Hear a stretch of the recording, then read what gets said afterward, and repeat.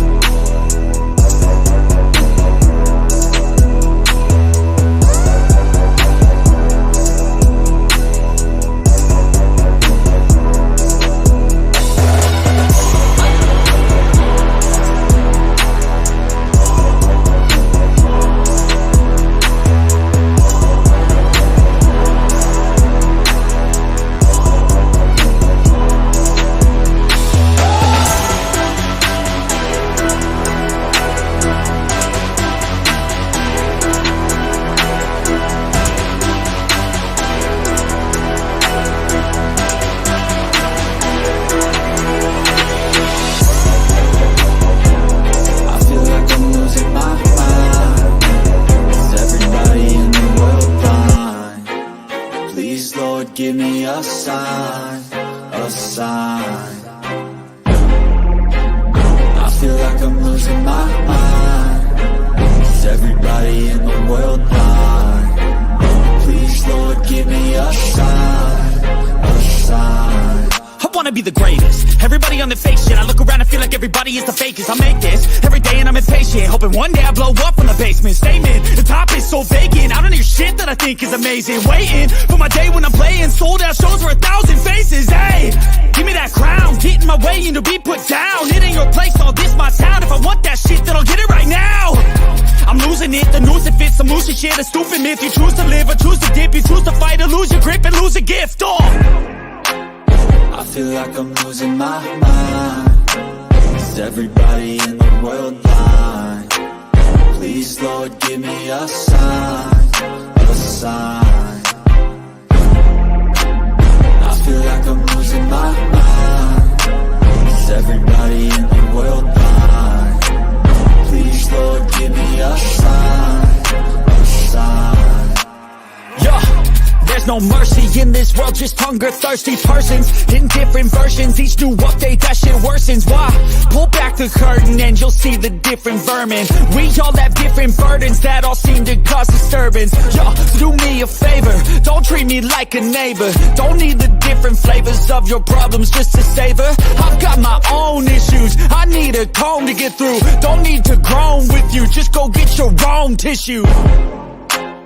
I feel like I'm losing my mind.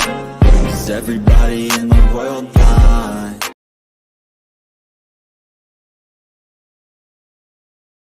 All right, ladies and gentlemen, welcome to Black Men Unfiltered Network. Hey, we got another great show for you guys tonight, man. I cannot wait. I'm excited, and I just can't hide it. I'm honeymoon happy and peacock proud that you guys are here tonight. I see 18 already in the building. Go ahead and hit the like button, hit the subscribe button. Come on in the door.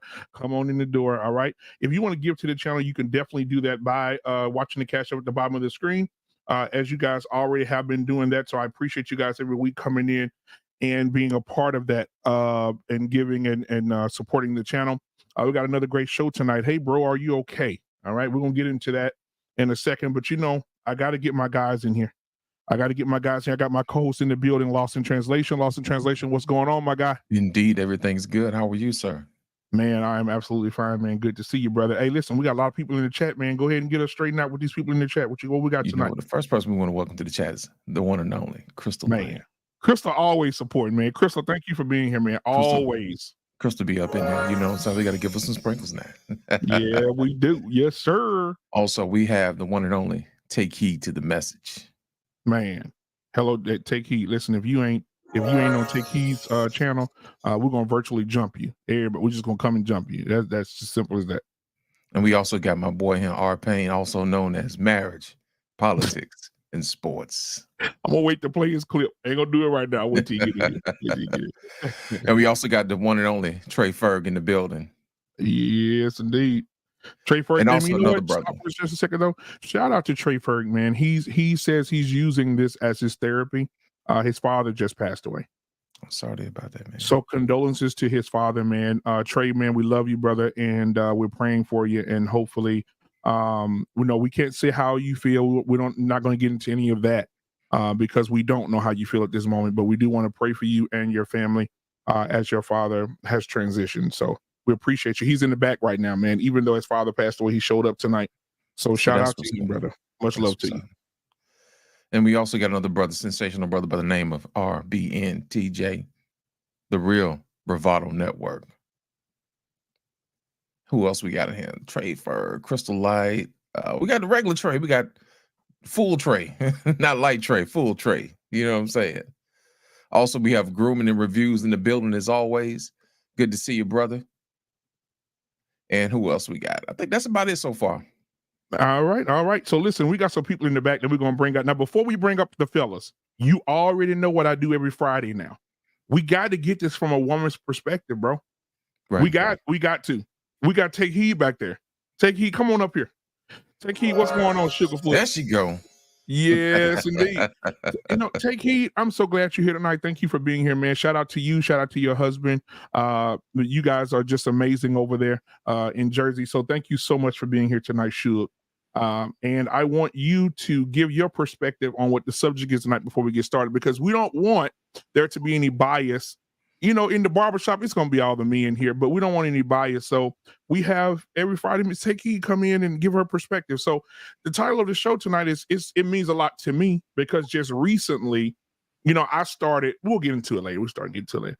But the name of the show tonight is Hey Bro, You Okay? All right. A lot of men out here, women don't ask that question. They don't ask the question, hey, are you okay? How are you really? How are you feeling? Most men feel like they're machines. They get up in the morning, they go to work, they come home, they deal with those stuff at the house. They get up the next morning, they go to work, they come home, they deal with the stuff at the house. They get up in the morning, they go to work. And they're very robotic, and no one really stops to appreciate what men are, who they are, what they do. And I think tonight, take heed if you can give us a perspective on how you are with your king, and how we should move, and men being understanding. I mean, women being understanding that men need that support. They need to know that you care. Go ahead. Well, I'll share something with you. Go ahead, Shug. I have not always done that. Okay. I have not. In the beginning of my marriage, I just, let it flow the way it flowed, until I watched my king sit on the chair one night, and he just was, like stressed a little bit. And he said to me, you never ask me how I'm doing. I always ask you how you doing. And then you go into a whole story, a whole rant about how you doing, but you never ask me. I think this was like maybe our third year of being married. And I was like, wow, that's true. I don't. So I started asking him, like, how are you? What's going on today? How was work? And he would go into his full rant and tell me how was his day. And I said, wow, when I tell him how my day is, he always co-sign. If I say somebody a B or somebody made me mad, he say, yeah, that's right, she is, like that. So I said, I'm going to start doing that with my king. I'm going to start co-signing what he say. So if somebody is an MFer, then they an MFer. That's what I say. So I co-sign what he say and let him know that I love him. It's going to be all right. And you going and it's going to work out. So always ask them how they're doing, how's everything. Let them explain, let them go into detail, and co-sign it, and then let them know it's going to be all right. It's going to work out. Okay, ladies, I just want y'all to remember that. Okay, and also do those rub downs. Those help. Okay.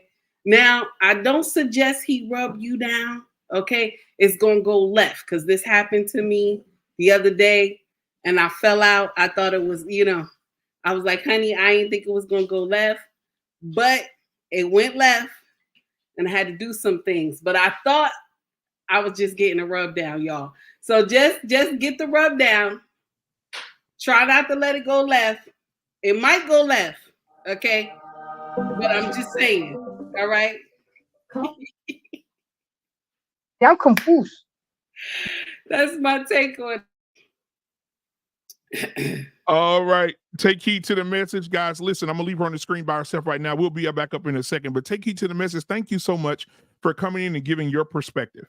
All right. I appreciate you. You are appreciated in this space, along with other spaces. And I'm just glad I know you, and I'm glad that you are a big part of this show and this BMU family as well. So shout out to your king and your family, and thank you every Friday for coming in and giving your perspective, okay?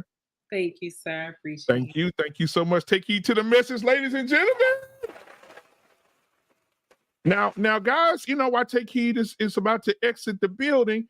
Guys, you know what we're about to do. We're about to enter the barbershop. All right, you guys know what about it. We got to give you guys the rules of the barbershop. Nobody better to do it than the joke stealer himself, Cedric the Entertainer. Wait. Hold on here. Is this the barbershop?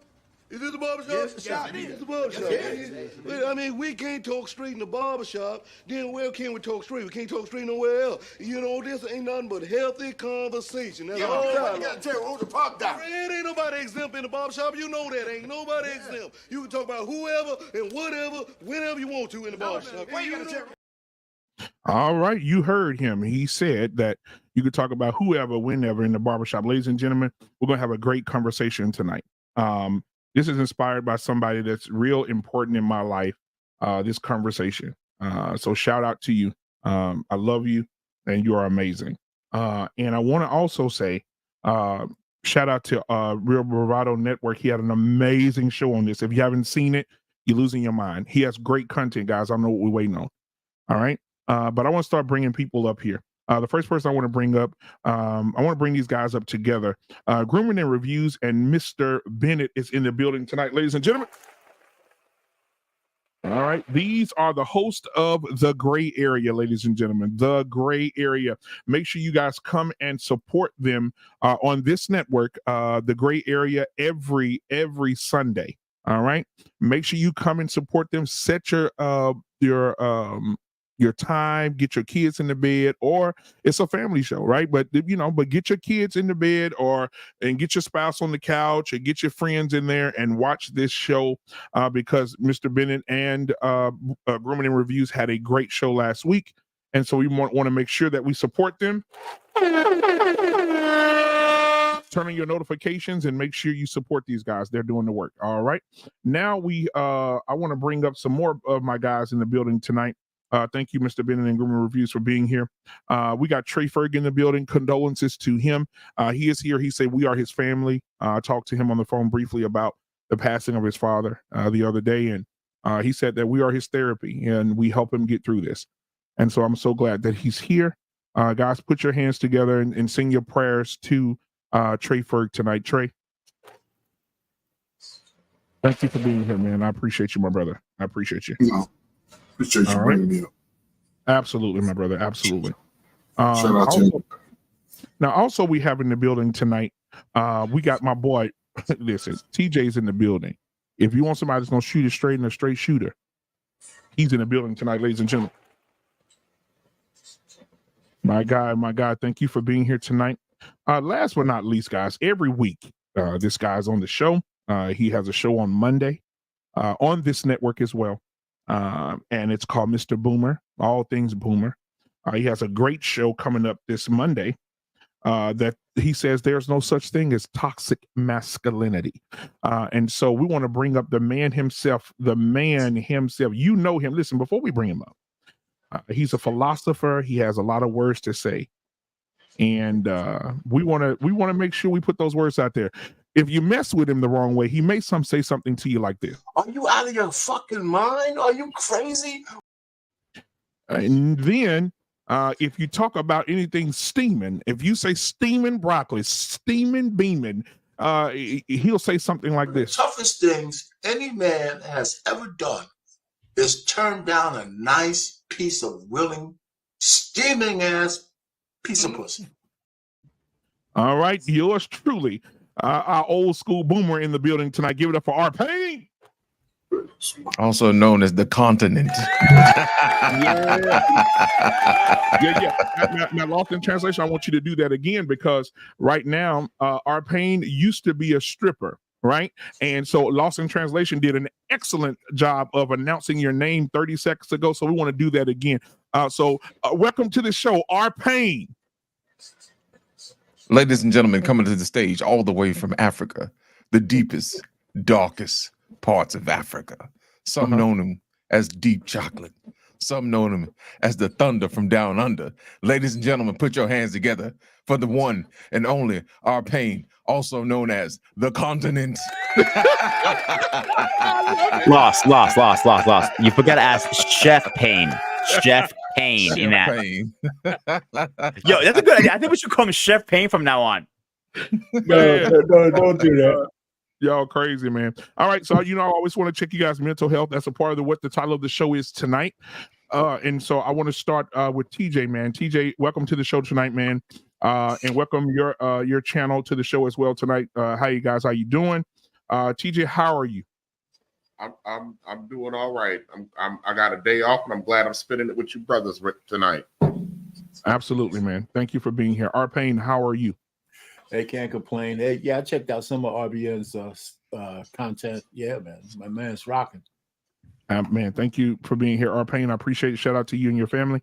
Grooming and Reviews, how are you tonight, my sir? I am great. I'm ready to kick it, and let's see what kind of craziness we can do tonight. Absolutely, man. Thank you for being here. I have a question for you before we go ahead and something. All right. Okay, what you need, sir? 2 weeks ago, I was on my new show on Saturday. I was outnumbered. I had Trey on one side. I had Paul on the other side, and I had 2 other ball guys. How the goddamn hell do you get unnumbered on your own goddamn show like I did? Please explain me that. Yeah, ask Miss Jenny. Ask Miss Jenny on her show. Exactly. They took over her show too. Yes, sir. So I want to get to Trey Ferg, man. Again, condolences, Trey Ferg, man. How are you really? Well, spiritually, I'm connected to my family and my father's spirit right now. You know, it was a pretty those days. I haven't lost a lot of people really close to me. You know, I lost my mom in 2003. Then losing my father now. You know, my mom, she had some illnesses, and it was just unfortunate because I was still trying to dig into my career and just be out here trying to save lives. So, and I was just starting, you know, I just came out of college and stuff. So I'm like, man, I got military, I'm coming back home. And within 2 years, you know, it was over. I was like, hey.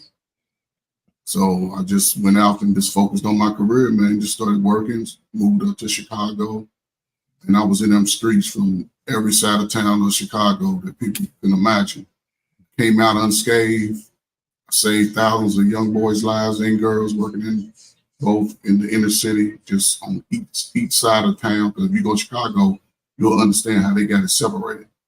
I was coming back home, man, still trying to maintain, you know, big brother families and stuff. You know, my father was getting old. He was still working. He retired at 60 from Louisville Slugger. You know, he had a nice little life, you know. He played high school ball, all-state, went to Tennessee State, got drafted. He got blew up in a tank, not an Army tank, but he had him cleaning, and the tank, I guess, had some fuel sparks. They was in there, you know, metal on metal in any type of tank with fluid, it could catch a spark. And he blew up, and he survived it, man. You know, he worked all my life. I ain't know him not to work, but he had his demons. You know, he had 3 shades of eyes. I didn't get his eyes. He had 3 shades. They would turn gray. When he turned gray, man, as a brother, he was wild, man. My father was wild, man. You know what I'm saying? I listened to brothers talking about man, my father would get drunk and just be drunk, whining and crying. I'm looking at him like, man, why are you crying, man? Stop it. He had some stuff he had going on, but he taught me, like, man, work hard, respect people, respect family. You know what I'm saying? His first thing he taught me was how to cut grass. He bought a new lawnmower. He primed it up, pumped it for a couple times, pulled the string, get started. And that was it. That was the only instruction he gave. He said, walk forward and backwards, and you're going to do it until I see all the lines gone. And they did that one time, man. By 16, I was making about $60 a day, $70 a day cutting hair. I was cutting 10, 12 heads, 13, and it didn't matter. I heard the stories, brother, going to the Army. I cut a hole of my whole barracks and made about $3,000.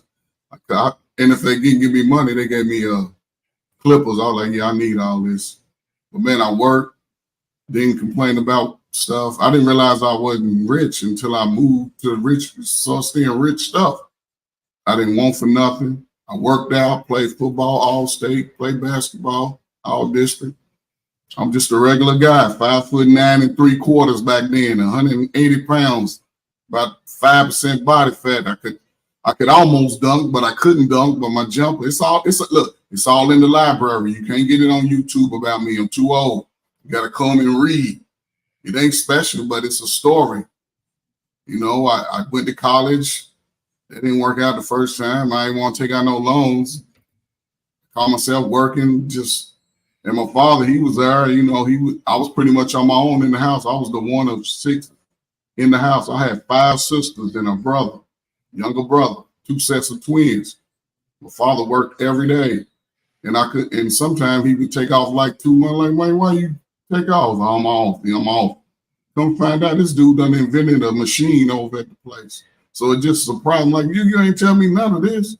But I see when he had them eyes, man, they was 3 hazel and they was light brown. They was gray. My father was lost, but he took care of a family, man. Everybody's strong. I'm probably the wildest one. Now, I'm the most honest one. Everybody else, they slinky, sly devils, you know, they be tripping.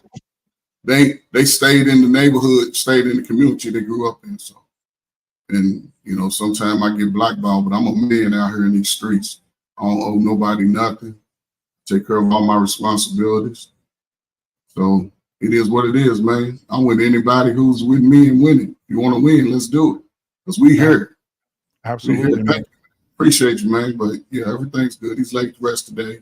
So everything's at peace, man. I gave him a nice salute, man, for the church. Everybody was in awe at the end. So, you know, we both were soldiers. Right. Appreciate you, man. I appreciate you, man, coming on, man. And I want to give you that time to vent and get that out.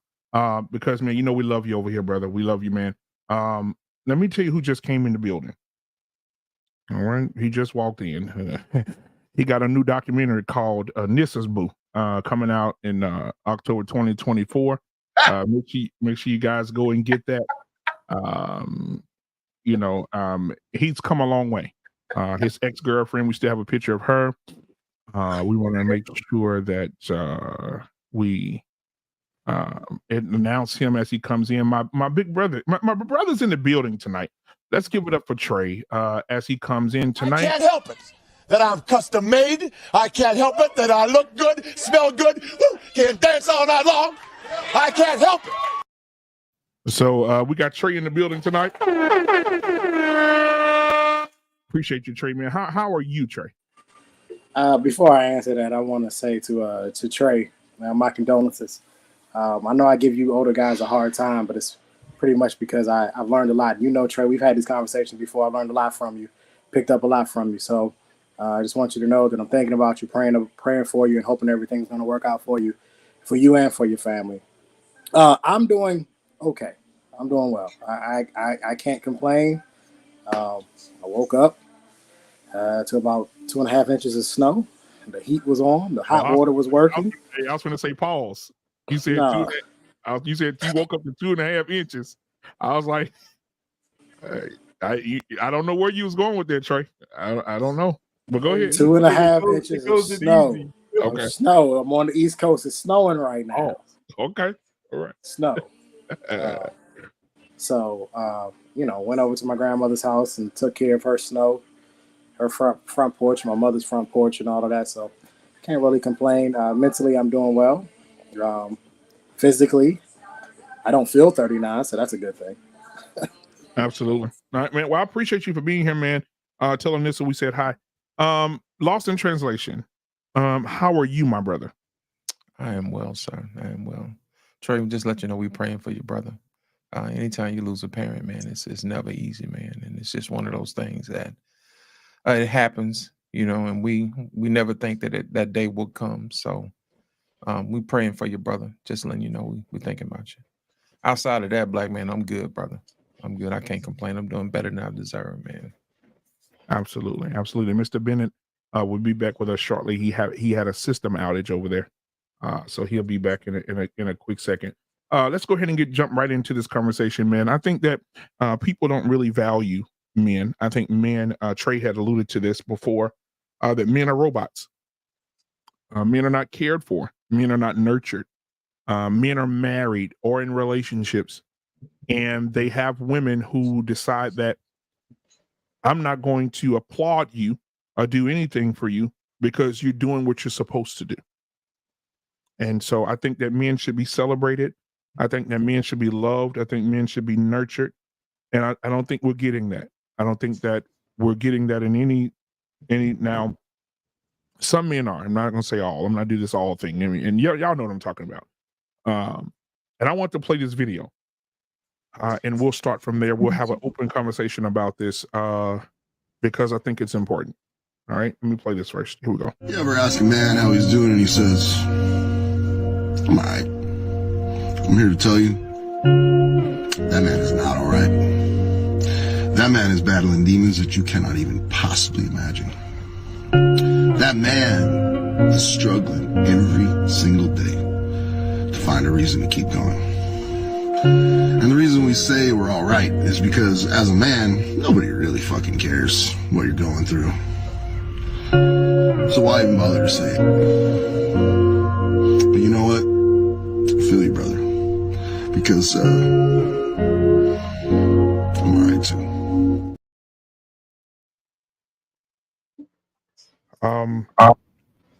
I just TJ, what are your thoughts? I mean, can you guys hear me pretty good? Yeah. Okay. I did a whole stream about this, you know? Yep, you did. 3 hours. And anybody who follow me know I'm not a 3-hour talker, but 3 hours, going into this and to a degree how to deal with it, which is unfortunately what we tell a lot of men is accept it. But I'm not sure if that's the right thing to do anymore, to just accept it, because the volume of things that we contribute to other people's lives is massive, and I didn't realize just how massive it is what we do and how we contribute to other people's lives. And we're not even just talking about the people that you're related to or the woman you're laying next to. We're just talking about even casual, friends. And I got this kind of wake up of a call last night. One of somebody I met through the lead attorney's mastermind, she got monetized last night, and then she's been going through some personal trials and tribulations and struggling and stuff like that. And, much like everybody else. So when she got monetized, I dropped a bag on her head to be her, because I wanted to be her first monetization. And I wasn't thinking nothing of it other than just I wanted to show proper, anybody who know me, if I really feel something you're doing, I'll spend my allowance on you. I don't care, I'll get another allowance next week. So, I did this to this woman, and she couldn't talk for 5 minutes on her stream. I didn't realize that she was having a day.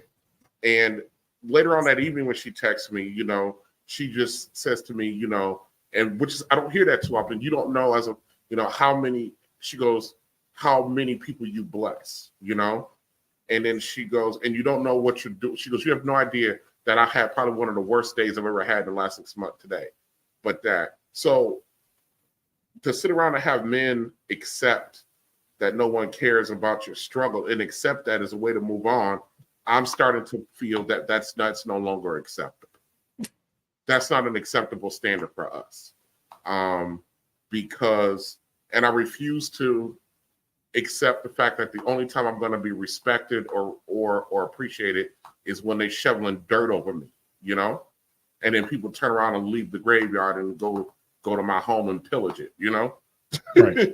So this one is this one's a conundrum because it's a subject matter and a thing and an issue that we generationally have never really dealt with or talked about or even felt that we deserved somebody to just say, hey, how you doing? Especially the motherfucker who laying next to you, So, I mean, it's kind of hard because it's a mixed bag for me of the issue. So I'm gonna leave it there right now as I continue to think about this. But those are my initial thoughts on it. I know it's kind of all over, but that's just kind of how I'm feeling about it. Understood, my brother. I want to bounce around the room for a second. Let's go to R Payne. R Payne, from your perspective, because you're the oldest person on the panel, right? So you've been here a minute. And do you share the same sentiment as TJ when it comes to the care of men? I just put a poll in the chat, and it asks, are men cared for properly? R Payne, It says here, out of everybody that's watching tonight, it says 75% says no. 25% says yes. Well, listen, I feel like sometimes when I talk on these panels, I have like an unfair advantage because God blessed me with my wife.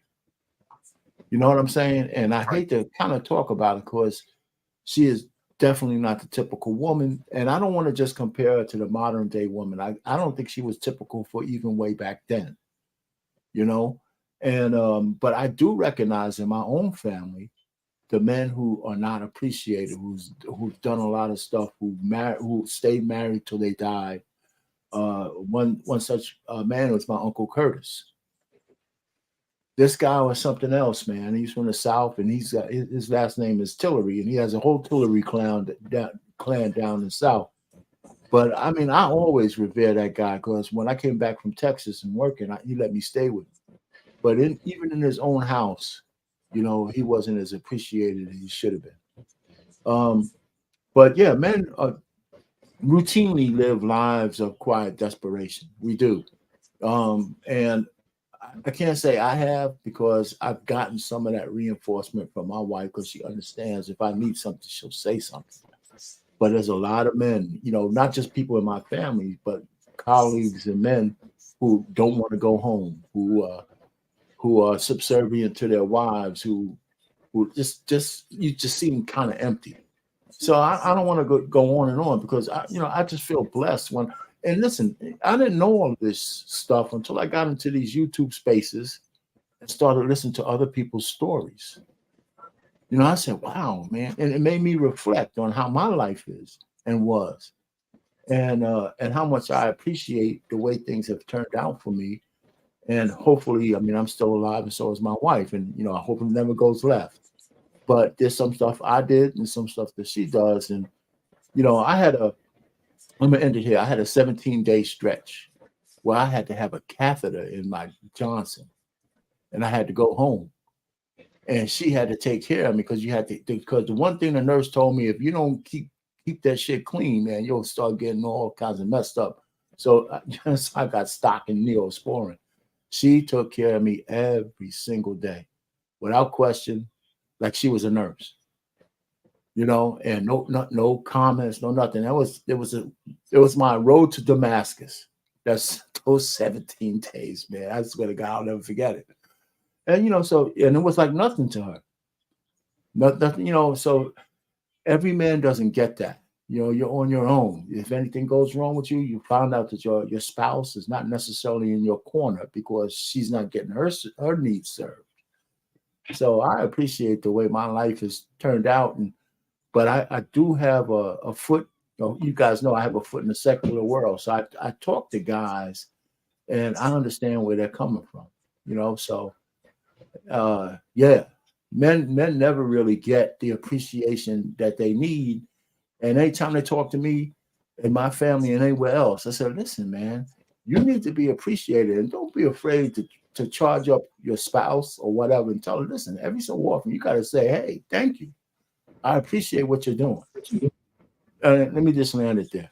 All right. I appreciate you, Arpain. Grooming and reviews, your perspective on the matter. We as men are used to go and don't get a break. Sometimes we work to ourselves to a point where we're sick in bed or just burned out to the point you cannot wake up in the morning. Sometimes it's your other half, your wife, your girlfriend, whoever. I look at you and says, are you okay? Like in my situation, I have always something going on. I don't remember the last time I actually take 5 minutes down, sit down and says to relax. Just play some game, something like. Not a lot of people just ask me, like, are you okay? They ask me, can you do the next thing? How about you ask, can you do this if you feel up to it or something like that? We keep thinking about the next thing, but we need to think about our mental health mostly. We don't take that to granted. I thank you for that, man. I want to say this real quick. Welcome, Information Man, to the show tonight, man. I appreciate you, brother.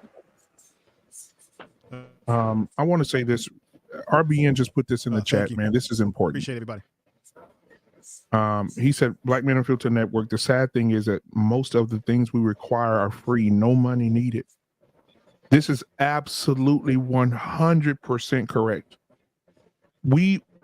Man, some of the things, man, it could be something like, it could be no money or little money, RBN. It could be, hey, you know what, TJ? Go have a cup of hot chocolate with me at a coffee cafe. Let's sit down and have a conversation. How are you? How are you doing? How are you feeling? Let's take a walk. Let's have lunch together. Let's find our place of peace and sit with each other and have a conversation. How are you? You are absolutely 100% correct, man. Thank you for that. I appreciate that. Trey, what are your thoughts on the video and your perspective on what we're talking about tonight? Well, he's absolutely correct on the video, and which is why it makes me very grateful for the friends that I have, the family that I have, the people that are around me. Last year I celebrated 30 years of friendship with my friends. I've been friends for 30 years, and we've never really had a problem. I don't think we've ever even had a fight. You know what I mean? We've just been great friends. I know that that's the people I can lean on. Arpain was telling the story about the catheter. I have an interesting one. I too had a catheter at one point in time in my life, and it's because I had developed kidney stones, which eventually turned into bladder stones. And so, for those of you who know how that process goes, I had a catheter. Well, the only problem is that the catheter was inserted on a Wednesday, and I was scheduled for surgery that following Monday. But one of my best friends was getting married that Saturday. And I would think, I remember when I called him and said, hey, look, I'm not going to be able to make it. I got this bag strapped to my leg. It's not going to work. I'm not going to be able to do this. And I remember he said, I'm about 10 minutes from your house. I'm going to come and check on you. I'll never forget that. This man is getting married in a few days. He's got enough going on in his life, but he came to make sure that I was okay. Make sure I was okay. Make sure that I didn't, because I felt guilty for not being in his wedding. And he was like, no, you got to take care of yourself. And so when I watched that video of what that gentleman is saying, and he's absolutely correct, he nailed it. I am just thoroughly grateful that I have these men that are in my life. I have family members that are in my life that I can actually depend on if I do need them. And I hope that everybody can find that, but I do understand that the life of a man is sometimes a solo one. It's a lonely life, and there's nobody coming to save us. We just live a different life. I agree with everything he said, and hopefully, I think that this is one thing we talk about. We talk about the sisterhood a lot, but I think sometimes we don't give the brotherhood enough credit. We are here for each other. We're doing it right now, literally doing it right now, right? We are here for each other, but I think it's so routine for us. We don't even think about it. Hey, brother, how you doing? You good? We don't even think about it. We just naturally think, but we do check on each other. I think we need to give ourselves a little bit more credit. Thank you, man. I appreciate it. And thank you, everybody, for coming in tonight. As you come in, hit the like button and hit the subscribe button. Thank you so much, Crystal, for starting us off with the first cash up of the evening. I appreciate you. Can I just say one more thing based on what Trey dropped in my head? Yeah, absolutely. Give me 1 second. Okay. Thank you, Crystal, for the $20 cash app. I appreciate you so much for that. As you guys come in, hit the like button, subscribe button. If you want to give to the channel, scrolling at the bottom of the screen. Arpain, the floor is yours. Go ahead. When I got married, my best man, they have certain duties at a wedding. The only thing I told him, I said, you see these things between my eyes here? Just make sure they don't wrinkle all night. So I asked him, just make sure this doesn't wrinkle all night. Then the rest of the night is yours. And my man, he was a frat brother of mine, but that's all he did was make sure that, when people started complaining about this, that, or other thing, that he made sure they never brought it to me. And that was it. I mean, those kind of things, that kind of support, man, it's uncanny. You know what I'm saying? But I had a great night, but of course. But that's all I told him. I said, this right here, make sure it don't wrinkle. Absolutely, man. I appreciate that. All right. Thank you, Mr. Bennett, for getting back with us. I appreciate you, man. Information, man. Thank you for being here. We'll get Trey Ferg first, and then we'll get Information Man and Mr. Bennett, and then we'll let Lost in Translation hop in here, and we'll continue the conversation. Trey Ferg, I know you're dealing with the loss of your father right now, but with this question being out here tonight. What are your thoughts? Are men cared for? Are men asked? Are you okay? Well, you good? Yeah, you good. Go ahead.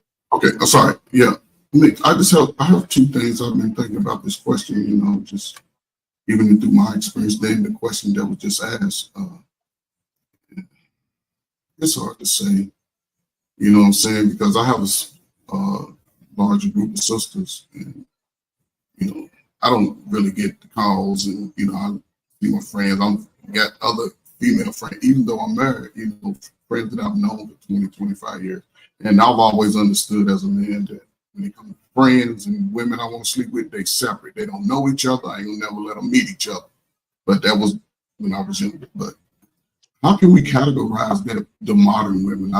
What are they age group wise? Or, because man, we talk about how we, what Gen X, Gen Z, we break it down, but what is a modern woman? Where does she start? I don't know. Trey, do you know where a modern woman age wise is? She 25, 30? It's not based. I mean, you can base it on the age if you want to, but it's more of a mentality than it is an age. Okay. So now I understand that, but I don't think men overall are cared for. We get a small portion of all the holidays. You get like three little select gifts and 5% off. Now the father is different. A single man, you gotta gruff it like a male hyena. You gotta get it how you get it. But a father, it's a different category of love and stuff. Because not only do you have your significant other, if y'all have children, your children love on you too. And if you're a good example in the community, then you always get the respect. But a single guy, I don't think those guys are cared for like that. But also, I even learned when I was single, my focus, and this is just me, I knew guys, I hung guys, my focus was making money and choosing the women that I wanted to spend time with. Other than that, I didn't waste time like that. You couldn't walk with, like I say, most of y'all guys, like Trey, you like to go to the gym. She don't like to go to the gym. Okay, that's not even the next conversation. Guys like to ride a bike, rollerblade, whatever. You got to get somebody to sort of ride that hill with you, even if it's just one time. But it's hard. I understand. Don't know female want to sweat. They weave out and all that. And they get dirt in their nails. They don't clean that. But I just ride on. But yeah, man, I don't think the single guy really get the love that most single guys they do complain about. Not all, but it seems like it's a balance of guys that get it a lot and don't get it a lot. And if you're not getting it a lot, focus on physical self and mental health and go see the world. Come back and tell us the stories. That's all I got. Thank you. All right. Information, man. Thank you for being here tonight. Mandrill, welcome to the show tonight, my brother. Information, man. What are your thoughts on this? I have to go back to what I do for a living. And the problem is that we have mental health problems within our community, which projects itself in what's happening to men. So if men are already not being nurtured, and because of that not being nurtured and a lot of times being isolated, it impacts us in terms of suicide rates. So Black men are engaging in suicide 3 times more than Black women. And believe it or not, children between ages 10 to about 19, and I've done videos about this on my channel. I've done breakdowns about this. Children between that 10 and 19 years of age, it's rising up as of recent statistics in 2023 from the Suicide Prevention Center. It's rising up to about 60%. So we have a serious problem, which I have to be honest, the Black community has for a long time been in denial of, because we tend to label family members as that's crazy Uncle Charlie. Oh, he's been touched, all these sort of things. And we think that we can sort of just, just let him go to church and all will be well. Doesn't work that way. I think we know that we're not nurtured in this society.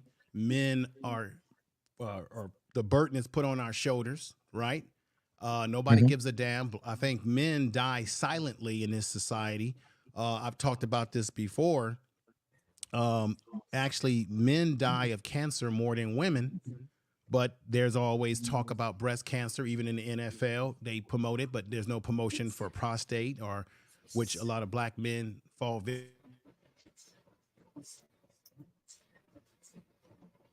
victim to. Unfortunately, no one cares for us. I asked the bigger question, which is, do we really care for ourselves? What do we do with our own health? Because I've done shows on that. Black men, we're not doing the best when it comes to our own personal care before we can assume that other people are going to care about us. You're supposed to love yourself first. So we have to improve that area as much as possible, because we got to love ourselves first before other people can love us. And that's just the reality. I do agree with what Trey was saying, that, yeah, I agree with this part of it. We have black men who will check on black men and say, hey, how you doing? How's it going? But I got to be honest, I don't think we go deeper than just how you doing. Because let me tell you something. You got people who will tell you, oh, I'm doing okay, but they're not doing okay, brothers, which is why you have suicide rates rising amongst black men, because a lot of times we're not okay. We just say things to put on a facade. So you got to go deeper than just asking a brother how he doing. You see, we got to go deeper than that, because if nobody gives a damn about us, we got to give a damn about ourselves. And I'll end with that. All right. Thank you so much. Mr. Bennett, what is your perspective? Did you get a chance to see the video, Mr. Bennett? You muted, sir. You muted. Sorry, I got to build another PC apparently, so I had to switch to another one. But I was following along. This is something that I've struggled with certainly over the years in terms of having a proper perspective or setting the right expectations. I think a lot of this has to do with expectations of what we have from people. And one of the things I've always said in recent years is we need to start making a difference, or start distinguishing between what a friend is and what a buddy is. We have a lot of buddies, and buddies are people you hang with. There's something that brings the group together. But a true friend cares about the individual. And a lot of times we get those things conflated, because as long as we're on it together for the same thing, that you may check in with somebody because it may be a benefit to you for whatever you're doing. If I'm playing on a team with you, I may check in to see how you're doing, because how you're doing is going to affect our team result. So that's the only time I care for you. And then when you leave the team, or when when we split, then the calls get shorter or less frequent, and you just find yourself in another way. So having true friends, having people who truly care about you, the person, we're only going to get a very few of those, if at all. If you have one or two good ride or die friends in your life who really are going to check in, you are a blessed person. But everyone's saying, I got thousands of followers on Instagram, or I got this team, or I was part of this organization. We join these different organizations, these brotherhoods, the fraternities, sororities, whatever. We join all this stuff. But again, it's the institution that's keeping us together. But even within those, you're going to understand that you're probably only going to be real good. You might be part of the alphas or the AKAs or whatever. There's only probably going to be a couple of people who you really vibe with in there, where it's like, regardless of the organization, I mean, people you go to church with, yeah, you my church brother or sister or whatever, and then someone decides to leave, again, those calls get short. Very few. It's like, it doesn't matter what church we belong to or whatever. We still going to be checking in with each other. We still going to be praying together. But there's very few. So part of how I've dealt with this over the years is trying to manage my expectations in terms of what should I be expecting from people. And the ones that I do have that do generally care about my general well-being, it's less than one hand that really are in my corner.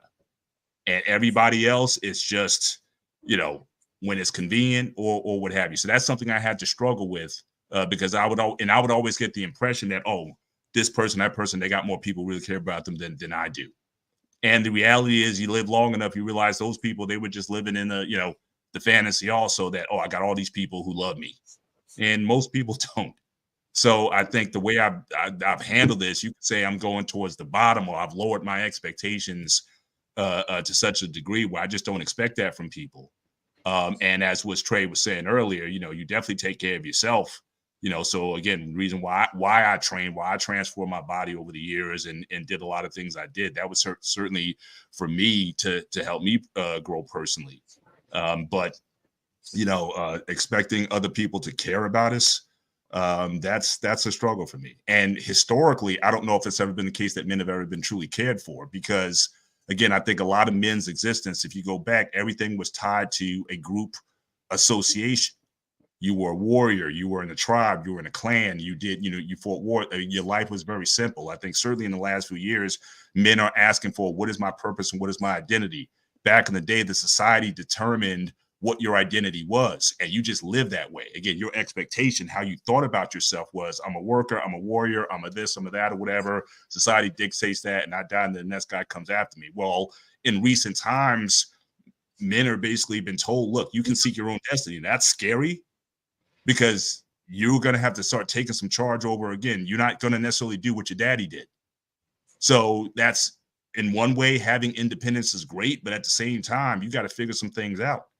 And to Information Man's point about what's going on with a lot of these young men, I think a lot of them is like, what's my purpose for being here? What am I going to do? Because before, I didn't have to figure that out. You went into the military, you went into the shop, you went into the whatever, you went into the fields, you went into the factory, whatever. Now everyone's trying to figure out what I want to do. People spending thousands of dollars to go to college, and still by their senior year, they still don't know what to do. I was just talking to my daughter last night, who's going into finishing up her third year. And even her, she's starting to have some second thoughts. Well, okay, do I really want to go into finance, or do I want to go into something else? And we were just talking about just different things you might want to start thinking about doing or whatever. So I think for a lot of people, just trying to not having purpose, I think is a major contributor to the anxiety that a lot of people are feeling. And then again, because we're so selfish, just with our own self-interest, like I said, most people care about those who are on their team. And when you're not on that team, then you're not going to get that. So I think this is multi-layered. So part of it is just our own selfish ambition. Part of it is people are not understanding of what their purpose for being on earth is. And just from a spiritual perspective, for me, I think, you know, for men, I think in certainly recent years, we've talked about certainly the flight of men from church. I'm not saying that church is necessarily the answer, right? I'm not saying we just go back to church and now solve your problems. But I think there's also, I think, a spiritual connection. If you believe in that, if God created man and then, you know, he created woman to be for the man, that still that relationship between God and man still needs to be tight. If you really want to get a true sense of self is. So for men to focus on their spiritual development, however you want to define it, I think that's an important element that I think a lot of guys who might have gotten that from traditional sources like the church, now they left. But again, they left into where? Where did they go? And what are they doing with their life? Are they doing something that's more impactful if they're not going to get it from that kind of traditional setting as well? So I think it's a lot of things that are going on. But overall, yes, definitely men, certainly in this day and age, I think are finally starting to understand that they've never really been cared for like that. But in a world where you're responsible for more of your own care, and the society's not necessarily going to back you up, now it's even a bigger problem, because who do I turn to now to get that help? Because it's not there, at least the way I thought it was going to be. All right. Thank you, Mr. Man. I appreciate that, Mandrell. Welcome to the show tonight. You've been watching. I don't know if you got a chance to see the video. If you did not. I did not. Play it again. I'll play it again for you. Here we go.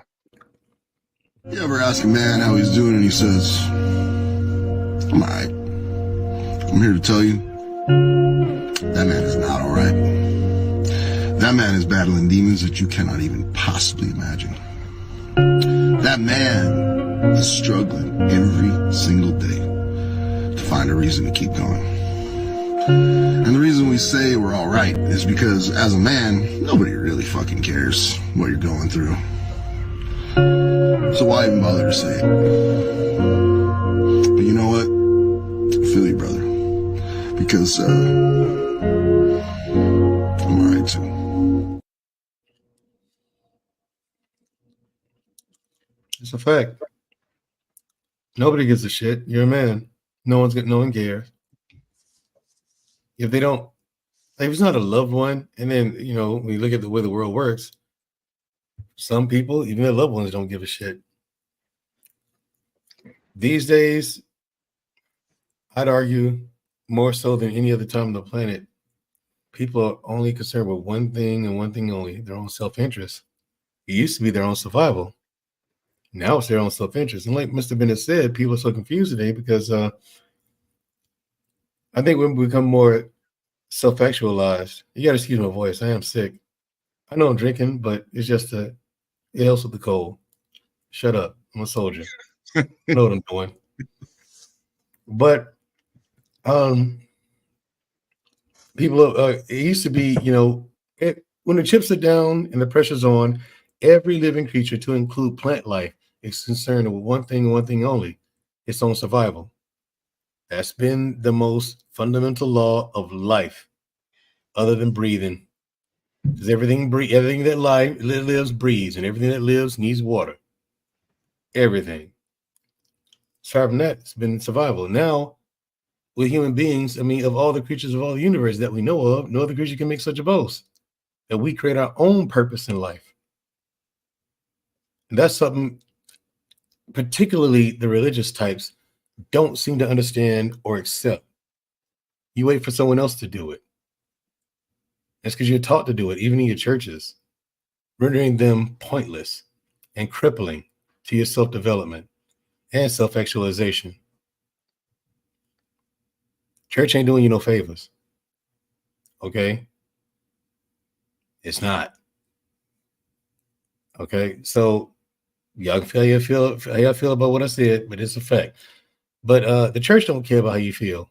All these homeless men out here, these churches are actually picking up these men and giving them the life lessons and at least a second chance to get out there in life. You got some out there doing good work. I'm not saying all of them like that, but churches don't do it. Government damn sure ain't doing it. You know what I'm saying? Family members ain't doing it. No one cares about you as a man. You'll have to deal with these things on your own. So if that's your question, is that video correct? Is that guy in the video correct? He's absolutely correct. No one actually cares. Like Mr. Bennett just said. And information man, like this is mental health is his thing. It's his area of expertise. I suffer from mental health issues. You know what I'm saying? Real ones. If I didn't go, my father cared. He's the one that told me to go get mental health help in the first place. While I was still in the army, he told me. I'm glad I listened to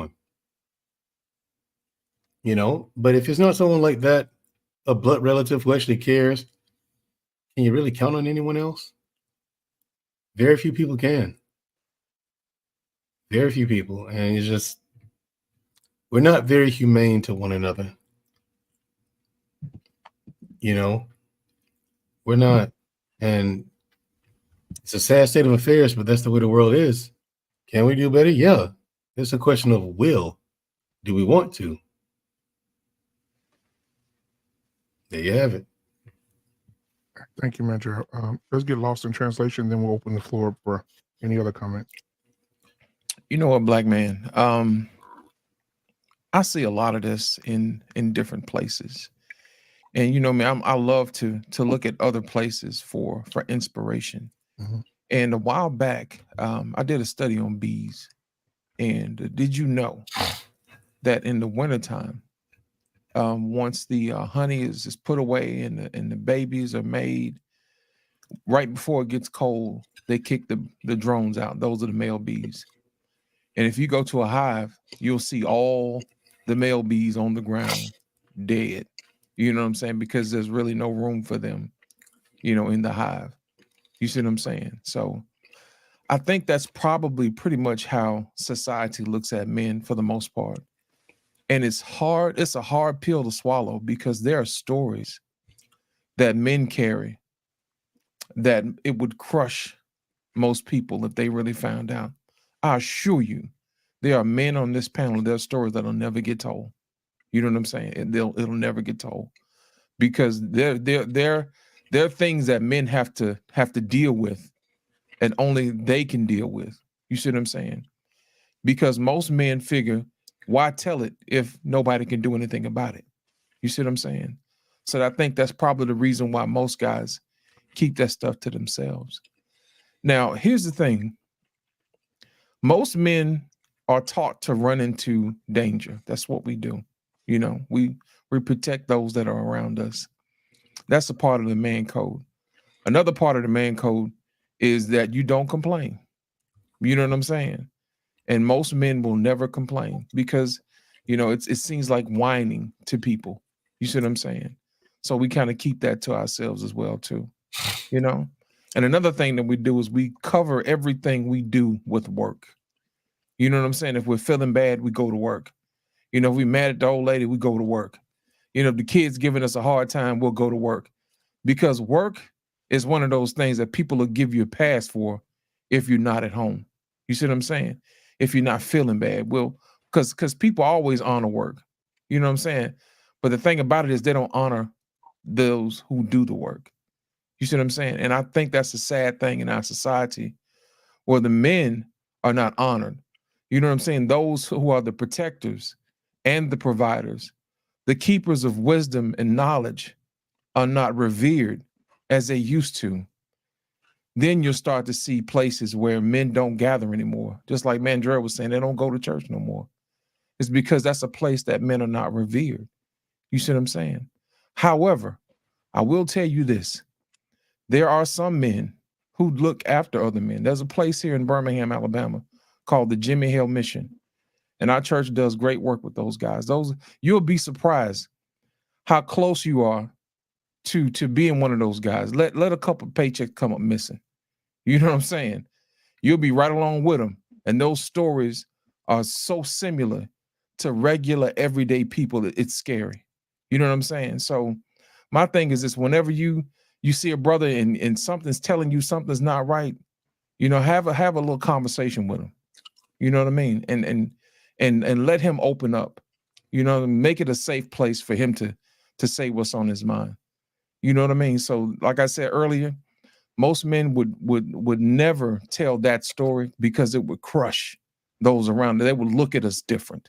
You see what I'm saying? We have an uncanny ability to compartmentalize, you know, our trauma and just deal with it because it's got to get done.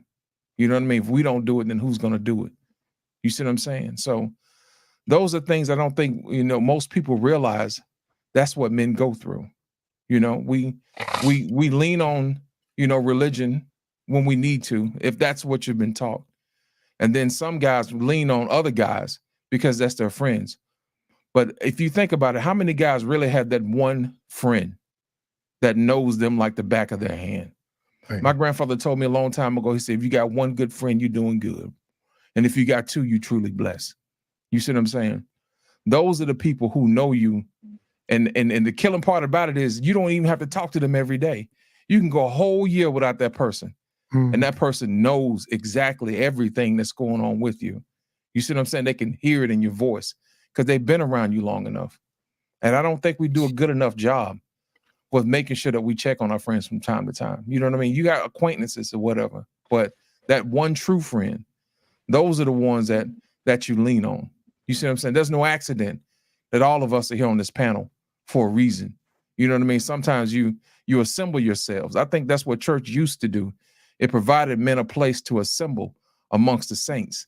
You know what I'm saying? Because we're all better when we work together and we lean on each other and lock arms. You see what I'm saying? So, black man, I appreciate this topic. Real Bravado Network, TJ, that was a great topic, sir, to kick this off. And I want to appreciate you for addressing that particular issue. Thank you. And yeah, anybody want to, because I know everybody took their turn, so now I want to open the floor to anybody that wants to respond to anybody else on the panel, what they've been through, what they've seen, what they've heard, and then we'll go into the next part of it. I don't think I have a specific person I want to respond to. I got a general thought, and maybe my thought is more of the same, but you know, we supposed to shoulder the burdens of a lot of things, right? Is that my general understanding of one of the tenets of manhood? That's it. at the end of my live stream, I talked about, you know, this whole thing about us being dreamers. You know what I mean? And I played the Dave Chappelle clip of him talking about how he made the statement, the person with the strongest dream wins the day. You know what I mean? So if men historically, when they want change, just impose their will, why don't we just impose our will? I mean, we're in this situation to a degree because men have allowed it. We've allowed it to happen. We've allowed this unequal balance between us and our ladies, and the care between us and our ladies. It's kind of like, it's almost like an overcompensation to make sure that they're okay. And so in the process, we've sacrificed a lot of stuff to the point now where it's harmful all the way around. So I'm just, my thoughts are like, don't we control this outcome? That's my thought. I got a real quick one. I'm not trying to shit on our conversation because I did a 3-hour fucking stream about it. But I'm just, as I'm sitting here, you know, kind of thinking and processing it. You know, RBN. I got a real quick answer for you. It's called the law of unintended consequence. That's what it really is. One of the things that men have done, like a lot of people don't realize, the patriarchy at the puppet master level is in full effect. Right, we've done a lot to make society in the West safe for women in all kinds of ways. I don't need to go into the details. Just think about it. And even if it talks about whether they're comfortable, in the wake of them being comfortable, we become uncomfortable. We've even done that. So to go into exactly what you're saying, this is just my opinion. It's an unintended consequence that, in order for them to be comfortable, safe, and everything else, we forgot about what about us, right? And because sometimes when you do something for somebody, if you have that "what about me" on it, you know, it's a bad thing to have that as a rider. You know what I'm saying? And I think we forgot about, with the laws and the protection that we give women and all that kind of stuff, we don't say to ourselves, "What about us?" No fault divorce. That was for women. What about us? Child support for women. What about us? Divorce. What about us? Alimony. What about us? We didn't do that, you know? And so, and I'm not saying we should have done it, but I think we're living in the consequence of not thinking about the how men need to be supported as well. And I think we're living through that. I'll just land it there. That's just my opinion. You know, a lot of ladies have deemed me as an asshole, you know, because I've gotten to the point where there's a couple situations where I'm not going to be uncomfortable. I'm not going to be uncomfortable in my own home. Right. I don't care if that's the temperature. I don't care if that's what we're watching on TV. And I'm not going to be uncomfortable during transportation because I do all the driving. So that means if I like my air conditioner on pros, it's on pros. I'm the driver. I tell ladies all the time, these hands, these are Allstate. You know, so there are small areas of my life where, you know, I look out for me, but there's a consequence. You know, the chick gets all bent out of shape, but I don't care about her getting bent out of shape. But, you know, I don't know. You know, the unintended consequences. Yeah, but now we're sitting here trying to figure out how to again course correct when when the behavior now is like a plague. Even when you're thinking about the family law system, these are predominantly men who made these decisions. Your local and state and federal legislators, these are all men who set this stuff up to screw over other men. Even when police officers are called, let's say a woman gets pissed off and she calls the cops on you, they coming in hot on you. And she could have been the whole problem. Look at Jonathan Majors. Yeah. I just have a comment in regards, you know, just based on this topic, you can look to our intro and really see, just based on Sister Takey's intro, I think a lot of sisters don't know how to respond to a male that's, you know, confident, secure, you know, even the young boys, they don't get the encouragement to be confident as young boys. You know, they get a lot of emotional indigestion from the moms, you know what I'm saying? Because the mom's still dealing with whatever trauma. And you can blame her and she can blame someone else. But if you really look at it, I don't think women know how.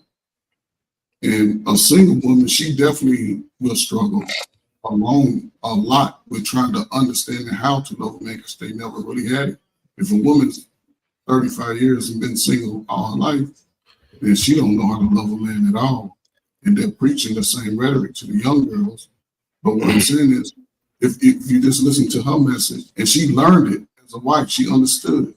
Once she got into the wifehood, she like, okay, I gotta not focus on saying, well, a lot of single women are selfish. Single mama women, they're self-centered. They get $400 or $500 in support. They spend $385 on them and they her and they fake nails, you know, all that. The kid is still struggling with to get some nice tennis shoes. You as a man, you're trying to see your child, you're trying to support your child, and it's rough because she's fighting you. Then these laws that we talk about, they're not made by black men. They're made by the white men. We just recipient of the harsh truth of the law. And this is where we are. And brothers, if you're young, you got to really be careful on really how you sort of isolate. If a woman's not a woman that you're looking to see to be in a relationship with, it's okay to talk to at work and talk about work, but no lunches, no brunches, no going out drinking, man. Stop wasting your time on that type of stuff. If you're serious about a woman, focus on yourself, your woman, your family, and your career. It'll work out. I mean, what I'm saying, a woman for the woman that you want to be with. Other than that, man, go to the gym. That's an unrealistic request there, man. Guys are going. Yeah, guys are going. I don't care how disciplined you are. You're going to pay attention to girls. You're going to notice girls. You're going to want girls. The best thing we can do is prepare us for that. You can't give us that message because that's just not going to happen. Man, I'm not saying. What I'm saying is stop wasting time on girls that you just want to just girl. Yeah, but the thing is, but what you're saying is the equivalent of telling a fish not to swim. Okay, that's what you're doing. That ain't gonna stop. Okay, teach the guys the lessons on how to move when it comes to that. Because what you're saying now, focus on your schoolwork and developing yourself, and not on these women. Don't take them seriously now, please. Mandrell's right. Yeah, and one point that's being raised here that I'm hearing, I'm not sure if I'm sorry, Trey, did you have something to say? I'm sorry, I didn't mean to cut you off. Nah, go ahead. I'm hearing something here that I'm not sure is the right direction to go in. Because we're talking about men and are we cared for and what's going on with us holistically. And it seems like we're tying that to our relationship with women. And I don't think those two things need to be commingled like that.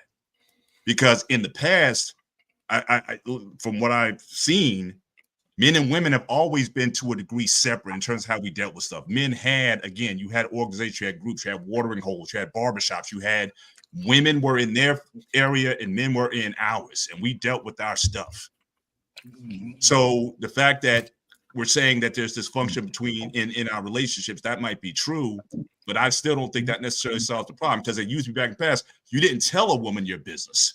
My father's time, my grandfather's time, or whatever, if something was going on, a lot of times mom didn't even know about it. So it wasn't like these men were just pouring into their women talking about all their problems. You shared with the men, you didn't necessarily go with the women. So I think overall, I think there's an issue with, just as Mandrell said, we're just not being paid attention to, where it be man or woman. But I don't think it's a healthy exercise for us to say, well, women are not treating us well, so then now all these men all of a sudden have all these issues now because of the woman problem. I mean, that might certainly add to it, but men are. The question is, again, are men cared for? In societies, men have never been cared for. Men have been used for war, for military, to build stuff. Go back to the Egyptians, go back to wherever you want. And to Real Bravado's question about I don't know if I quite got your question, but you were talking about this idea of will, men being able to will their situation or what have you. I think that's almost a myth also. This whole idea of dreaming, that's that dream stuff that you can manifest your own destiny and whatnot. Well, I wasn't talking about manifestation. When I was majority talking of people about, don't do that. So, when I was talking about imposing your will, I don't talk about it from a manifestation point of view because I don't believe in manifestation. I believe in the work. So when I talk about the dream, it's the idea, it's the motivation, it's the action, it's the direction, it's the struggle. It's when I'm talking about your will, I'm looking at it in terms of to a degree, as combat sport. Whose will is stronger to survive? That's how I'm looking at it. And I think the reason why we're talking about now that when I made the statement that men don't, no one cares about your struggle, is because the environment we are in now, there is a profound lack of respect for what men do. That wasn't the case always, so we could have the separate spaces, but there's a profound lack of respect and honor when that man comes home. And that's why you talk about, we're tying things to the women. Damn, everything we do is for a woman. There are very, very little things that we do in life that's not have a woman in mind or tied to that. So, Mr. Bennett, I wasn't talking about the manifestation bullshit. That's female talking point. I don't do that shit. Okay, then the only thing I would add. Then the only thing I would add to what you're saying, thank you for that clarification. Everything you're talking about as far as the dream or the vision, again, what are you dreaming for? I think there still has to be a purpose to what you're doing. And I think a lot of men in general don't have a purpose or idea what they need to be doing. As I said in the past, your purpose was pretty much determined when you were born. If your dad was a farmer, you were going to be a farmer. If your dad was a machinist or a shoemaker or whatever, you were going to be that. Now everybody is in this space like, what do I do? So yeah, if I got, what am I supposed to be doing with my life? And is that, that's something that I think a lot of people are struggling with, that you have to take that on your own. And like I said, ask half the college students out there, you can go to college, you still, that doesn't mean you don't know what to do, especially if you're not going into engineering or medicine or law, something very specific. Half these people are going to college, wasting $100,000, still don't have any idea what they want to be doing with themselves. So the vision and the dream and all that, or the work that you're talking about, what do I need to be putting my time and energy and work into? I think a lot of people are disillusioned about that. So I think that has to be also broached as well. Before I can drive and do something, I need to know what should I be doing. And I don't think a lot of men have a lot of direction in that area these days. Mr. Bennett, I can help you out with that. Oh, hold on 1 second, if I could. I agree with Mr. Bennett wholeheartedly, because I don't have a single person I knew in college who's doing a thing with their degree that they got when we went to school. Yeah. I know not one person doing what they got their degree in. They're not doing that as a career. You know what I'm saying? Like myself, first degree was in psychology. I've never been a psychologist. You know what I'm saying? So it's like, thank God. Thank God. Thank you. But what I'm saying, Jesus, also, thank you, Lord. My God, you would have fucked some people up, buddy. What I'm saying also is that, like, what I ended up doing and found out what I was great at, I kind of stumbled into it. You know what I'm saying? I was like, I don't want to move back home. I mean, I don't want to do this. I mean, I'll just guess. Then the Army said, "Hey, you got student loans?" I said, "Yeah." Well, sign me up, Sergeant. They paid my student loans off. That's how I got into the Army, and I found out how I'm absolutely fantastic at nearly every facet of combat. Nearly every. That is what I was born to do. So you have a war spirit, in other words. Yeah. So I'm great at that. You know, I actually disagree with you, Groom, and I think Mandrell's exactly the type of guy we need to be having counsel a lot of these men. We're talking about men these days who are fighting over pronouns and can't change a tire. Those are the men that we're talking about. I understand what you're saying, RBN, about wanting to deal with this as if it's a combat sport. But I've always asked the question: who are you going to war with? Are these the guys you want to be in the foxhole with? The guys who are more concerned with them, they, thee, her, sir, her. That's what you want to be concerned with? You want to be in a foxhole with those guys? Because I certainly don't. I would much rather be in that foxhole with Mandrell, because I ain't got to worry about nothing. I know he's going to do his part.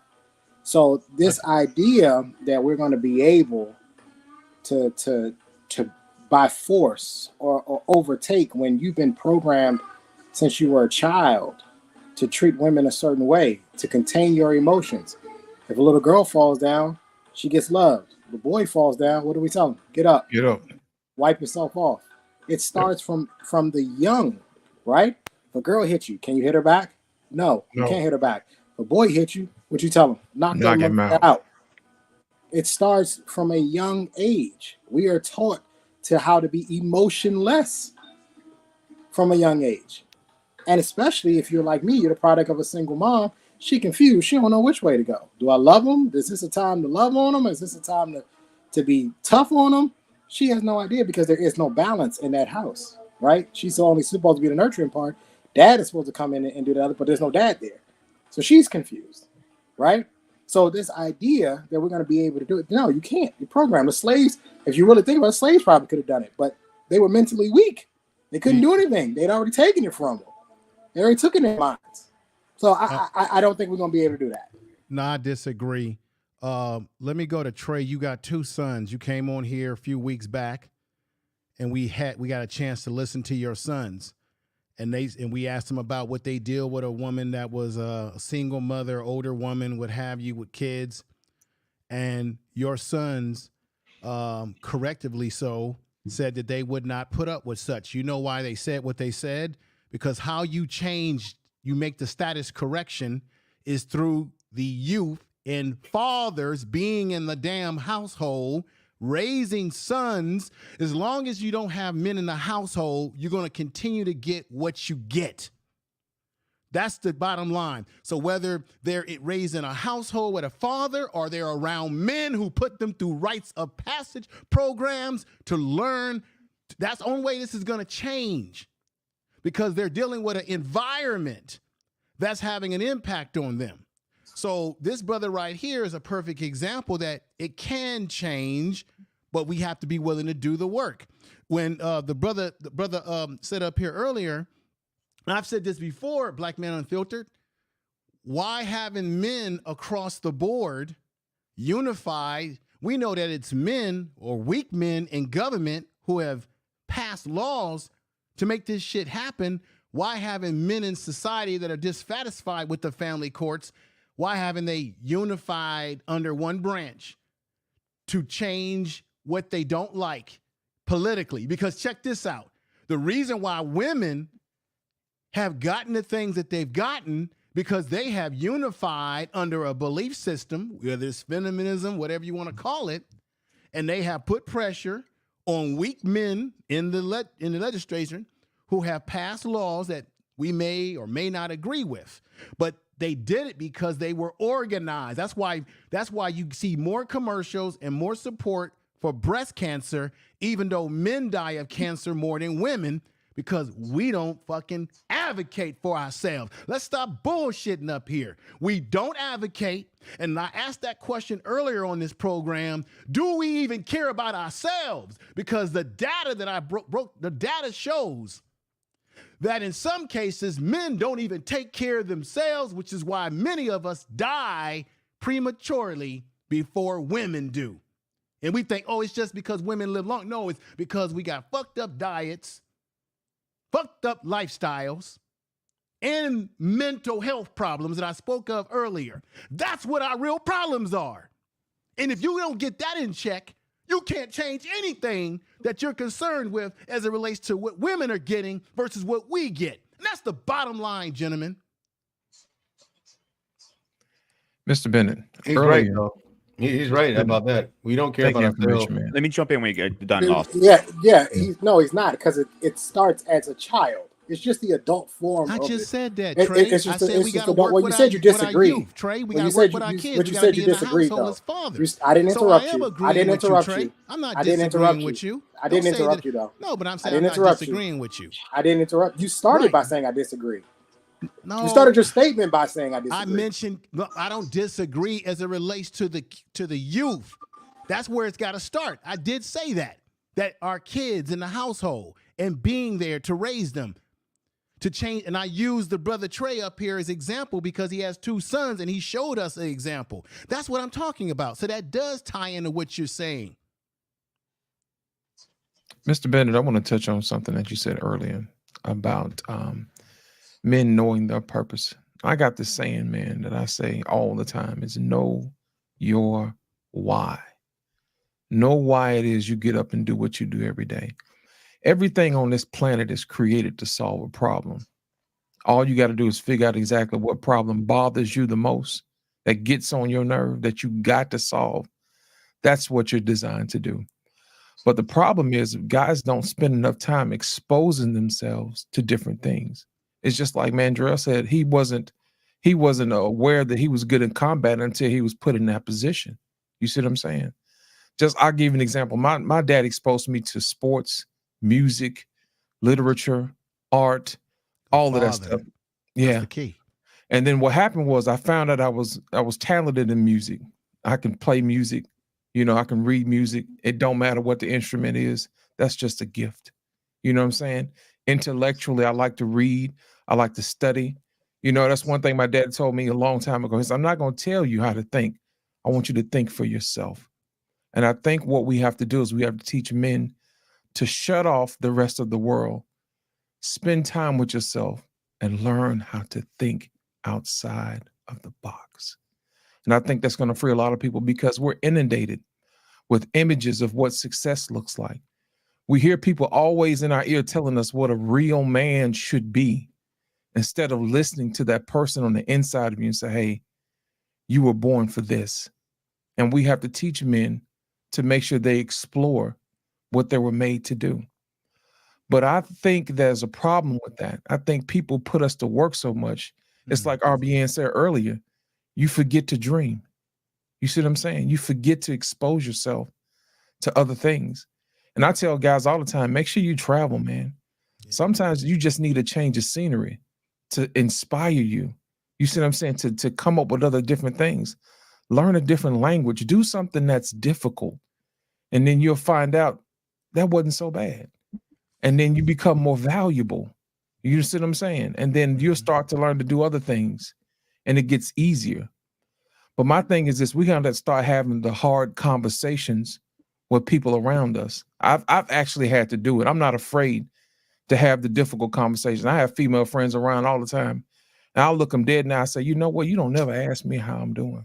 You don't. And I'll look them right in the eye and make sure I'm aware. Gentlemen, sometimes we have to break that fourth wall. You see what I'm saying? And let people know it's a privilege to be in your presence. You see what I'm saying? Because I'm aware. And if I promise you, if you had that conversation with people that's close to you and make them aware, they'll start doing that. You know, when people start with a call you first thing in the morning, I got a problem. First of all, good morning. Good morning. Good morning. You see what I'm saying? Before you start extracting anything from me, good morning. Good morning. You see what I'm saying? Or grand rising or whatever it is you like to say. Greet me first. You see what I'm saying? We got to start demanding the respect that we deserve.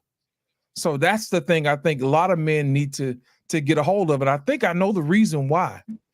I think you're afraid that you're going to lose the people that are around you if you give them a little pushback. You know what I mean? If it's a girl you really fancy, you're afraid she might leave. Sometimes you got to put your foot down. If they leave, they leave. They wasn't supposed to be there, no way. Sometimes you got to be afraid. You can't be afraid to let them walk, man, because they can't allow somebody else new to come in and do the things that they need to do. You know what I mean? Growing up, I didn't see these issues where women didn't ask, hey, how you doing? You know, in my family, that was normal. It wasn't until I got older and I started hanging around other people and all they wanted to do was get something from me. And I just had to stop one day and say, hey, man, you don't never ask me how I'm doing. All you do is tell me about your problems. We sit around, have a little powwow, and then you go about your business. But you never ask me how I'm doing. One day, you call, I ain't going to be able to answer that phone. And you're going to wish you had a conversation with me.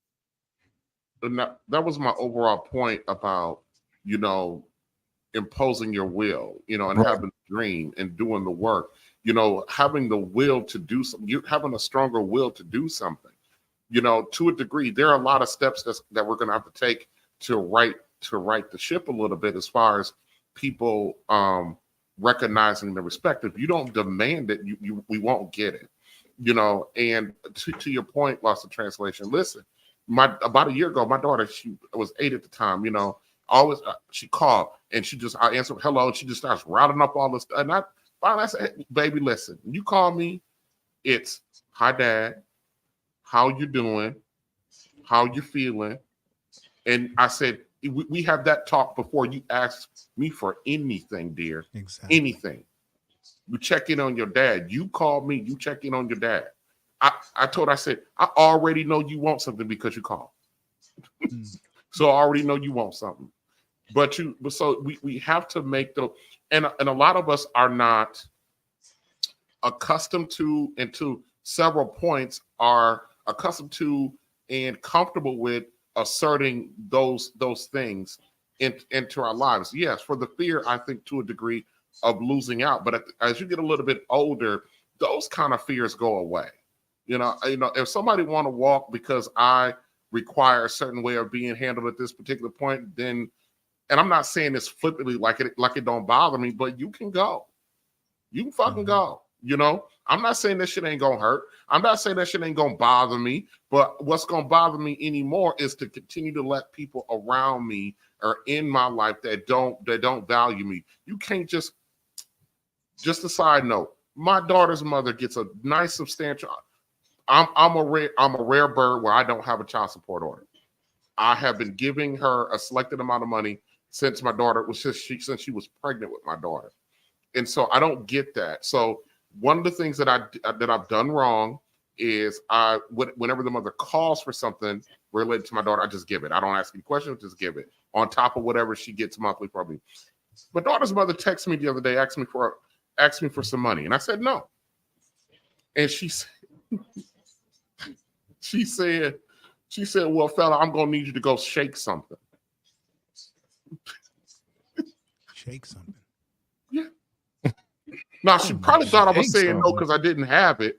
That wasn't it. I was just, but the mindset, you know, and I brought that on myself. You know, I brought that on myself. And I didn't get upset. I see this crazy ass woman. I didn't pick no fight with her. You know, I immediately knew what it was, why she did it, and why she said something crazy like that. It was all because, you know, all she has to do to get me to do something is just say my daughter's name. And you know, if any guys that got daughters, shit, you know what I mean? You know, you over a barrel when you got some daughters when you're a dude. I don't, you know, at least I am. So, and because of that, you know, I got the response that I got.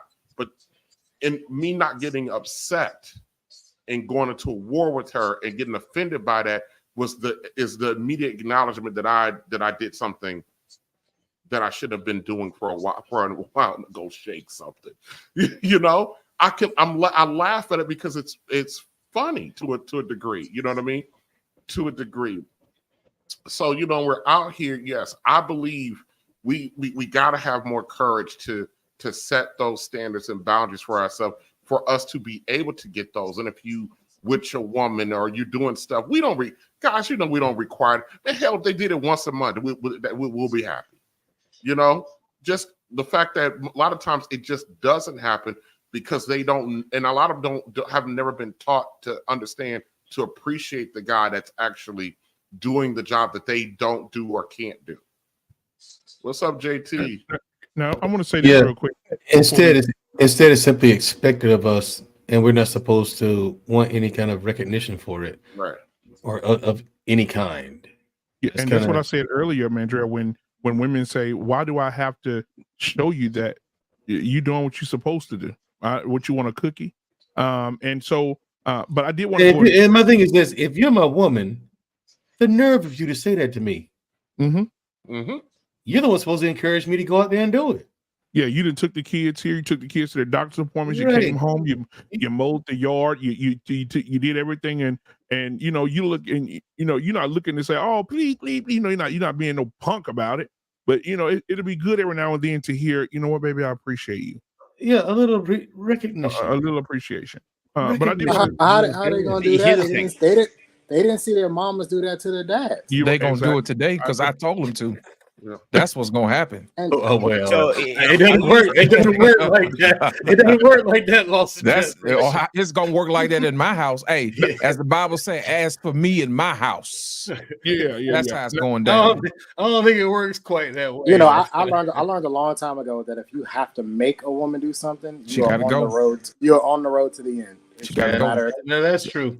That's true. I'll use my father for example. Like when my father was working for 30 years, he ate like shit and everything. Now he just had his second heart surgery and he keeps going. Like, and my mom never said to him once, "Thank you" or "Good job" or "Hey, what? You know what? Let me check up on you." No, only time my mom ever checked on him when he was in the hospital. Now I want to transition into this phrase right here, and I know men on the panel, men who are watching, who are going to be watching this in the replay.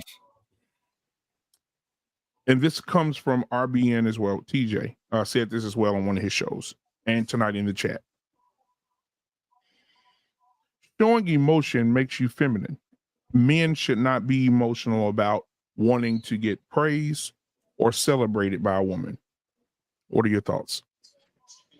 Say that again. Well, whose original comment was that? Hold on. Say the comment one more time. Showing emotion makes you feminine as a man.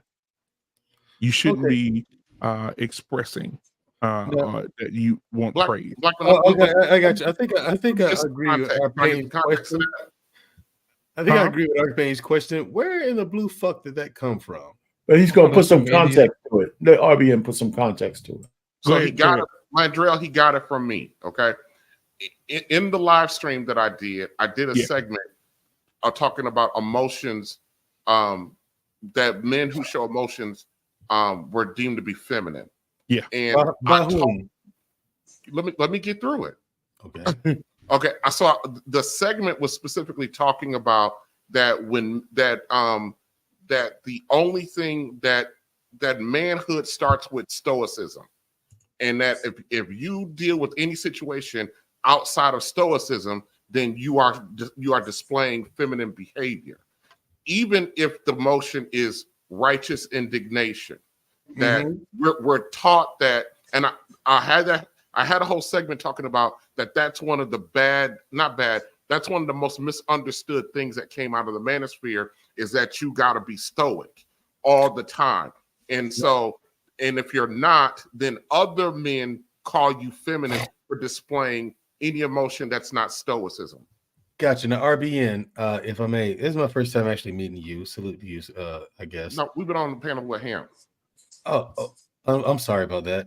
That's okay. Anyway, yeah. Take your time, Andrew. So, he's been drinking. Don't worry about him. So here's my thing that I have to say about that, and what I've noticed about the manosphere. Manosphere didn't know what stoicism is. Myself, I'm a practicing stoic. I actually study stoicism. I've done shows on this very YouTube channel, on the show that my sister and I do together, on stoicism. I've laid out some of the tenets of stoicism. JT gives me praise about them all the time. You know what I'm saying? And I want to have JT on one of those shows too about stoicism, but the manosphere doesn't know what stoicism is. They think it's just doing this. No matter what's going on around you, that is not stoicism. That is not stoicism. They think they're showing no emotion is stoicism. That is not stoicism. The manosphere doesn't know what it is. No one studies it. No one knows what the definition is. No one reads on it. I actually own books from Stoics, ancient Stoics, Marcus Aurelius, Epictetus. You know what I'm saying? Because Trey has come up on the panel when I did a show on Stoicism. He said, "Hey, what's your sources?" I listed off some books. You know what I'm saying? I actually showed. I read them. Yeah, and I showed the books on camera that I actually own these books and I read them. The manosphere is trash. Okay, Mandre, hold on. Fuck the manosphere. This is what I want you to do. The people that are watching tonight, there's a man in the chat right now, or could be watching from the clouds. They're hearing the word, but they don't know what the definition of the word is. Let's speak to those men who are confused about what stoicism is. And you and Trey and everybody on the panel can define what that is and what that means and what that looks like, so these men who are confused can have some clarity. Okay, cool. We can speak about stoicism.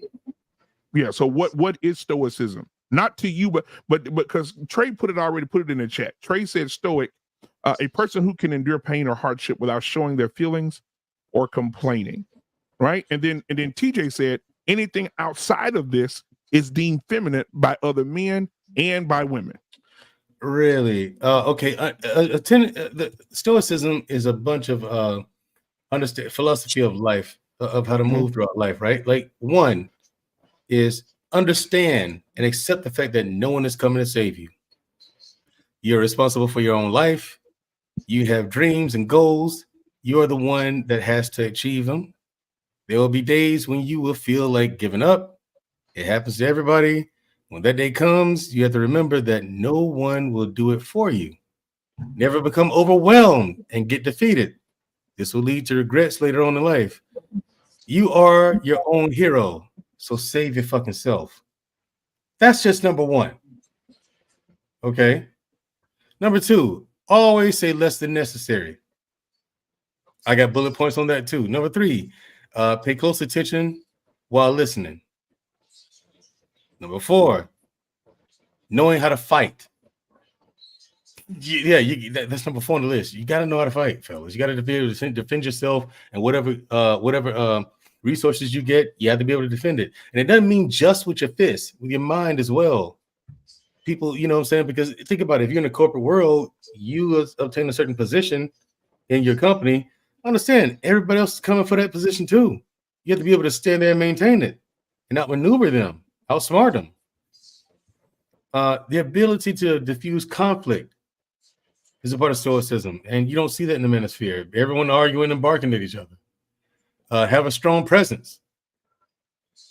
All of Stoicism comes into that, though. You know what I'm saying? You know, never try to fake any of this stuff, because real Stoics will see it, they'll sniff it out, and they'll know you're a fraud. All right, focus on and prioritize your goals. This is one thing that I heard come up, like women talk about they want an ambitious man. Ladies, no, you don't. You do not want an ambitious man. Say that, man, Mandrell. Say that shit again. Women say that they want an ambitious man. No, you don't, ladies. That's called I want a rich man. If you want an ambitious man, ladies, understand this and accept it. You will never be number 1, 2, 3, 4, or 5 on his list of priorities. Never. Never, under any circumstances, no matter what you do, you will never be in the top 5 of his priorities. You can't be. You blurt out like you have, oh, whatever, man. That's because I'm just fucking around. But anyway, you will never be in the top 5 of his priorities, ladies. Ever. He wouldn't. If he's ambitious, you're not one of his ambitions. You're a utility. You're there for a purpose, either to look good on his arms or provide him with children or something. He's marrying into a well-known and popular family or something like that. You are there for a utility. Okay, you're to help him get to where he wants to be. You to help him, reach more, because married men get higher in the corporate ladder, and it's simply because they're married. It says a lot about a man. For one, at least somebody can stand the son of a bitch. Number 2, you can commit to something. It says something about that guy's character if he's married. So you're there for a reason other than he loves you. He might not. You know what I'm saying? So you don't want an ambitious man because he's not going to be around the way you want him to be.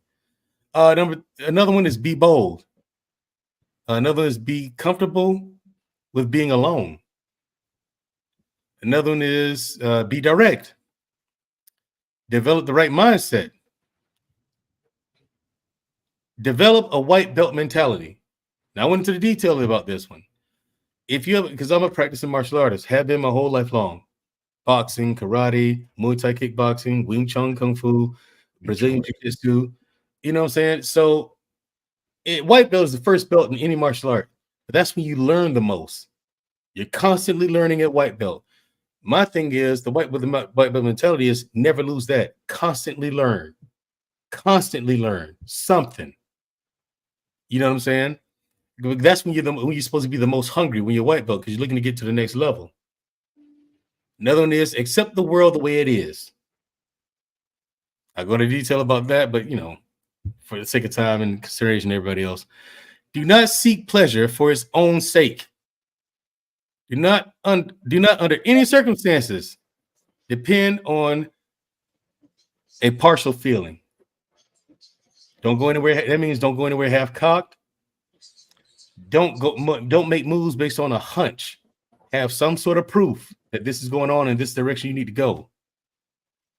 Think lightly of yourself and deeply on the world. Be detached from desire your whole life long.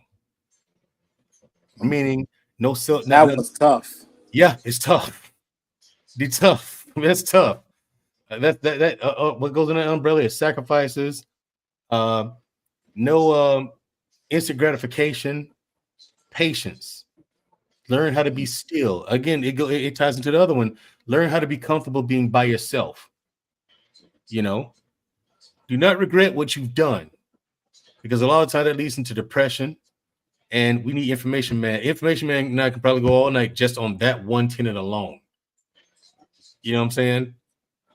Never be jealous. Yeah, why do you care what someone else has? Why are you jealous of it? If you want what he has, get good and go get it. Go take it from him. That's the law of the world. He can't maintain it. You took it. Or go get your own, right? Yeah. Or go get your own. Exactly. Hold no grudges against yourself or others. It ties into the last one. You can blame yourself for a lot of the mistakes you make, and you get sucked into that whirlpool of self-doubt, self-loathing. It slows things down, if not stop them altogether. You may abandon your body, but you must preserve your honor. Honor. Hey, that's some good stuff right there, man, Drell. The only thing I disagree with you is I don't You agree. ain't let him finish. I thought he had more. I thought he said he was finished. No, I got 2 more pages. I'm sorry. I'm not surprised. I'm confused. Yeah, man. You know put that in daggone the well, PDF, man. man. You know, man. Put that on the screen. Can I say, I got 2 hold on, more can I say pages. something? Look, I didn't read it. Look, He's not gonna give you the cliff right. notes. He gonna give you the full I read like 3 or 4 bullet points out of all that list. Look, and Hey Mandra, didn't this series take you like 2 or 3 weeks to get through? Like it wasn't a one show. It was like 5 shows. It was like, and I'm not done with it. That's the thing. That's why I get frustrated when people say, "Oh, you need to be stoic," and I'm like, you have no idea what stoicism truly is. I got a little taste of it my first trip to Iraq on what stoicism is, but you guys, like a lot of people don't have this whole idea of being emotional. And this is what I say to anybody, especially women, when they say, so I say, if I'm disappointed, am I being feminine because I'm disappointed? Am I being feminine because I'm frustrated? Am I feminine when I'm happy? Am I feminine when I'm excited? This idea that just because you are showcasing emotion, that somehow is tied into femininity is absolutely and utterly ridiculous. It is. It is the craziest thing I've ever heard, when in fact, being emotions showcases your ability to be human. It is the inability to control the emotions that get people in trouble. But the fact that you have emotions, right, exactly, right, That's exactly, the indicator of red flags. Yeah, like we have, like, and the other thing is that men have to start saying, to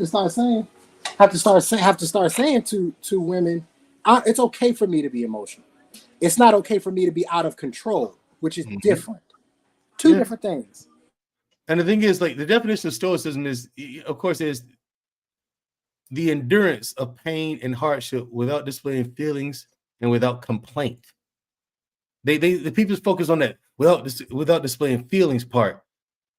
That part means you ain't taking it personal. You're enduring pain, but you don't take it personal. You don't internalize it. You know what I'm saying? Like Trey said, you don't let it control you. You know, and without complaint.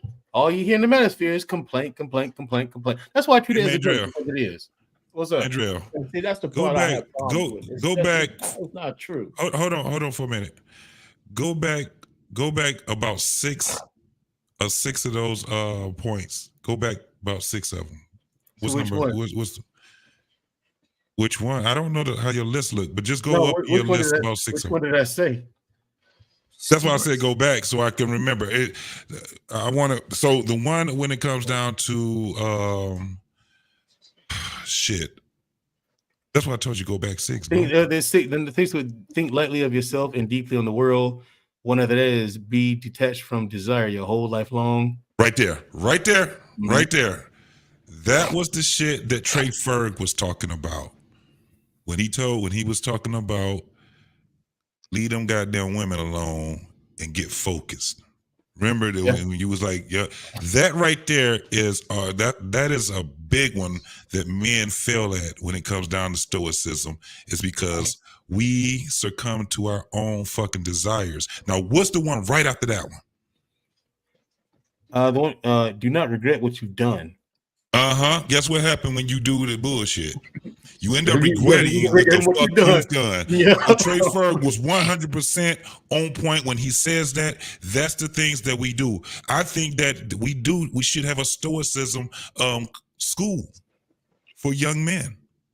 I think by the time they're 14 years old, they should be having a school that teaches principles of stoicism, because that's really what you're reading out. Like you said, you got about 3 more damn pages of that shit. Those are principles, man, that we neglect. We were never, ever, ever taught, or it was never instilled in us to have those things in us. And that whole thing that when you come down to succumbing to your desires, that's what's the downfall of us as men.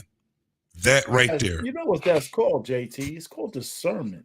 See, I think it's subtle when people say don't succumb to your desires. I agree with that. But you can't tell a man not to be his natural state. You have to tell him the consequences of doing that. And I think we don't concentrate. But let me just finish. Finish. We don't concentrate on telling men the consequences of taking an action just because of their desires. That's all I'm saying. And so that's where I have the issue. We can't tell men not to try to fuck women. I'll pay. You can't tell men that. What you said. Wait a minute. Let me just get it out, because everybody's been talking. You got to tell them what the consequence is, and then that's where you can get them, if they can understand that if they do it like that without understanding the consequences, this is when you get into trouble, because you can't tell a man to go against his nature. You can, but it doesn't work. It's like talking to people about being abstinent. That's not a good thing to tell somebody, because it's not true. People are going to do their nature. And people always follow their nature, no matter what the consequence, unless you talk about it. They used to hang people, black people, for fooling around with white women. Did it stop men from fooling around with white women? No. And when you put men and women together, it kept a lot of niggas in check. Well, you just defeated your own point. Kept a lot of niggas in check. You literally just defeated I agree with our pain, if that's though. the case. Then that means that telling people the consequences doesn't matter if they're gonna do it anyway. You literally just defeated your own point. That's not true. That is not true. Absolutely true. Anyway, at least they know what the consequences are. That's they already know. They're being ignorant of the consequence. Let me just clear it up. When I come to speak to you all, I speak as if we already understand. When I speak to young men, those guys that, and I always mention the age group, that 21, 22, this guys starting in the world, the first thing I tell them is, do not have a child out of wedlock. You get as many prophylactics as you can, condoms, whatever you can. I'm telling them. But when I come here, I'm not, it's going to detail. That's all I say. You do not want a child out of wedlock. It will ruin your career as a black man right now in the 21st century. But Trey Ferg, that message ain't never worked. The stoicism, we ain't never tried it. Let me tell you something, R-Pain. It's also in our nature as men to whoop motherfucking ass when motherfuckers is out here talking shit to us. It's in our nature to make some motherfuckers' mouth bleed. It's in our nature to kill motherfuckers too. It's natural to do that. You dig what I'm saying? But we have to have some type of shit to govern that, right? And that's the thing. You already know, if we go around and motherfuckers sit back and you talking greasy to somebody, their natural instinct is to make your mouth bloody, to get your back dirty. Okay. That's our natural instinct too. So at the end of the day, why don't you do damn what's natural, because because it's natural don't mean that it's conducive in the world today. JP, why don't you bloody everybody's mouth? Why don't you do it every time, man? Because you can get your mouth consequences. Bloody. No, okay, because there's consequences. Because you understand the consequences. You get your mouth bloody. No. Okay, again, on that knowledge. Nope, I can't let him do that. It's not because of consequences. Of course I can't do that. It's not because of consequences. JT doesn't do it because he has something to lose. It's different. There's a difference. But when you guys talk about consequences, you're talking about like penal consequences. No. Something like something. That's not what I'm talking about. I'm talking about any consequence. How are you going to say the consequence of him not doing this because what he has to lose? That's a consequence. Okay. Even because with that, because that is the deciding measure for most men. If men have something to lose, they make decisions and they act accordingly based on what they have to lose. A man who has nothing to lose will do anything. Well, we ain't talking about the man who has. So if they've seen it through generation after generation, that when you are here and you putting your dick inside any Betty Boop that's out there, there's consequences. You're losing livelihood. Sometimes you lose your life. You agree with what I said there? Well, you using the word consequence. Well, what I'm saying, you're saying you don't agree with what I'm saying. You saying the same no. What I'm saying, no. What I'm saying is, I'm speaking to the point that you said that you can't tell a man that they can't have sex. You can't tell a man that. You could tell him if he has sex and it's the wrong woman, he has consequences. You could reach somebody by telling them what the consequences. Well, why are you telling them the consequences? We've already if told you him. Also agree that it won't work. He'll do what he wants to do. No. You're wasting your time. It's all a risk mitigator. Just no zero. Just trying to say you could bring a man down to zero by telling him. I never said that. But the principle was not to tell him not to have sex. The principle was what? Not to succumb to your desires. Because and a lot of dudes succumb to their desires, because if that wasn't true, then we wouldn't have strip clubs. We wouldn't have a bunch of fucking strippers. Prostitutes. We wouldn't have any of that shit then. Succumb to your desires. Everybody wants to be right. If you tell a guy not to have sex, you tell him why. You're saying that to him because of the consequences. And everybody wants that everything you say turns down to be the consequences. This doesn't go to zero. It's a risk mitigator. You also choose not going to stop people from doing shit that's stupid. Right. You also hold on, fellas. I want to get on. Hold on. I got a couple of. I want to get Hink in here and I know, but I don't want to hog the mic. I don't want to hog the mic either. I'm gonna give it to Hink right after this because I got a list of things, Stoics do. Like I know where Stoicism came from. You know what I'm saying? Like that's how deep I went into the whole series.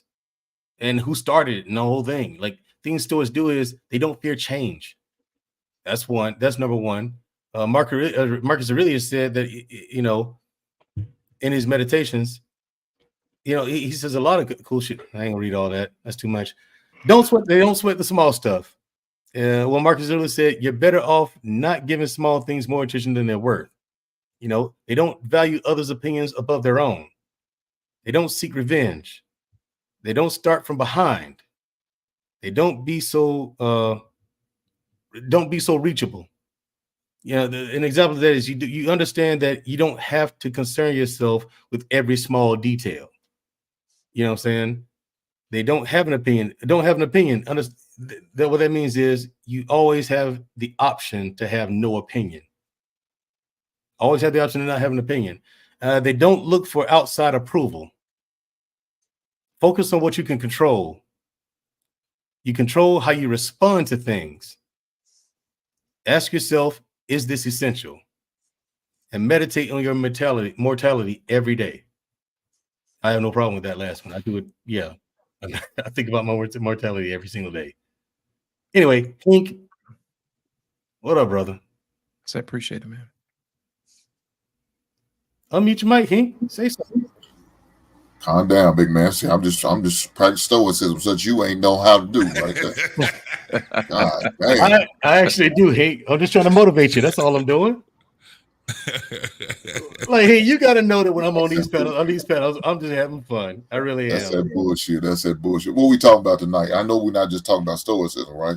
No, we kind of transitioned into it, man. We were saying that, like you hear in the manosphere, RBN was talking about you hear in the manosphere about stoicism. And I was saying the manosphere has no clue what stoicism is. They don't. They really, really don't. Like I told him, I'm a practicing stoic. I study it. I practice it every day. When I'm on these panels, I'm practicing it. That's why I take everything as a joke, because this shit is actually kind of funny. Man, I gotta be honest with you. I gotta be honest for 1 second. It's bad comedy, dude. Man, I'll be you honest do a with you. piss poor job, man. Look, I do gaslight people. I do all the time. I gaslight people all the time.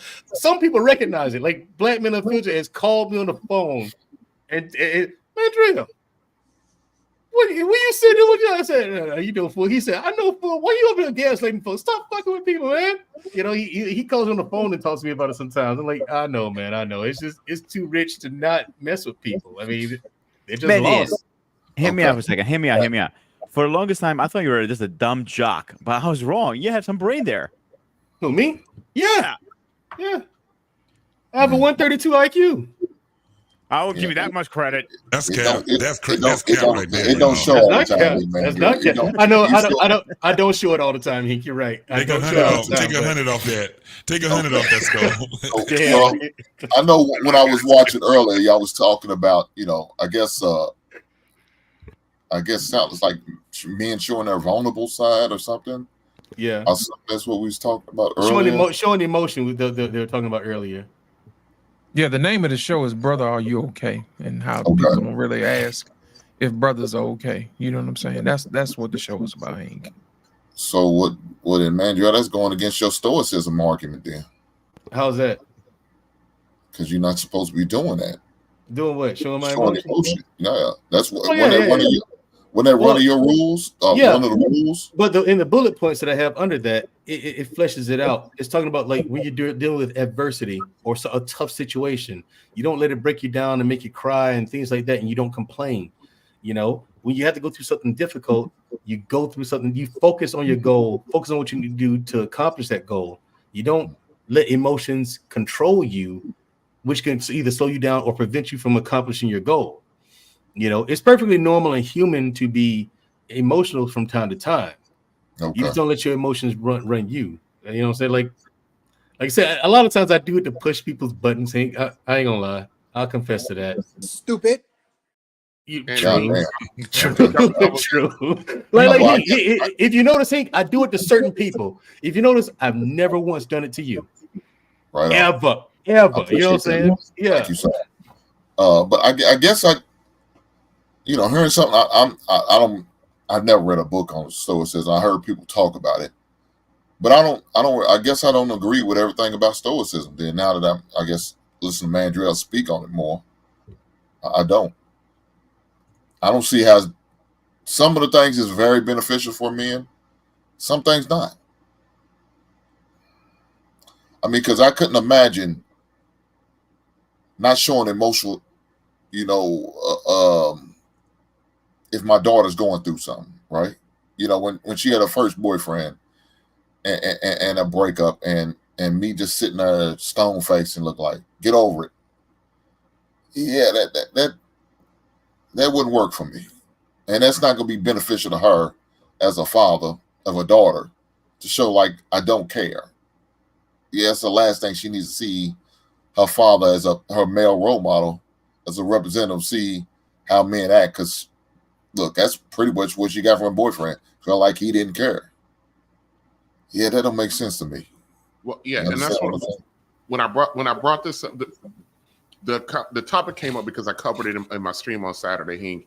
And my point was saying the manosphere was touting the whole thing of stoicism.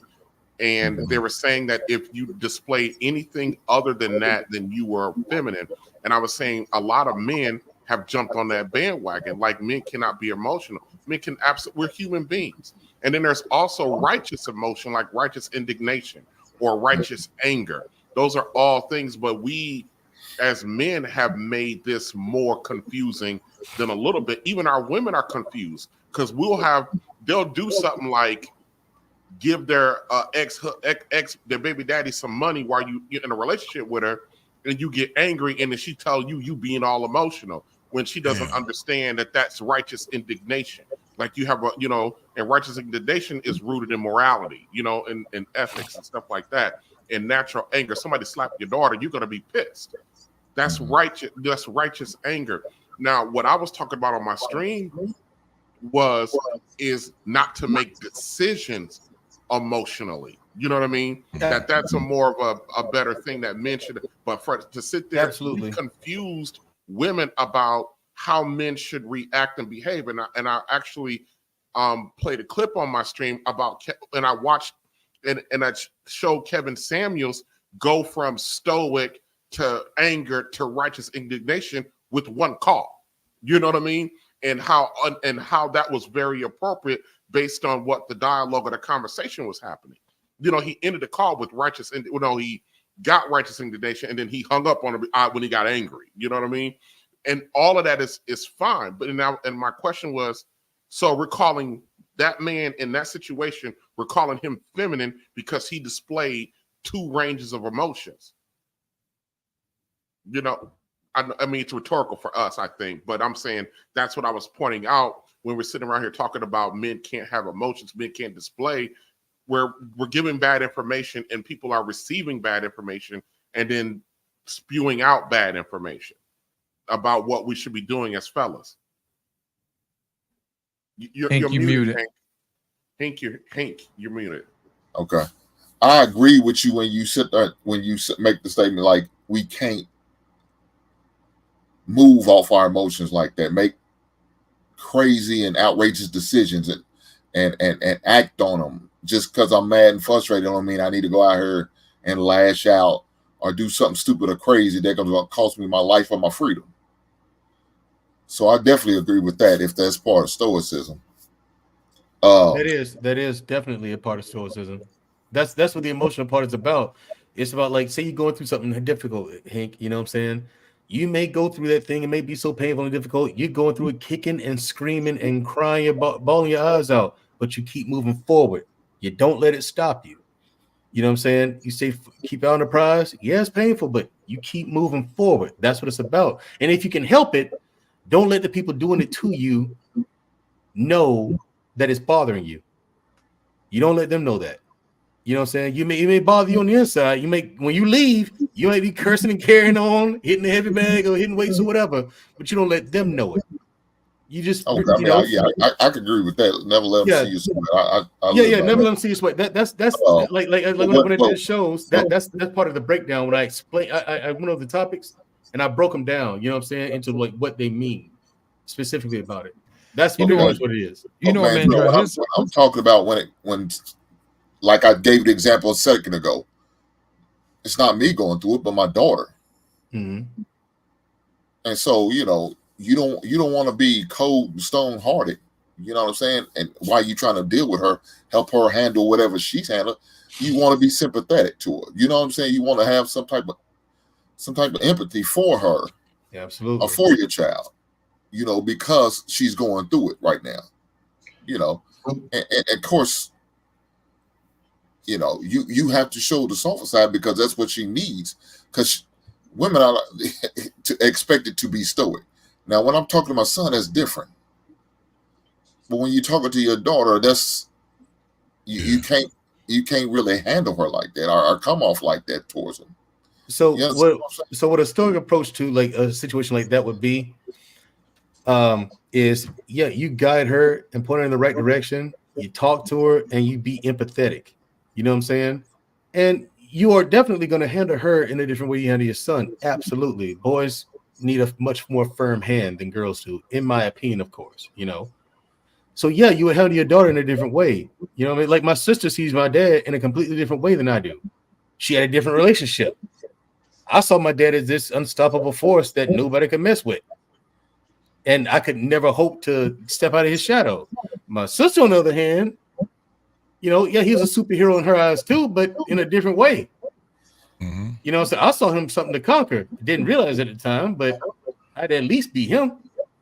Good luck doing that. But it's very, it was all rainbows and cotton candy. You know what I'm saying? So with your daughter, you're going to have a different relationship. Your approach, from what I'm hearing, absolutely correct, and it's stoic. So I have a question. You know what? I want to speak to your approach and how you communicate with her, and your understanding that you need to communicate with her in a different fashion than you communicate with your son, and present your way in a different way than her than you do with your son. That's a part of stoicism as well. Understanding that fact that you have to do that. Man, Dre, here's the thing. I want to speak to what RBN said earlier about showing your emotions. I don't think we have a grasp of showing our full range of emotions. I ain't heard nobody on this panel mention nothing about joy.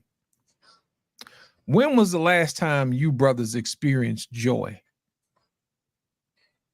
You understand what I'm saying? When I won that big ass belt at that jiu-jitsu tournament. You know what I'm saying? I don't remember. I'm talking about real, unadulterated, belly full of laughter type of joy. Oh, that's what I'm talking about. Every time I'm around some people, man, where what you just said, where we can have laughter, where we can sing, where we can actually reflect, and our reflections is something that we hold high in that moment. You know what I'm saying? So that's joy to me. It's at a point where you can really actually reflect on the life that you've lived, right? 51 But years. Here's my thing, JT. The reason why I asked that is because we don't talk about that. And not only that, when we're busy bottling this stuff up, man, hypertension is kicking our ass, man. Holding all that full range of emotion in, that's the reason why we die. It's because we don't allow ourselves to experience our full range of emotions. You can go around and being all stoic and this, that, other, not experiencing any form of any type of happiness or indulgence in your life. That's BS, man. Let me tell you, I'm gonna tell you why. Listen, I'm gonna tell you why. Tomorrow is not promised. Man, you better enjoy those flowers every single day, because tomorrow ain't promised. You could be working your tail off and you get ready to retire and you die the next day. And then you hit, and not only that, you get to the point where you work all your life, you get too old to even enjoy the fruits of your labor. You walking around like these old guys at the casino with the air tank on. You know what I'm saying? I'm paid, but I ain't had no good time. I was waiting till the last time I'm gonna be around. Man, for what? Man, enjoy yourself, man. That's what you're here for. Don't wait until you get into your latter years and then live a life full of regret. You see what I'm saying? I've seen what regret looks like. And I'm here to tell you, you better live every day like it's your last, because it's not promised. And that's what I'm gonna say about that. I don't agree with that portion of stoicism about denying yourself. Now, here's the thing: you can't be overwhelmed with doing something to the point where you can't maintain yourself. But my God, what's the point of living, man, if you can't enjoy yourself? No, but stoicism is not about that. Stoicism is not about. See, this is the thing. Better clear it up. Because I remember the bullet points. Like Mandrell is not going through the bullet points, right? So it's a gateway for you to have joy. It is to keep you centered. Don't sound like joy to me. Because he's not giving you the whole thing. If you seen, he got the show. He got a show with it on it. And like you said, that was only right. So what stoicism actually do is keep you centered. It doesn't tell you not to be emotional. It tells you how to control your emotions. It is a gateway to joy. It's for you to see clearly on the things that you're going to be experiencing in life and how to handle them. One of the things is that you should not succumb to your desires, right? You should never succumb to your desires. Succumb is the key word. You got desire. Are we human beings? But don't succumb to them. That's what it's saying. But if you see it, and damn, Mandrell, fuck you for even bringing this shit up, because this is a whole fucking show. But I know what he's talking about, because again, there are a lot of people that have not just books on just stoicism itself, but I've read like Christian Murty, Jay Murty, right? He talks a lot about it. He lived his whole life in stoicism. And guess what he does? He just looks at the world. He writes down everything that he's explored about the world. And when it comes out, like ambition, when it comes down to that shit, when you are fully ambition and when you got nothing but ambition, everybody should get a fuck away from your ass. Ambition is terrible, right? But it's checked. Ambition is checked with being a person of integrity, right? Integrity checks the fuck out of ambition. That's the difference. This is what he's talking about. Because integrity puts a line there. There's a line that it forces you to hold yourself accountable, and there's a line that you won't cross to reach your goal. You know what I'm saying? If you have ambition but you have integrity, you're not gonna step on someone else's toes or pull someone else down to get where you want to be, who didn't deserve it. You know what I'm Right. saying? You're not gonna like you wouldn't be a hitman or something just to get rich. Mandrell, when you say stoicism, people think when you say stoicism, it's like the dude that was on Rocky. What was it, Rocky 3? When he said, "If he dies, Right. That's not stoicism. Yeah. That's not right. That's not stoicism. Hold on a second, y'all. I want to welcome to the stage Mr. Grant. I know you've been patiently waiting, sir. I want you to weigh in on what you've heard today, sir. If he dies, welcome to the panel. Thank you. Thank you for having me. It's always interesting to hear the sort of myriad of voices, and I think there's been a lot of great things. I was wonderfully surprised. I think Trey, the non-FERC Trey, earlier laid out. I think there were some very, key things when we're talking about what is emotion. And I think often we spend a lot of time trying to, try to feminize men to some extent when there are moments of anger, rage, frustration, happiness, and even joy that we're just talking about. And often feminizing them that really extracts the ability for men to have these ranges of emotions. And so I do think it's important that when we talk about these things, that we're putting that in perspective. Not only should we hold people accountable that do that to men, and especially in particular Black men, but we should also be mindful when we do it to ourselves. And I think part of what Mandrell is going through with Stoicism is not necessarily all the features of it. I think some of the features of it is sort of taking the ego out of it and sort of removing yourself and sort of being able to look at yourself within the situation you're in and assess it, and then hopefully come up with a reasonable or measured or response. And so I do think when we're asking, are you okay for young men? I don't think they're okay, and I think it's obvious. I think there are a whole host of reasons why they're maladjusted, and I don't think it's all of them, and I don't think it's all of us. But I do think I think spaces like this, or the ability to give men an opportunity to speak and talk through, I think, areas that they're struggling with, I think is important. And it requires all of us to sort of engage in this way. Because I think once we're able to get men to be able to discuss, issues that they're having, I do think less men will feel isolated, correct? And I think Mandrell was talking earlier about the manosphere. I mean, say what you will about the manosphere.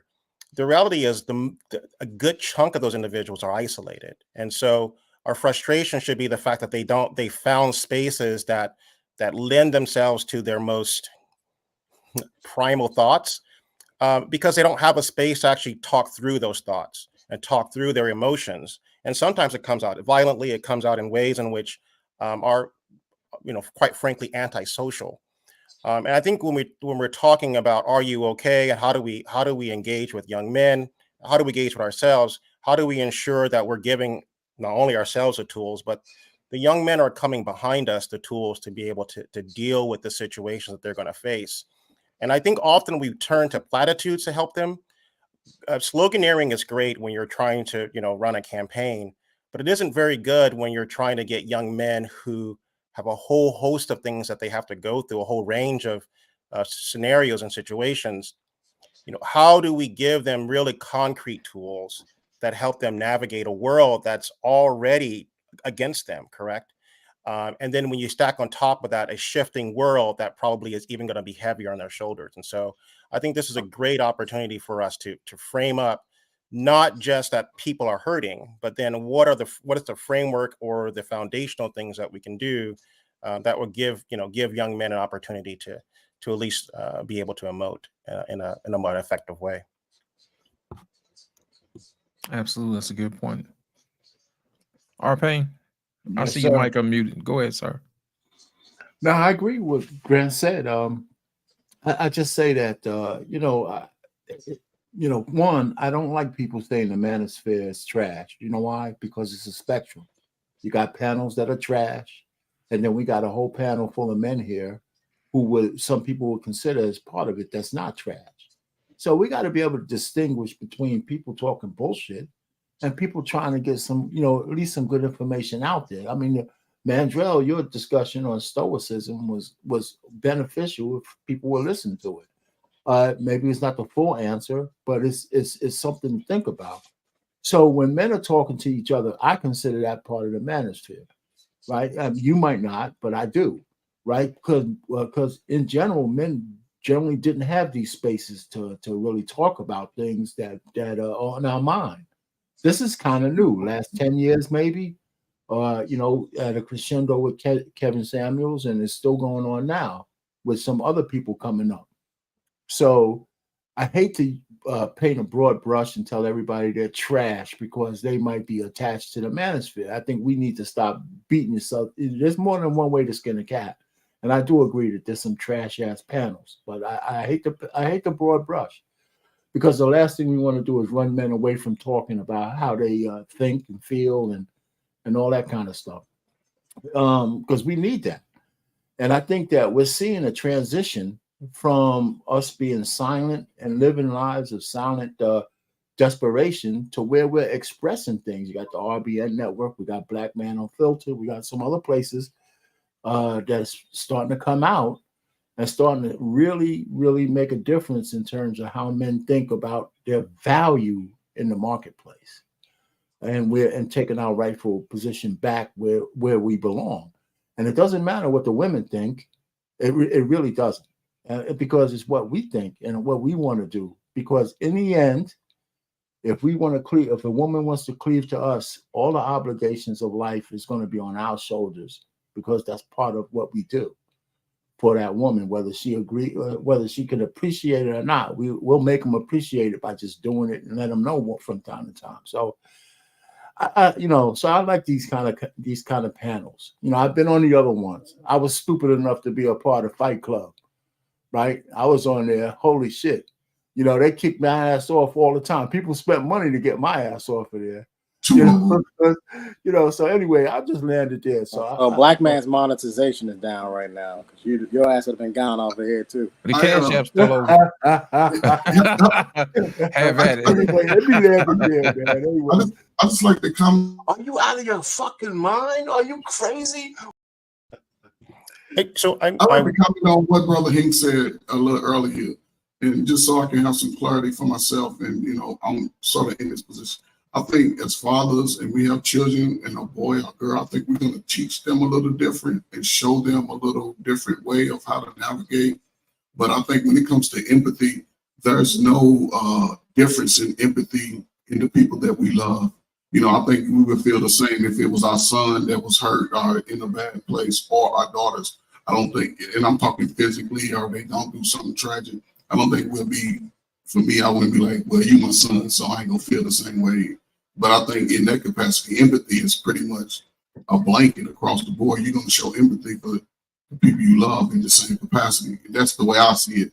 But as far as like showing them how to navigate and prepare themselves to be a man and be a woman, and I think, that's going to be different, because I talk to my sons different, and I do have a daughter. And the way I talked to her when she was younger, she's more determined.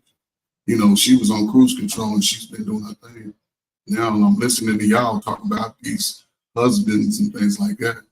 I don't know, because I do think a lot of men do show emotion around other men too much. I think, it's good to be stoic, because I look at faces, pretty much people be stoic, despite whatever they're going through with their family, their friends, or whatever. When we come to these spaces, we can talk about it. But I ain't never seen a dude on here just crying about, some stuff, what I'm saying? We yell it out, we speak it out, we talk it out.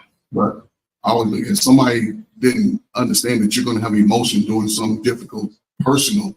If somebody hit my car, I ain't gonna whine and be lashing out, stuff like that. But as far as like going through different stuff,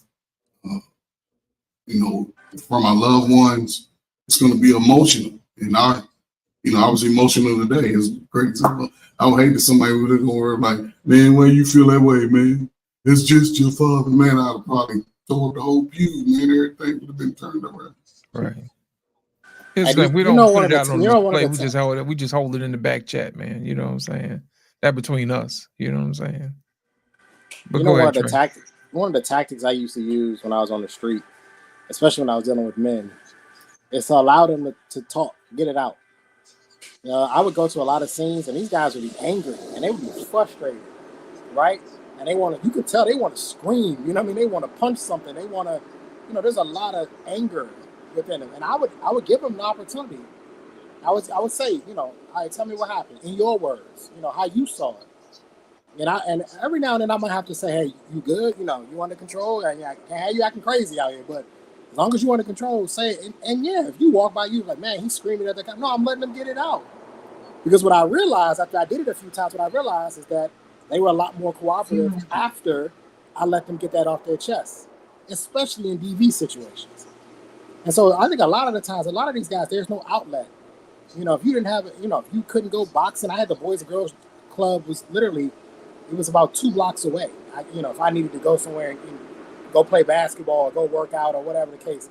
And I'm looking at a lot of these younger guys, I don't know where their outlet is. I don't know where they go to get out this frustration and the anger if their dad isn't in their life. If their dad's in their life, I'm sure their dad can direct them the right way. But if for the guys who don't have that, or they're not a part of a football team, they're not a part of a basketball team or something like that, and that's what I was seeing a lot. I was seeing a lot of these guys, there's no outlet for them. And this typically turns into violence. It's what I normally saw. It turned into violence. And so that's one of the things I'm worried about when I see younger guys. And even one of the guys here at the gym, he's a younger guy. He's getting ready to go into the Marines. And I've asked him several times, you know, what do you do when you get angry? Because you about to get frustrated. Trust me, you about to get hella frustrated in the Marines. What are you going to do? How do you deal with that? And so he's got some ways of dealing with it. He's got a good support system. But I feel sorry for a lot of these younger guys. They don't have a support system. They don't have the outlet. I think one of the things that we can do as older guys is actually be able to provide that. And a lot of the times, remember when Trey Ferg's sons came up, I kept trying to get y'all, let's listen to him. Let's hear him. Because we don't get an opportunity to talk to 20 and 21-year-olds that often.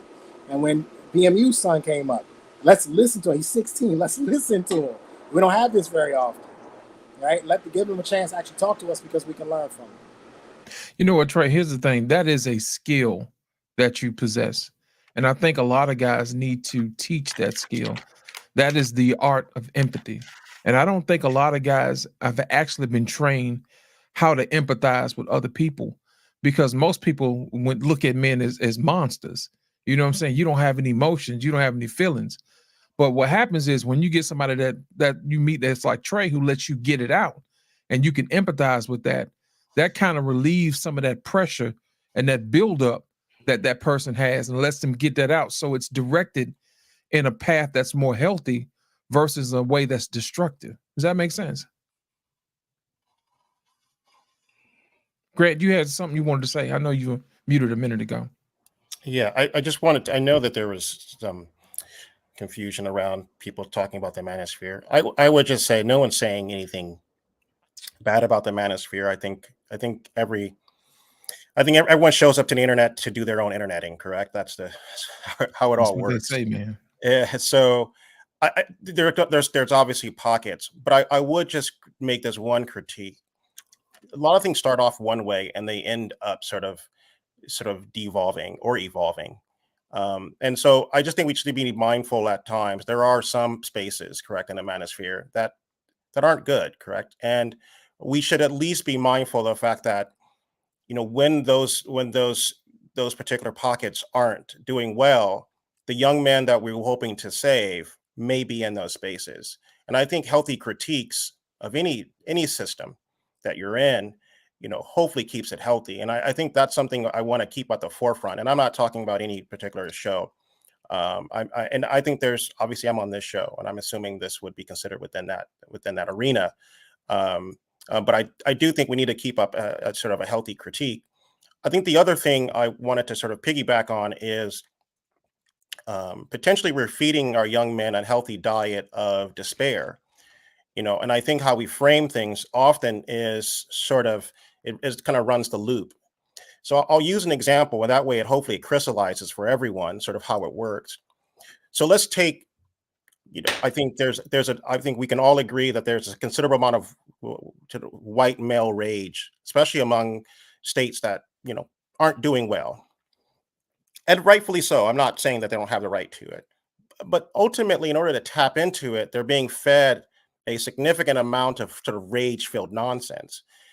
But no one's addressing their grievances in a meaningful way. And so it's not sort of, they're not rectifying it. They're just merely making them more angry and more detrimental to their own cause, correct? Often voting against their own preservation. Best interest, yeah.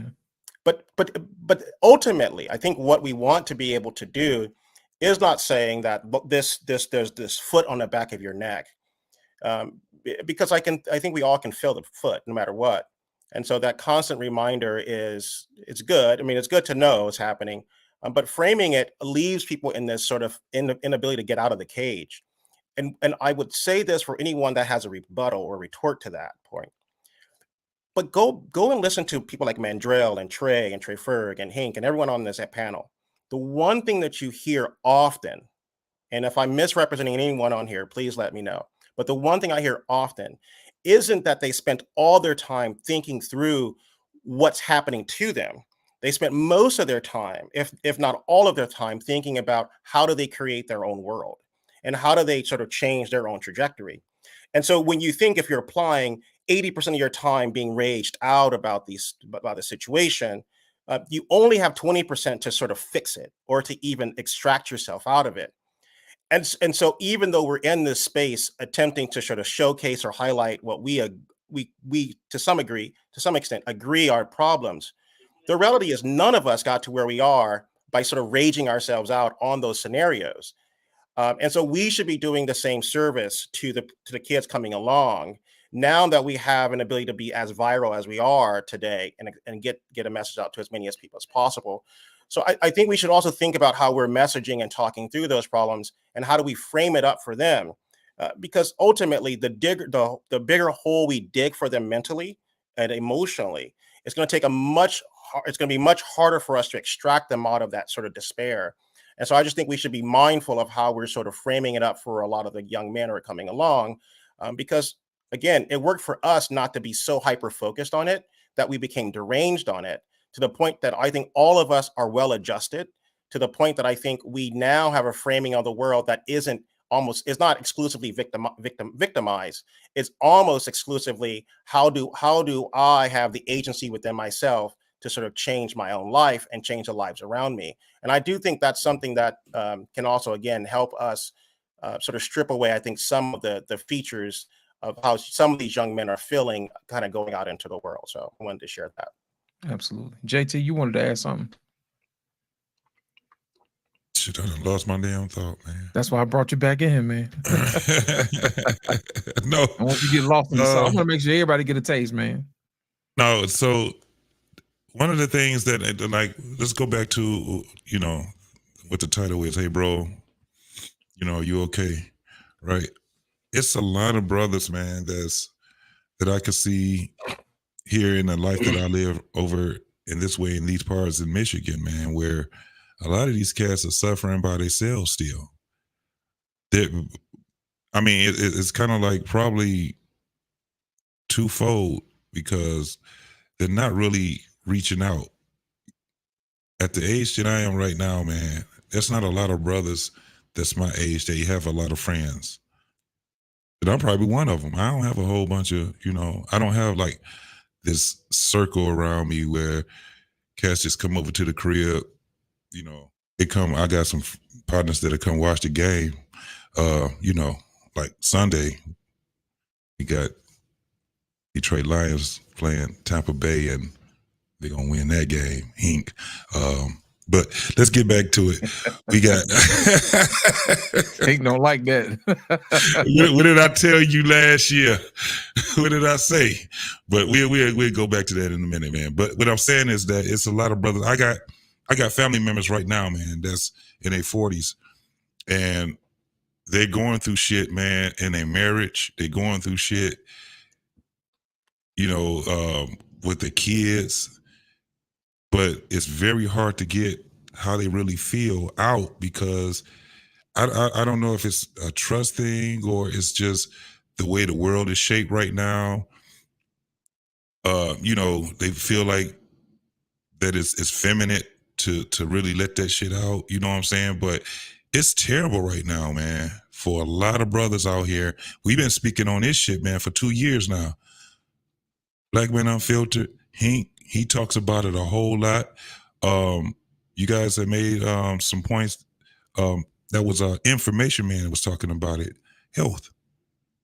Ain't really taking care of our health, man. It is scary as hell right now. I think I done lost in the last 3 years, man. Just people that was in my graduating class, probably about 20, 30 men before they made, the age of 50, man. Dying in their sleep, they cancer, something that they could have, got fixed or whatever because they're not really taking care of themselves like that. Well, they're probably busy And- working themselves to death and not going to and- doctor's appointments. Yeah, and it's all it is. It's what Information Man was saying, right? And I'm glad that he used the emphasis that he used, because it is that point, man, where we have to start taking care of ourselves. We get on these panels, man, start talking about this dating shit and all this shit, man. I'm gonna tell you right now, I'm not taking this goddamn dating shit serious the older I get.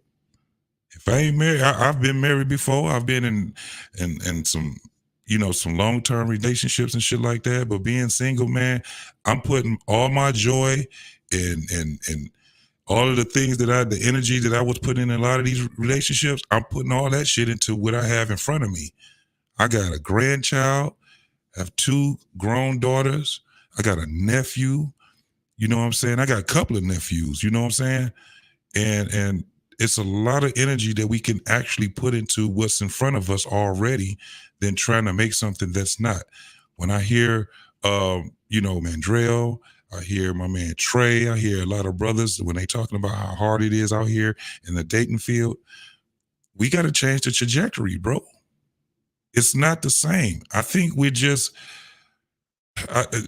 trying to hold on to tradition, but at the same time, there's nothing in front of us that's promising. I just did a show on what our younger generation, the state that they're in when it comes down to their education, just basic knowledge. They have none of this anymore. And it's really starting to get me alarmed to the point where I'm like, all the things that, these pro-blacks was talking about and the things that we even talk about, this shit is in design.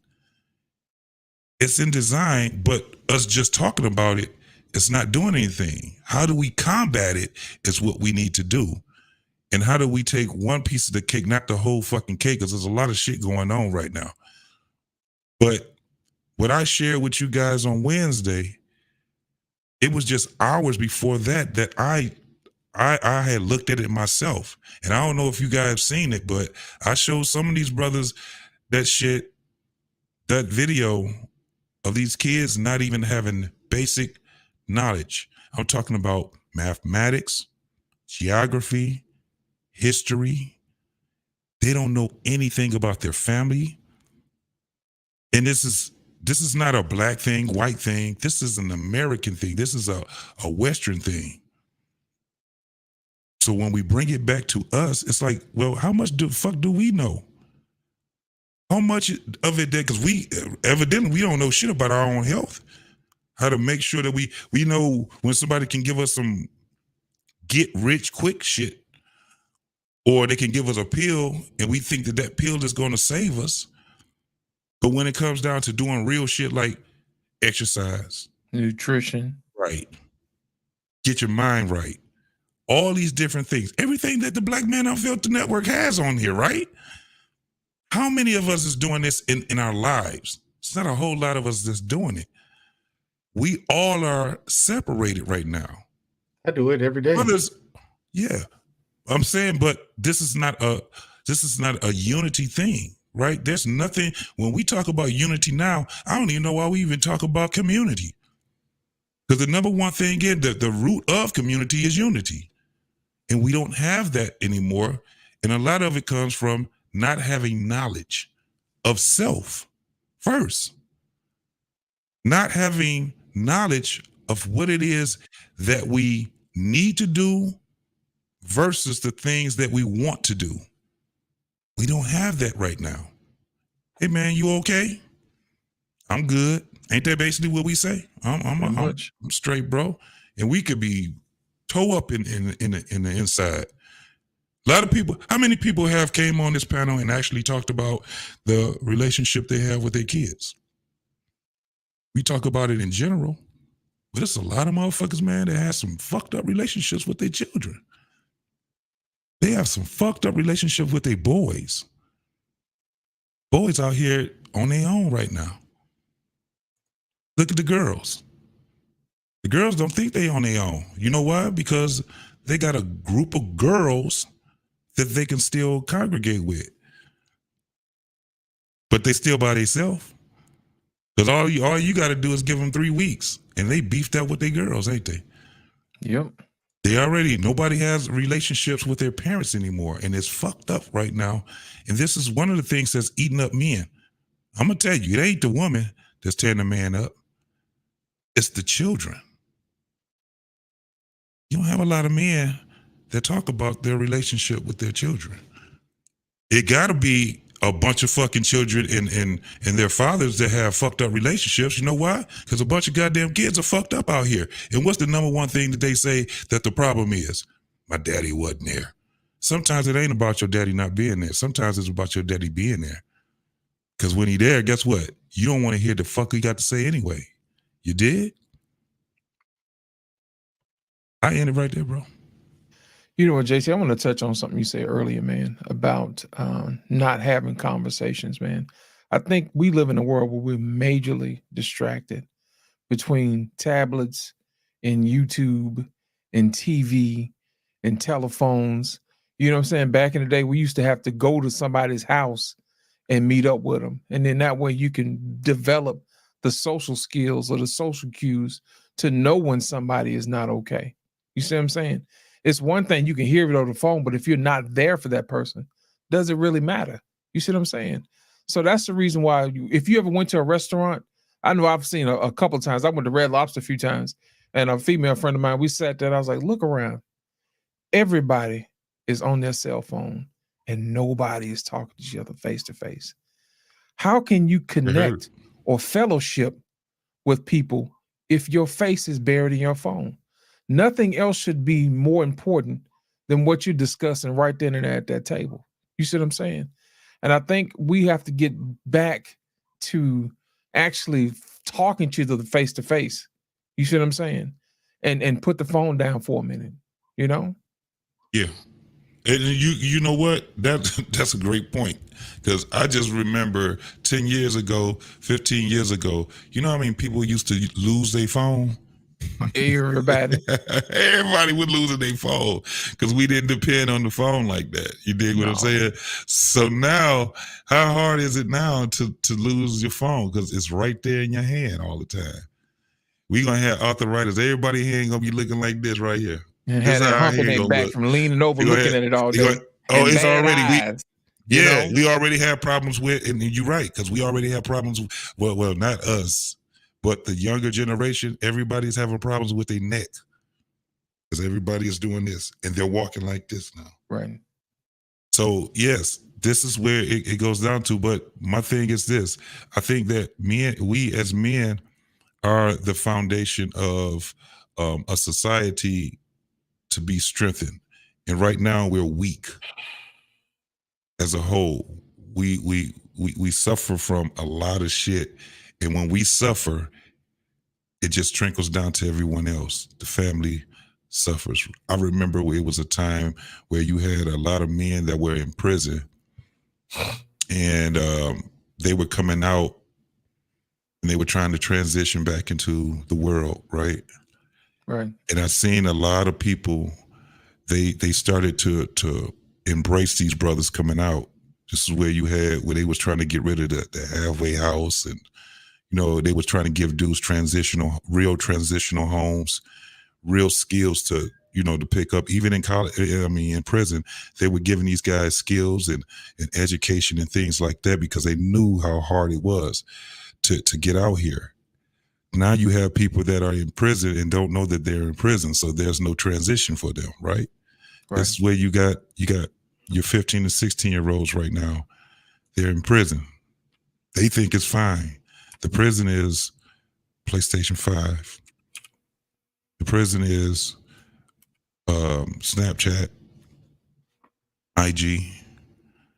They don't read books anymore. They don't go outside no more. Right. The prison is not rap music. No. It's the type of messages that they're getting through this thing called rap music. Have you guys listened to rap music lately? Do you know how it's, listen to it. Do you understand how depressing it is?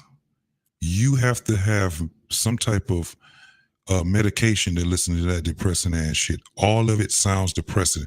It sounds like an auto-tune. I can deal with auto-tune, but there's no upbeat, right, to it. Right. There's a piercing that it has, because music, we already understand it pierces the soul, right? And then you lace it with lyrics, which we call spells, right? This is where it comes from. Words. Right. Words are spells. And so when you have these kids and adults, because they're adults now, the Z's are in their 20s. They got kids now, right? Generation Z. The point that I'm making is that you think we got problems as men. Imagine the men that are up now, the problems they about to have. Right. And who are they going to reach out to? They're going to reach out to the teacher. You talk about the teacher that's screwing all the kids. They're going to reach out to the doctor. You mean the doctor that's impregnating all these goddamn women? Who are they going to reach out to? The preacher? The priest? Oh, they're going to go down to your local officer, PAL league, play football. None of this shit is going to be in existence in the near future. So imagine when they develop as men, and like people say, and this is another thing I want to say, and I'm going to end this. By the time you're 25, your brain develops. You hear people saying that shit, right? By the time you're 25, your brain develops. Yeah, your brain develops. But what happens to your mind? Does that develop by the time you're 25? Does that develop? Does your mind, which is housed by your brain, is that developed? The average female stops her growth by the time she has a child. Her growth in her mind stops. She had a child at 17. She remains 17 until she's 34, 35, until somebody can break that spell from her. Your average man, by the time he's done seeing somebody get killed at 14, he's 35. But in the mind, he's 14. They like to call it PTSD. Yeah. That's some shit. It's some other shit. It's more than just that. What's going to happen with these guys when they get our age and older? Are they going to be able to have these panels to talk to each other about? Try to figure shit out? This is what we're talking about right now. This is the thing that we're talking about. If we say, hey, bro, you okay? What generation is doing that after millennials? I end it. They have to be trained. Millennials ain't doing it. Well, TJ, did you want to add something, man? Okay, go ahead, TJ. Then we'll go to our opinion. No, I think JT, encapsulated that, so when you start thinking about, who's on deck and what they got to deal with and who's going to be here to guide them to do this. In our group or my group, I'm at I call the transition between Gen X and Millennial, because I was born at 77 and Millennial starts in 80 or whatever. But I wish I had an answer. You know what I mean? I mean, we have, and I've said multiple times that a lot of our issues our issues are long, deep, and plentiful. So it's just, and obviously the big thing is always, we got to get fathers back in the home, But we got, This Might Be Risky did a live stream with the Gen Z girls. They're in their 20s. One of the girls on the panel, she was 23. Her mama was like 37. The hell? I'm technically Gen X. My mother's Gen X. That's what we're looking at. That's a large population of the last 30 years. A lot of young, single 15, 16, 14-year-old in the city homes. It's a lot of that. And they're all adults having children now. See, we in that. That's what I call that little crack ever. And it's scary because that generation is the one that struggles the most with almost everything we discuss in these spaces. The relationships, the emotions, the going out and overcoming just obstacles, getting a job, maintaining it, they struggling with a lot of that. And I think we have to find a way to bridge that gap, because those younger guys need to start. I mean, if they don't want to pick it up from us, they have to pick it up somewhere. And I think, and we in that space now where men have a space and like, hey man, we fighting this because we've been fighting it individually, and now we can share it. And that's why I speak to the younger guys, man. You have to make a decision. You have to look at a decision now. Do you want to spend the next 20 years of your life fighting this type of rhetoric from society and women, or you want to start making a way to pave your own destiny so you can have those options open to you later? That's all I'm saying. And when I was listening to that Gen Z panel, I listened to the one with the ladies and the one with the young men. The ladies sound like traditional men. The Gen Z ladies, they talked about what they want, their life aspirations, their approach to relationship. They sound like traditional men that, the Gen Z girls do, and the guys, they sound to a degree hopeless because these Gen Z girls want them to have what I'm 45, a 45-year-old man to have.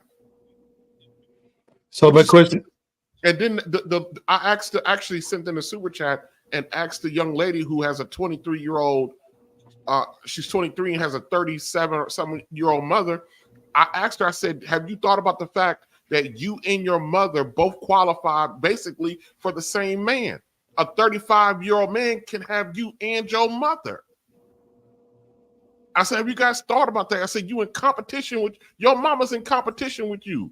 A 35-year-old dude, he looking at that 37-year-old woman is appropriate for him, and so is the 23-year-old. That is nuts. And then with the girls, the Gen Z girls, their mindset that they have to have, that they're on this whole quest to build this whole empire by the time they're 30 to 35 and then start their kids and then they and the guys that they're in their age group got to come to them with 60-70K to be a partner. I was sitting around listening to them, and in that moment my heart sunk, because I understood that there's probably no coming back from this. What you mean probably? It ain't. It's done. They were the hope. That group was the hope. And listening to those 5 girls and the boys are, I don't know what. RBN, you know what that is, right? I got RBN, you know what that is, right? What? What it is that those women talk like that is because they're basically nesting, but they're using male talking points and running off male software when they have female hardware. Yeah. So that's the reason why they're talking about their accomplishments, because they're trying to nest in advance. But the problem with that is that what are the men, is like you said, what are the men supposed to do?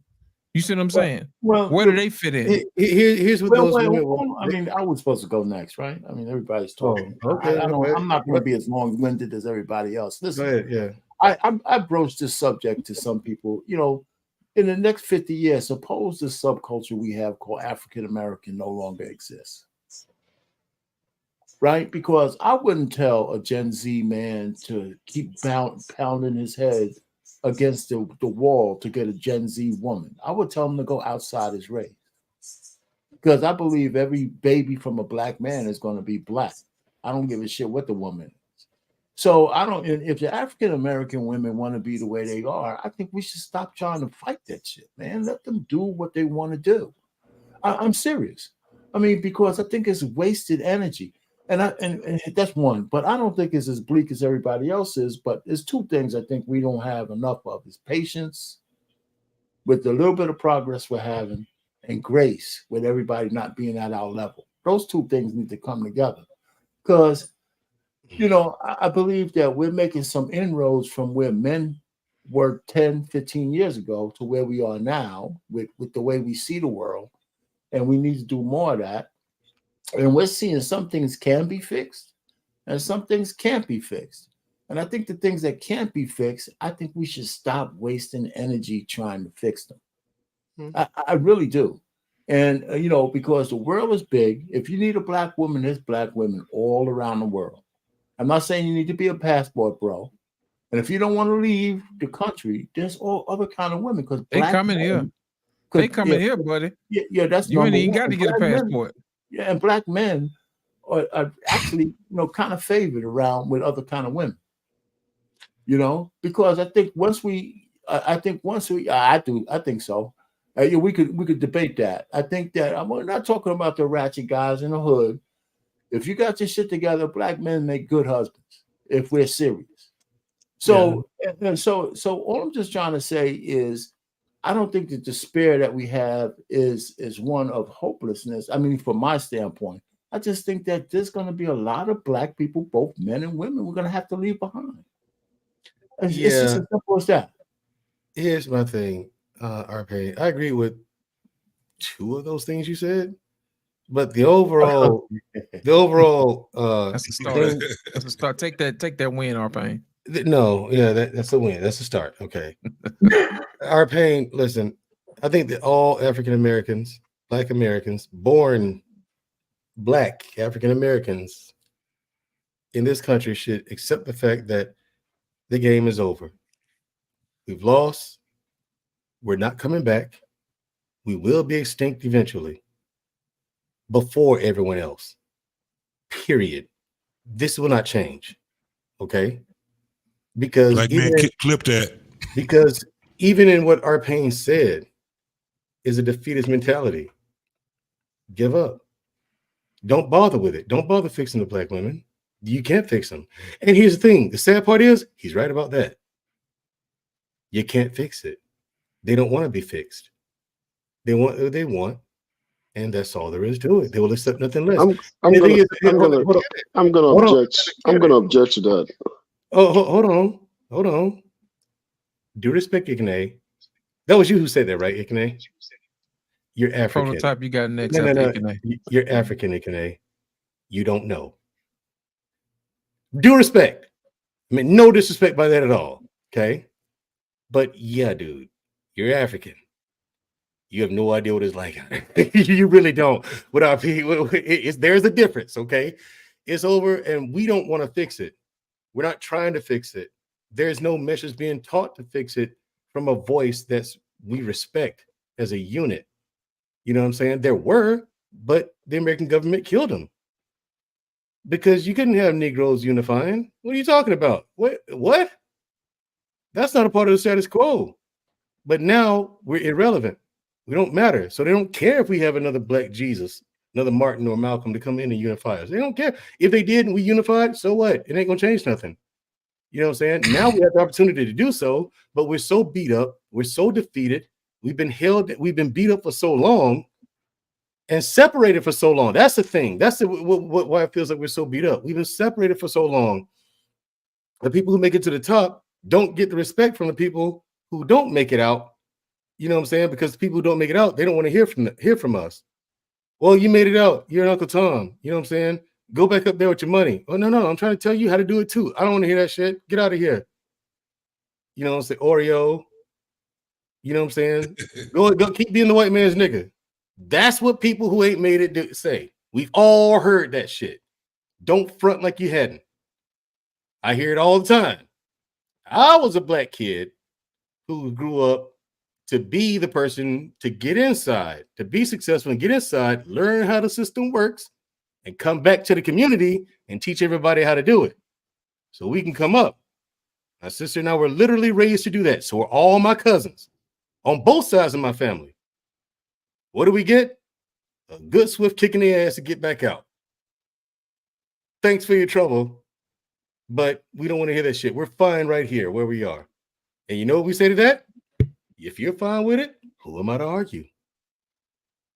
Out of 2,000 people, you might get 10 people to listen. And that's a sad fact. You're gonna have to leave. Arpain was right about that. There's another thing I agree with you, Arpain. You're gonna have to leave a whole lot more people, a whole lot of people behind. But I fear, and I know for a fact, there's a whole lot more people than you think it is. We don't want to be better. As long as we're comfortable, that's it. That's all African Americans need or want. Because all the benefits that was meant for us are going to immigrants. And they get more benefits than we do. They get stuff that they don't advertise. It's not on any like paper that you can go look up, but you can, but you don't know where to find it. So, and no one's interested in looking this stuff up either. So, I mean, we keep ourselves ignorant. We keep ourselves fat and unhealthy. And I say, hey, eat a reasonable diet. I don't want to do that. But you want to lose 30 pounds? Yes. Without eating a reasonable diet? Yes. Not going to happen. Well, what can I do? Eat a reasonable diet. I don't want to do that. Well, it ain't magic, lady. I mean, you know, it's kind of this or bust. But then you lose a client. They'd rather quit and accept nothing rather than doing the work it takes to be a success. That's where we are as a whole. It ain't all of us, of course not. But the mentality of the people you're trying to help, specifically the people you're trying to help and people who need the help, they ain't hearing it. And it's far too many of them, man, for us to make a difference. It's far too few of us who, you know, made something of ourselves to make a real difference, dude. And that's a sad fact. Question We're for you, dead. Mandrill. Just a question for you. I mean, you put forward a lot of sort of ideas, but in a world in which, let's say, we can pick a group. Let's assume white people are all amazing, correct? So they're at the top tier, whether or not I believe that, but in essence, they don't have. Not everyone's in the top tier. There's only 1%, correct? We're in the 1%. Yeah. And you have significant that are below sort of poverty lines that are white. Oh yeah. And if anyone's read Thomas Sowell's book, that pretty much equates sort of similar sort of behavioral sort of structures of poor African Americans as well as poor whites. Right? They share a lot of the sort of structural sort of problems. In essence, how do we then get out of this notion that African Americans are just a complete monolith, and so any sort of one thing determines all of us, or is determinative of all of us? Instead, how do you create a sort of social pressure where instead of the inverse today, where the vast majority of a good chunk of our sort of cultural identity comes from what I would consider the sort of lower rungs of our community? And so how do you sort of make that inverse, which would be around how do you make it socially acceptable to be within a particular strata that people are trying to get to, and sort of make that the sort of mark? And so what I propose is not saying you're giving up, because ultimately this cohort will always exist. And so how do you create a structure that ultimately provides a sort of a better North Star, to lack of a better term, that gives people something to strive for? Because I think ultimately, inextricably, someone mentioned rap music as being terrible. I would actually agree. But I would also point out that rap music is listened to by everyone, and it doesn't derange other groups in the way that it deranges our people. And and my hypothesis would be is because we identify it culturally. We believe that this is some sort of that is part and parcel with being African American. I don't necessarily believe that to be the case. I never lived in Bed-Stuy. I don't know what that means. I thought it was a bed and it has someone had a sty in their eye. I have no way of knowing what that meant, correct? But how many times do I have to hear someone from Bed-Stuy is poor. Like to me, it's like no shit. I know you're poor. I mean, you told me the first time. The 4,000th time, it appears that you guys were all poor, which makes sense since you were living in some sort of housing. So I get away from that riff for a second. But so how do you sort of inverse and create a sort of structure that says this now group of people, let's say this panel of men, right? They become the sort of strata, the sort of influence that people are sort of striving for, versus what I think is happening today to some extent, where ultimately we're always sort of chasing the notion that twerking is African American and not doing math is white, correct? So you have this sort of inability to sort of balance this notions of blackness is almost inextricably tethered to nonsense. That's from our own selves, and anything that is remotely tethered to something healthy is white supremacy, correct? How do you shift that mindset? Gotcha. The same way we created it in the first place. Marketing. It's just as simple. The issue is that, and at the expense of sounding racist, but I'm not, the people who control media are not Anglo-Saxon white people. They're Jewish. They're the ones who market off of our pain and keeping us in the situation we were in. In fact, during slavery times, as far as private owners, Jewish owned 90% of the slaves. Yeah, that's who Mr. Charlie was. The Jews, the Hebrews. Fact, by the way. But anyway, marketing. You see the twerking on the television. You see it in the music videos. It's glorified. It's glamorized. It's in your face. We're told that this is good music. Like if you look at hip hop, since you brought up rap, the Ghetto Boys, you had even NWA, you had all these gangster rappers who wanted to shift from gangster rap and make positive music. But the music executives, who were Jewish, said, no, if you make that album, we're not going to publish it. And they did it anyway. They made positive music and tried to get and say, okay, we owe you 5 albums on our contract. Here's an album on that contract. That doesn't count, they were told. And I mean, it ain't just 4 or 5 groups or artists. Tons of black artists in the 80s and the 90s made positive music that we will never hear because the music executives didn't want to sell that. So it begins when again, everything's independent now.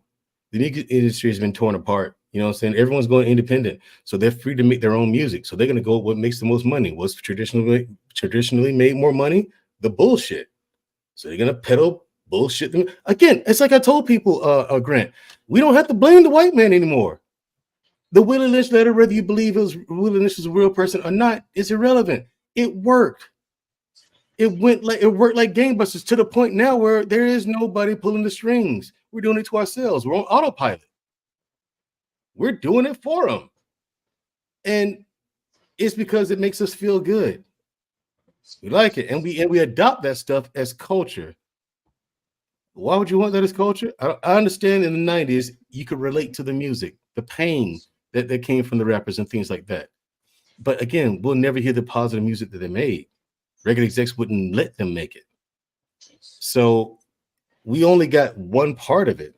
We never got the way they climbed out of that. We never got any of that. Because think about how many success stories you heard from actors and other people. It should be cool to be a scientist. I always wanted, if I could travel out of space as a kid, I'd do that shit. You know what I'm saying? Like, I thought it was cool to be like lightsabers. Science fiction was my shit, dude. I mean, I wanted to do samurais and whatnot. You know what I'm saying? But I was a weirdo in my neighborhood because I grew up in a black neighborhood. I went to school with white kids across town, but I grew up in a black neighborhood. But I was a weirdo in school, you know? I was a weirdo in school with the white kids because I'm black and I'm into science fiction and karate and all that stuff. Black kids, same thing. But because I went to school with white kids and I talk like this. So Mandrell, I gotta ask you guys a question because I haven't even said anything since I came up here. And let me ask you guys this question.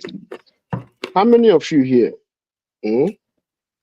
are going to go to Africa and invest this money? Oh, I'm never going back to Africa. You can have the whole fucked up continent. You can have No. I asked a simple question and I need a simple I gave you my answer as direct as I possibly could, dude. No, And respect as respectfully as I can. Mandreg, hold on. I got you. That answer is given. The rest of you have not. The rest of 8 of you haven't gotten any answer. I mean, I don't. I'm not. couldn't Well, say listen, with no- I have the solution, man, and I'm not it's going. simpler. I'm It's still- simpler I'm than s- we're making it. I'm still the one talking, right? I'm just asking you guys question. Answer me because I'm not done yet. I'll give you guys back the microphone. How many of you will? I'm still exploring my option, and I will admit Africa is an option right now. I just have to look more into it. Why would you do that? Here's the thing, Because- Ikene. Here's the thing, Ikene. Your culture pushes education. Your culture makes it cool to be a success. That's what I said. Let's That's what I meant earlier. Let's see where he's going. Hold on. Mandrell, let's see where he's going with it. Let's see where he's going with it. You guys don't know where I'm going. I'm just asking a question. Just let's answer. just see Then where he's we'll going go with from it. there. I told him I'm not going. That's the reason why we as black people can have conversation. But okay, you just No, only one person. We're gonna answer it. We're gonna answer it. Lost, what's your answer? For what? Are you gonna go back to Africa and invest some money? And invest. No. To be honest, I'm gonna put it like this. There are parts of Africa that interest me, and I'm gonna tell you why. They doing some big things over there. I'm gonna tell you one of the things I've seen is that they're starting to refine their own gold over there, and I'm gonna tell you why. What do you mean starting? They've been doing because no, they haven't. They've been shipping that stuff. They give it away to the Chinese and the British. No. They've been shipping that stuff to Europe to And the refine, French. and Europe has been getting their cut. No, not a minute. You know what I'm saying? So now they're refining. They're breaking ground in their own gold refineries. I think it's in Nigeria, if I'm not mistaken. Still getting that cut. Oh God, Nigeria. Yeah. They're starting to keep more of their money. So I pay attention to other. Their stuff leadership is outside so of- shit. Their leadership is so shit that they're not. The citizens of Nigeria will never. I don't see know that about that, again. brother. I know. I don't know about that. I'm telling you. That's that's Africa's biggest problem. Leadership. It's the leadership. We gotta get Okay, let me go. Let's ask somebody. Let's ask somebody from Africa. I asked a question. All you guys got to do is just say yes or no. That's all I need. Yeah. Well, my answer is no. I'll be quiet. I'll be quiet and let everybody else answer. My answer is no. What's your answer, Bravado? I stepped away for a second. You the Africa question? Yeah. Yes. No, I ain't doing that. Okay. Grant? I mean, I would. I think Somalia is an emerging market. I think Nigeria as well. I think there's a ton of things that could happen. But I mean, I'm not an expert, but I think there are some significant things that are happening. Mr. Sierra Penn? Leone. Yeah, think about places. I don't mind looking into it. I don't know if I'll get there in terms of actually investing, but I mean, there's a lot of resources in Africa that can't be denied. But the countries have given it away to the white man, for the most part. So if that's changing, then okay, and the Chinese, by the way, and America. Okay, Mr. I'll leave it at Mr. Mr. Prototype. I mean, I'm not opposed, but it's not on my to-do list.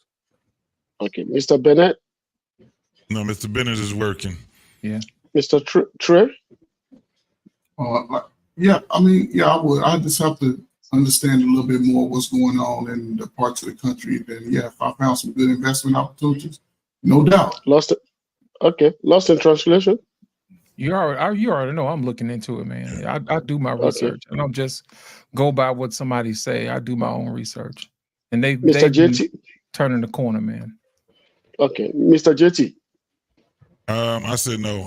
Well, and just because I want to know why what's the question? Okay. I like the intel. So the reason why I asked all of you this question is this. The divergence of answer that I got from here, or maybe the 50-50 answer, I think most people, most of us, like 60% here say they would, about 40% say they wouldn't. That is the problem in the black community. The average black man in America doesn't travel past 1,000 miles of his house. And if you go below that, just a little bit below that, it drops down to 50 miles of his house. 50 miles of his house. Somebody that doesn't, no, I'm heading somewhere. Somebody that travels 8,000 miles has far more knowledge than somebody that goes only 1,000 miles. Am I correct? The reason why I say 1,000 miles is when you add all the Caribbean countries, all the Caribbeans, right? Jamaica, all these things, right? That's why I said 1,000 miles. Even California to some people some people live in the United States, they've never been to California. And California to some is 3,000 miles, so to some is 2,000, to some is only 500. So the reason why I'm saying this is this. A Jewish man will leave his place of birth and travel 10,000 miles to go take gold from the dungeons of the dungeons on this earth and live in that dungeons, right? And plant his own seed there and make his family there and become the wealthiest person on earth. An African man will leave his luxury home in Nigeria and come to United States and take the goods of United States and take it back to Nigeria.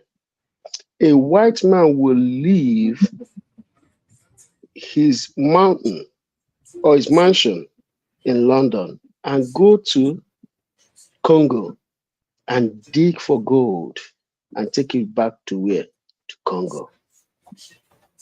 Until we as a people, I'm not just saying just in America here, until we as a people start seeing everything from the lens of business, right?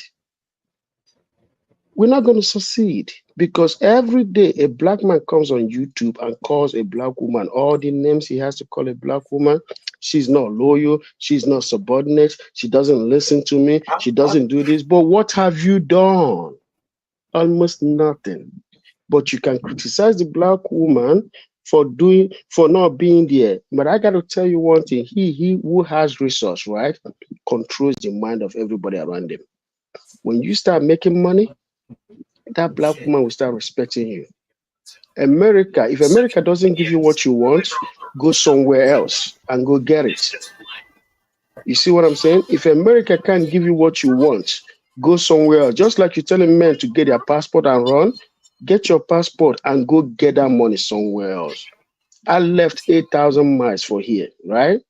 But today, I didn't just leave 8,000 miles for here. Now I go back and forth 8,000 miles, 2-3 times a year. And you know what I do? I do a whole lot. I have a lot of investment. The reason why I come to this place right here is so that we can all talk. I just want to see in the next 10 years, I want to see over 1,000 black billionaires. That's what I want to see. Look, man. With respect, you can receive. Hold on. You can talk to Black David about my and I can tell you myself off camera, my issue with Africa. All right, it's legit. It's legit, but it's a personal thing. All right, I ain't going back to Africa. Not one country over there. You can have it. You can have it. But that's not the problem. No, Manjo, we know about it. Hold on. Prototype. We let Ikene get in there so Prototype can Prototype. Okay, yeah, go ahead. Prototype. So he's in there. Yeah, I'm good on Africa. So listen, man. He's making it about business, and it's really not, man. And if your eyes are wide open, you can see what the attack is, and it's on the family. We're not coming together because we don't have nuclear families. What are we? 72% single parent homes. That's the attack. And y'all so built over business, talking about money. No, it's not about money at all. It's about family. And the moment we get family together, then we can start talking about the rest of business and bringing back the resources and making this move and the investments. But until we get family, none of this is going to work. People are so focused on divesting and going somewhere else and starting your seed over here, and there is no good women here. Like we're so busy keeping the family apart. But that's the only thing that's going to put things together. That's the only way we're not going to be last on a monopoly board. That's the only way. Without that, we have nothing, and we can make as much money as we can it ain't gonna mean scrap until we get our families together.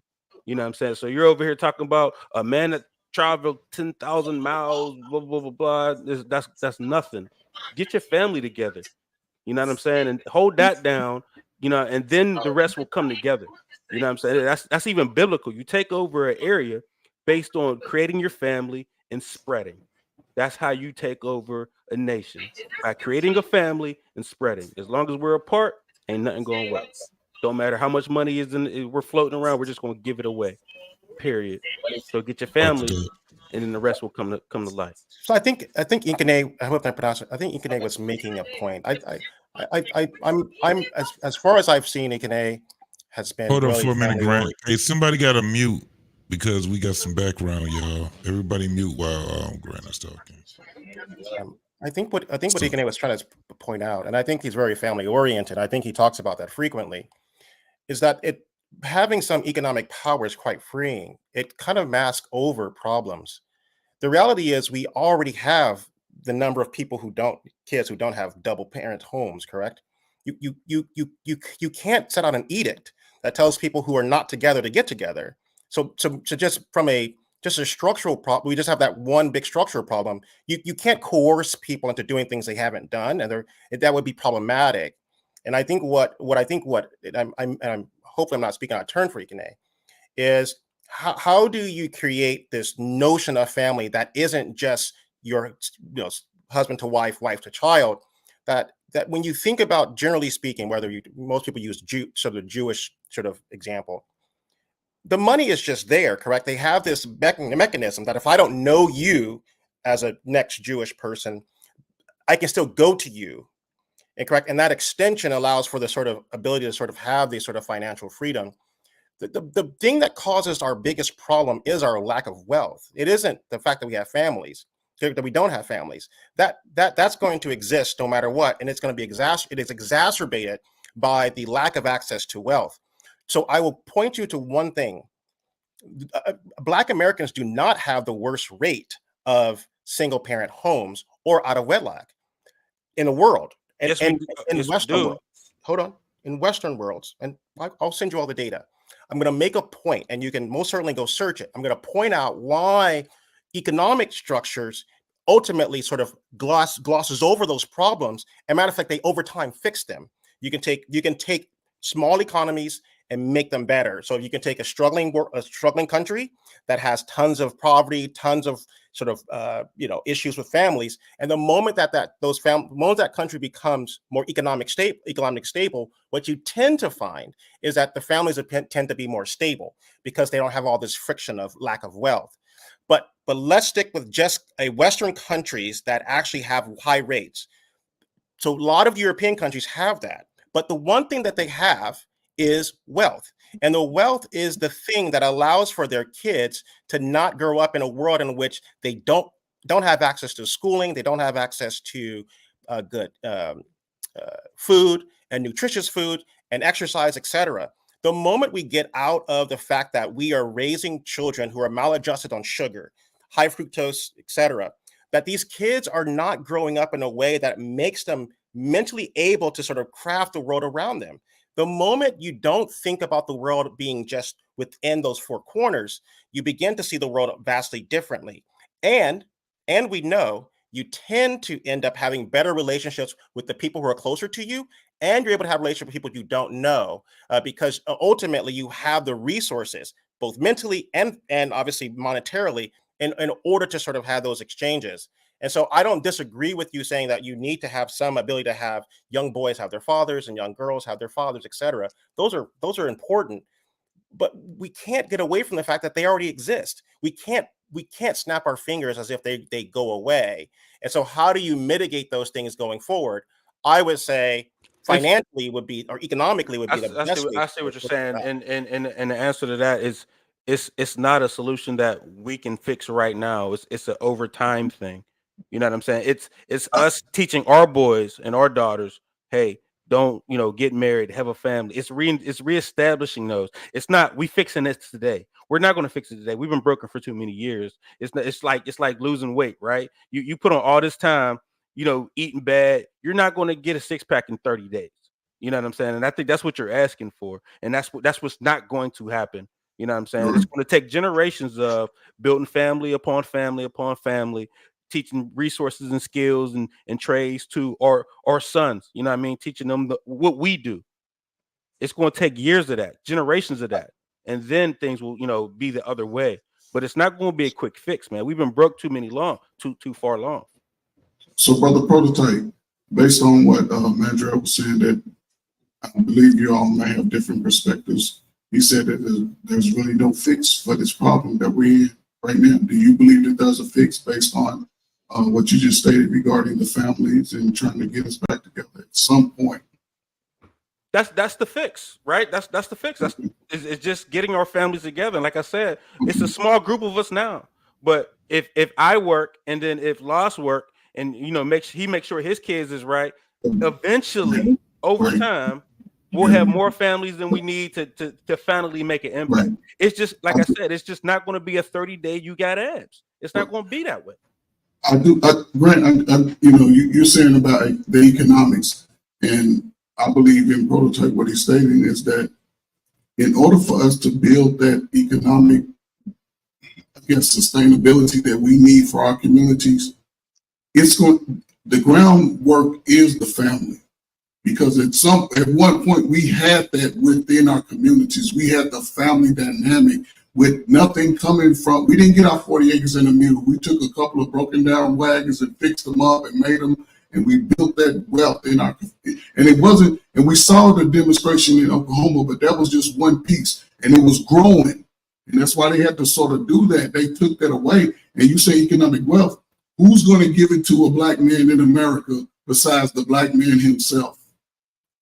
We talk about, they're not going to say, okay, brothers, here's $2 million for every black man that was born in America. We got you in your census, your grandpa. Okay, you're going to get that. They're not going to do that. So the easiest way is to generate that, because if there's a husband, a wife, and children, all of that income is coming to the home. They're sitting down. The husband is going to dissect what we need first, and then we're going to spread everything out. Everybody's going to eat the same food. Everybody's going to get the same. We're going to go shopping on the same day. Everybody's getting the same price. That's what men build. That's how they're going to do it. But if we think that an entity outside of us, because that same entity does everything to alleviate our voice, and you hear it in the music. You hear how they say women rally against us. The women are not just doing this on their own. But I do believe this. And we talked about, and we said, so I think somebody mentioned, right now, going into this election, right now, going into this next 20, 30 years of our time, when they already said the black wealth would be at zero at 2050, we going on 25 years. Right now will be the greatest time, regardless. I don't care how old you are, what light skinned you are, dark skinned, you got big lips, wide feet, big bald head like me. We got to stand in the line together and say, we need this, we want this. And y'all say it seems like y'all come back to what I say. When I say forget the women, to the men, I'm not saying forget the women. What I'm saying is focus on building who you are and finding your space in the world and go from that. And you will be able to build a family. You will be able to have generational, well, not even generational, you can start that dialogue. You can start that process of building that wealth. But if I'm talking to an 18, family, you can't build a family without women if you're a man. But what I'm saying, no doubt. The basis of everything is family, which we could agree on. You got to have willing participants to build families. But we have daughters. Even if you have money and you're on your square, you have to have willing participants to build families. It's just you just can't just say I'm. So it depends on what you're willing to marry. I gotta interject. Hold on. I want to tie this in because I don't want anybody's point to get misconstrued. So what Ikene was talking about was an international way approach, right? What Grant was talking about was a national approach. Prototype was talking about a local community approach. Yeah, he was talking about all three of those are very, very pertinent. My question would be, What comes first, the chicken or the egg? Family. There you go. Family you go. comes first. You Well, can't no, you do may have it. to. You All may that have other to. stuff doesn't matter without the family first. Like we having babies, right? We're not short of babies. We having babies. Stop having these babies out of wedlock. Step one. But you can't change that cohort of people. So we can use You Nigerians. can change yours. That's I'm not telling you to change the people. Let's use Now I'm Nigerians saying as change yours. Totally. This is a panel of men who already, I'm assuming, already do that, correct? So we're not talking to a group of people on which we're trying to change their behavior. The assumption is, and you can correct me, everyone here seems well-adjusted, have good money, jobs, educated, etc. So there's no way for me to believe anyone out here has have 4 baby mamas and is on a run from child support. So the assumption is everyone here is good, correct? But what I'm pointing out here is you can take a great example, which are Nigerians, in which in Nigeria, we consider Nigerians here in America to be industrious. They have high rates of employment, correct? All the metrics, they exceed. Okay. But what it does, it still leaves a whole host of people in Nigeria who have not attained that. And yet you have at least a layer of Nigerians who are looking at Nigerians who are succeeding and saying, this is the achievement level. Correct. And so you're dragging people along because you're setting this sort of this piece up here. Generally speaking, I'm being broad in my notion. But my point is, if we were to take all Nigerians, the current state of Nigeria and Nigerians in the United States, they would have worse outcomes. We just look at GDP, et cetera. But is it fair to say Nigerians are not succeeding because this collective cohort, given sort of certain scenarios, colonialism, et cetera, that is indicative of what they aren't or aren't doing? But my point being is, if you can somehow solve the problem of the top end, you can then begin to drag people along with you to that top end. What we're trying to get is every boat to rise at the same time, which is relatively hard to do. You have to compel a lot of people to do things that they already have demonstrated that they can't do. And so the point is, you're boiling the ocean when you just need to make a bubble bath. Like there really isn't a reason to have this compulsory notion when there are enough examples that sort of showcase that you can sort of staircase this way forward versus trying to get everyone to be compelled by some sort of idea of just saying you're going to be in a family, because you can't do that. I mean, we have to be realistic about these things. Why is making a family so that much more difficult? They're not in a family now. What's make them before you answer this? No. Grant, before you answer this, I want to say something real quick. In Nigeria, right, we have different tribes, but we have the two richest tribes in Nigeria, which is the Yorubas and the Igbos, right? Correct. What we normally do basically is this, right? We go out and obtain stability before we bring a woman into it. The reason why, because my understanding of the culture, no, not the culture, I'm sorry, this is not African American culture. My understanding of the contemporary attitude in Black communities, these kids get pregnant or impregnate somebody at the age of 17, so they already started struggling. They're not You breaking up real bad. struggling. They're supposed to. You guys hear me? You're still breaking up. Can you guys hear me better? Yeah, it's getting better now. Better. Yeah, finally. Is it good now? The African internet. Yeah, he's frozen, man. Frozen. That is. So what? He got the African internet. Yeah. So yeah. So what I'm trying to say is this, right? You don't want to find struggling. It sounds like you popping popcorn over there. Internet's 8,000. Yeah, internet's 8,000 miles away. Is that Swahili? Is that Swahili? Get that Swahili. I don't think it's my Swahili internet. I don't think it's my internet. Is my internet having a problem or the It's gonna be like that, man. You got that Michael Blackston, that Michael Blackston. You need some That's the bandwidth, Michael man. Blackston shit. You need at least I'm in 4G, California man. right 3G now. ain't I gonna went cut from it. that. I went from Texas to California. Now Why'd I'm you in do California. that? I'm not in Dallas now. Why'd you go? Why'd No, you I go to California traveled. from Dallas? Oh, wait. So you didn't No, move I to traveled. California, right? I flew. Yeah. You didn't move to California, No, did no. you? No, I didn't move. Okay, No, I okay. came in Good last job. night. I'm Andrea, will leaving you tomorrow. please let I'm flying back tomorrow. get to the end of his Gotcha. sentence so we can get Mr. Gotcha. Bennett in here? All right. My bad. Let him So finish what his I'm trying to say sandwich. is, right? Wait, But hold what on, we man. We can't hear you, man. It's not working. We can't hear you, bro. It's not working. You sound like Go ahead, Mr. Bennett. R2D2. We'll get back to you, man. Go out and come back. He Yeah, does go sound ahead like and come now? back, R2D2. man. Is it better?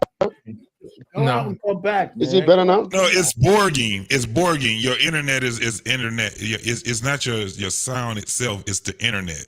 It's your connection. Oh, the The internet is bandwidth, back. the internet, Okay, you let need me to try to connect get both it. ways, Let me you try know. to get a password here. Yeah, somebody else can go ahead and talk. I'll talk later. It's Yeah, amazing let me how try this to stuff get. start working when it's time to Now go. sounds good. But will it stay? Yeah. Come on here, Mr. Bennett. Every 3 seconds. Prototype. Come on. Come on, Mr. Everybody have Bennett. that moment. Well, first of all, I've been in and out because I had to rebuild this PC here, so I had to reinstall my Windows 11. So got that back up going. I heard a lot of back and forth. It seems like we've gone off of just the topic of just men and their mental health and do people care about it? Now we're talking about more global societal issues or whatnot. So what portion of the conversation do you want me to comment on?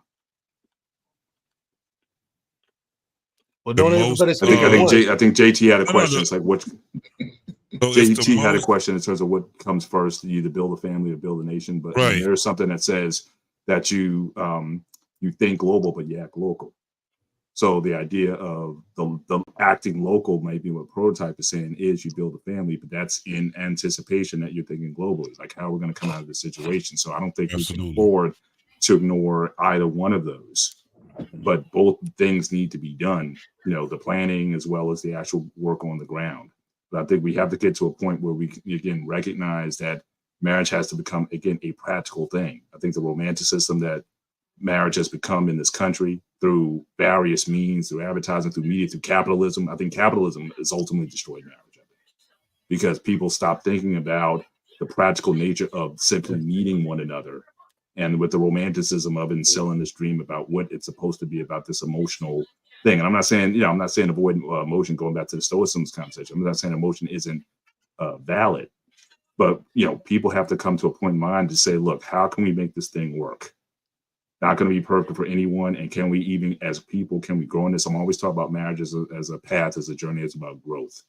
And can we grow there? But everybody wants the perfect situation.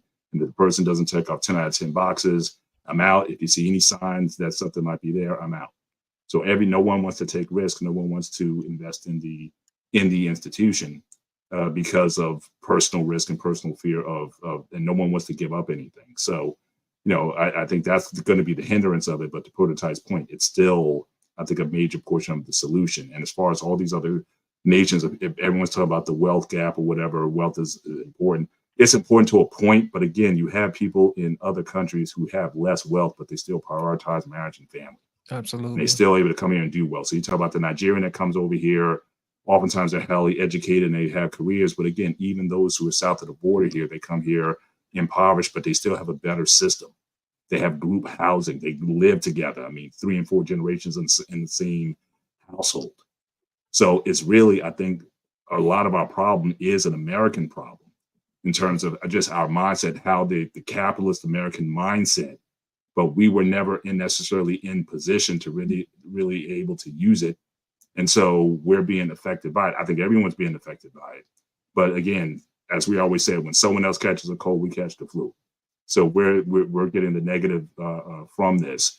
But I think it's an American problem because no one is really prospering the way they should be in this place, but we're at the bottom end of it. So we're always going to get the brunt. You know what? I just thought about something you said, Mr. Bennett. I think we spend a lot of time on entertainment and not education. Not so much as a formal education, but ongoing education. it seems as if we're easily distracted, you know, with all this other stuff. And when was the last time you sat down with your family for a whole entire day and you guys strategize on what you're gonna do next? What's good for the family, instead of just, you know, pulling up the old hootie later and watching YouTube or whatever, you know, a TikTok or whatever, you know what I'm saying? Everybody's doing something different, and the minds don't get a chance to come together. To speak to what Prototype says, that is how you build your family, you know, spending that time getting to know them and say, hey, what is it that you like to do? And then, you know, you figure out exactly what talent that person has, and you figure out how to hone that into a skill. You see what I'm saying? And then from there, you nurture that skill, and perhaps you can turn that into a business and you grow from there. But it isn't until you actually unplug and actually have fellowship like you should, then it's pretty much going to be stagnant. You can have a whole house full of people, but if everybody's on their cell phones, tablets, you know, whatever, nobody's really connecting. What type of family is that? You just got a bunch of people in the house. You got a dormitory, and that's about it, you know? Yeah. And a lot of times it's simply stress and struggle that actually facilitates that conversation. I've literally, in the last couple of days, again, my youngest is 20, and this whole week we've been just dealing with just struggle, stress in school, job stress, health stress, and that's just called like everybody to the table. Look, we need to have a family conversation, because again, everyone's in their world, everyone's trying doing their thing. Hey, everything's great, you know, taking the Instagram photos or whatever. That's when stuff is going bad. And that might have been why we were able to pull it together in years past. Because again, the struggle. I think someone said on a Tuesday night show, as a society develops and gets more, you know, technically advanced or whatever, we lose that sense of struggle.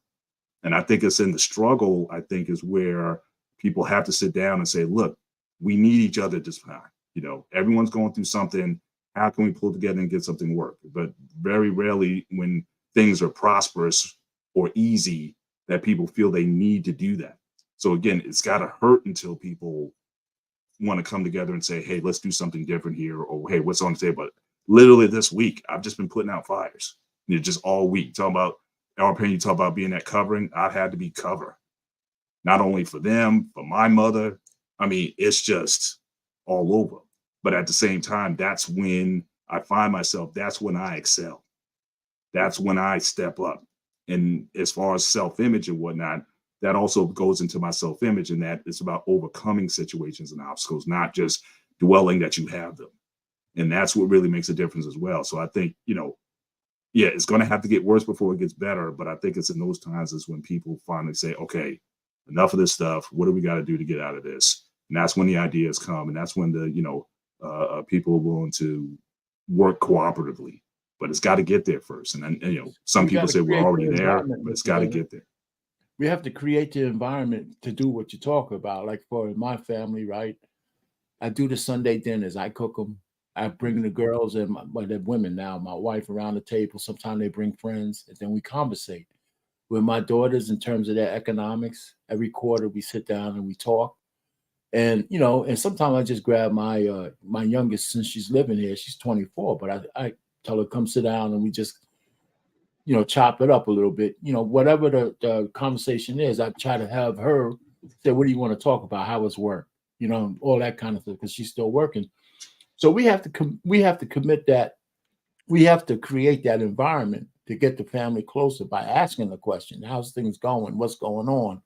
Sometimes if you don't do that, people just pass each other, even in their own house, like ships in the night. Yeah, you're right. That whole dinner thing, for me, you know, when we were all in the formative years, everybody was going in different directions, and then we try to come back, you know, together when we come back from school or work, and everybody's doing that. So I said, well, let's go around the table. And since I know how to cook a little bit, so I just do that. And then we have that conversation. It's some habit that I wanted to make sure we get in. And hopefully that'll last when I'm gone, and they'll do that for their families and stuff of that nature. So and that's a dope way to do it. Like I tell you though, there's nothing like crisis. crisis will definitely bring people to the table. You know what I mean? So this so happened to be a week where I had that, but that's where you show up. Hope you got through it. That Yes, or sir. some type of sense of urgency. You Yeah. know, I'll give you an example. I watch Jeff Bezos build Amazon out of his garage in my lifetime. You see what I'm saying? And it's those opportunities that we have to look for. Now, that I will tell you that he did build Amazon at the beginning of the internet before it is what it is right now. And he got on that train and provided a service. And now watching him sell books out of his garage to having him to ship stuff through FedEx and UPS to now he has his own warehouses and his own vehicles. You see what I'm saying? It's those opportunities that we miss because we're not being inventive. You see what I'm saying? There's things that there's plenty of things that we can do. We just need to focus on something different. We have to be able to bring something different to the table. Jeff Bezos had his problem wasn't selling books.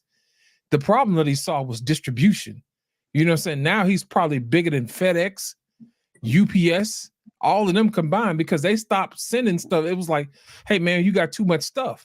Jeff Bezos was like, don't worry about it. I build my own warehouses. I got computers. I got people. Now I got trucks. You know what I'm saying? He went from having a little diesel trucks. Now they got these electric trucks. And then it got to the point where he was growing so fast, he had to hire local people with box trucks from Enterprise and loading them up. Now we got young cats now filling up trucks and delivering for Amazon. They making all kind of doggone money. They're making 6 figures a month. But it's just those opportunities that we need to talk about, discuss, that we need to come together and say, hey, what problem is out there that needs to be solved and can we solve it? You see what I'm saying? And the rest of this stuff will fix itself. I think when you talk about Black community and like I'm trying to tell Prototype, money can never be separated from family because money is one thing that glues family together. If you want to know how chaotic a family is, take away money. Just take away money. Then you see how chaotic a family can be. And if you want to know who is going to betray you in the family, it's got to be through money. Money brings loyalty from your woman to yourself, to you. You take away money, your woman become trashy. Money answereth all things. I'm sorry.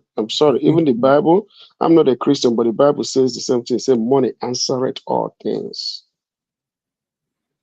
You see what I'm saying, right? The reason why I'm telling here's the thing. No, I don't know what you're saying because I've read the Bible cover to cover a few times. I never read that part. It's in there. But the Bible says money. The Bible says money answereth all things. Just tap it on your computer right now.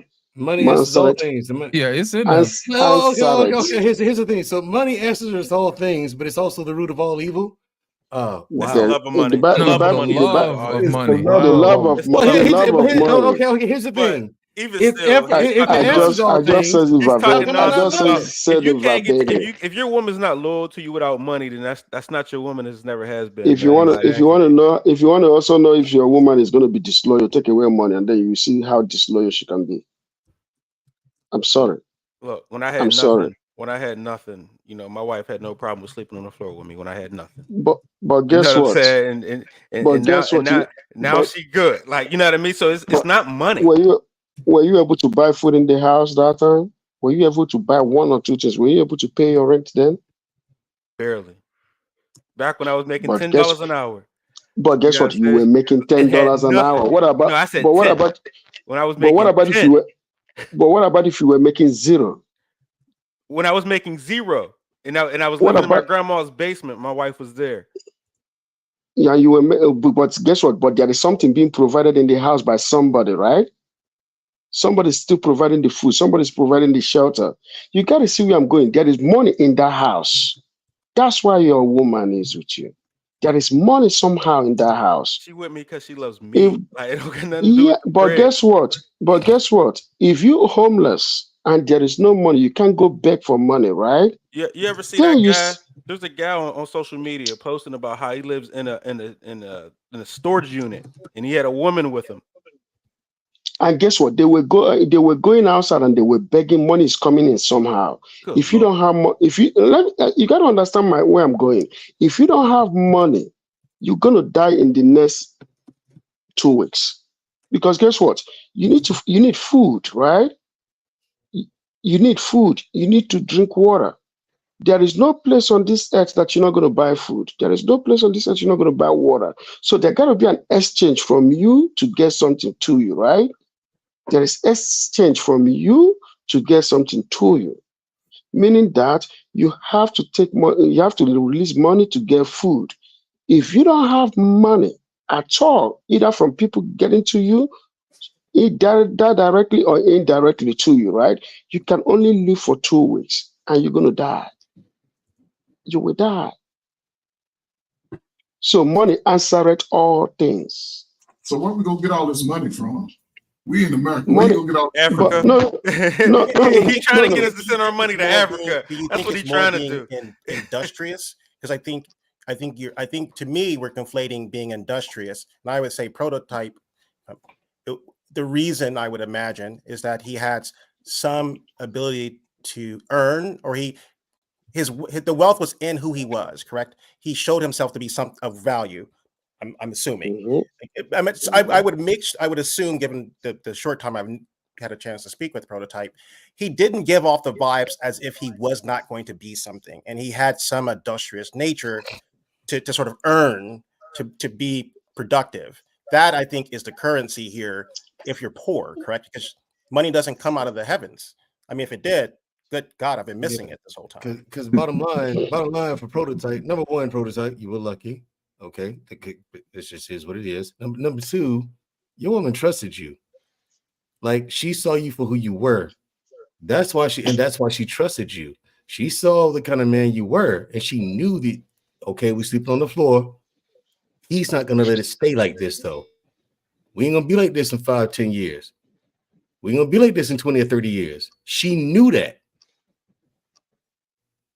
There was hope. I wouldn't there say was she hope. did. Nah. I don't. Okay, Prototype. Ask your wife. She trusted you even back then. She believed. Here's the thing. Not that I was going to be anything like I am now. No. I'm not saying she didn't expect the life we have now. She didn't have to. I could have just been a warehouse worker, and she would have been just happy with me. There is something coming in. That's what I keep saying. There is something. There is something But I'm just coming saying, in. it's not a monetary. Her love for me, her loyalty for me is there's nothing monetary about it. But look at it this way. Let's just put it this way. As Black people, right, we have to become industrious like anybody, like white people. Let me say this. We used to be more industrious like them. We built Egypt. We built cities in the deserts. That's what we built. But for the past 1,000 years, guess what we did? We became comfortable. We became comfortable because of all the things we had. Where are we from? Africa can make you lazy in those years because Africa had everything. So because the mother of invention is what? Necessity, right? Necessity is the mother of invention. So we were living comfortably until somebody that didn't have anything showed up and they took from us. They found out that we were strong. They took us with it. They didn't just take our resource, they took us as a resource too.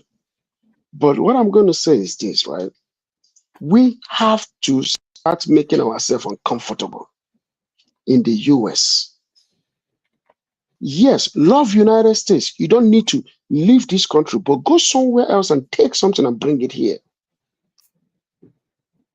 Just like people are taking from here to there. America, I gotta say this. I tell people all the time that instead of the white America to give Black people reparation, right? All Democrat white will vote Republican. They will never, in their right mind, give Black people reparation because they know what is going to happen. You're going to have 20 Black Wall Street in this country. And they're not going to tolerate that. Even the Jewish people will not let that happen. Because you're taking the greatest thing that they have out of their hand, music and movies. You take that too out of their hands. Now you're coming to take real estate out of their hands. Now you want to take hedge fund out of their hands. Now you want to take sports out of their hands. Now you want to go to Africa and start taking diamond out of their hands, gold out of their hands. oil and gas out of their hands, they're going to fight back. But guess what? We should be ready for that fight. Well, we're not going to be. Well, we're not going to be Ikene. Okay, like I told you. No, you don't have to. You don't have to. The good. It's because Black Americans have given up. We've conceded. We shouldn't. That is right, man, bro. Absolutely. I'm sorry, Mandre got it right. I'm sorry. You haven't, but maybe Grant, maybe you haven't. Our pain, we haven't given up, but as a whole, yes, we've conceded. We've given up, dude. Here's it. Okay, I would like to hear you prove me wrong when you listen to not only the youth but people of our age. I'm 45 years old. Okay, people of my age, Gen X and younger. You've given up. And the boomers, they're done. Number one, boomers are doing one of two things. They're either running the country or they're retired. One of the two. Okay. Because the boomers are because in politics, there are no Gen Xers there. Not really. You got Gavin Newsom over in California and they hate him. Okay. The rest of them are boomers, dude. They run this country still. Okay. So my thing is this. No. It's time for us to face facts, gentlemen. We really have given up. It's the fact as a culture. I'm not including Africans, not including anyone, whose culture is not from here. African Americans gave up.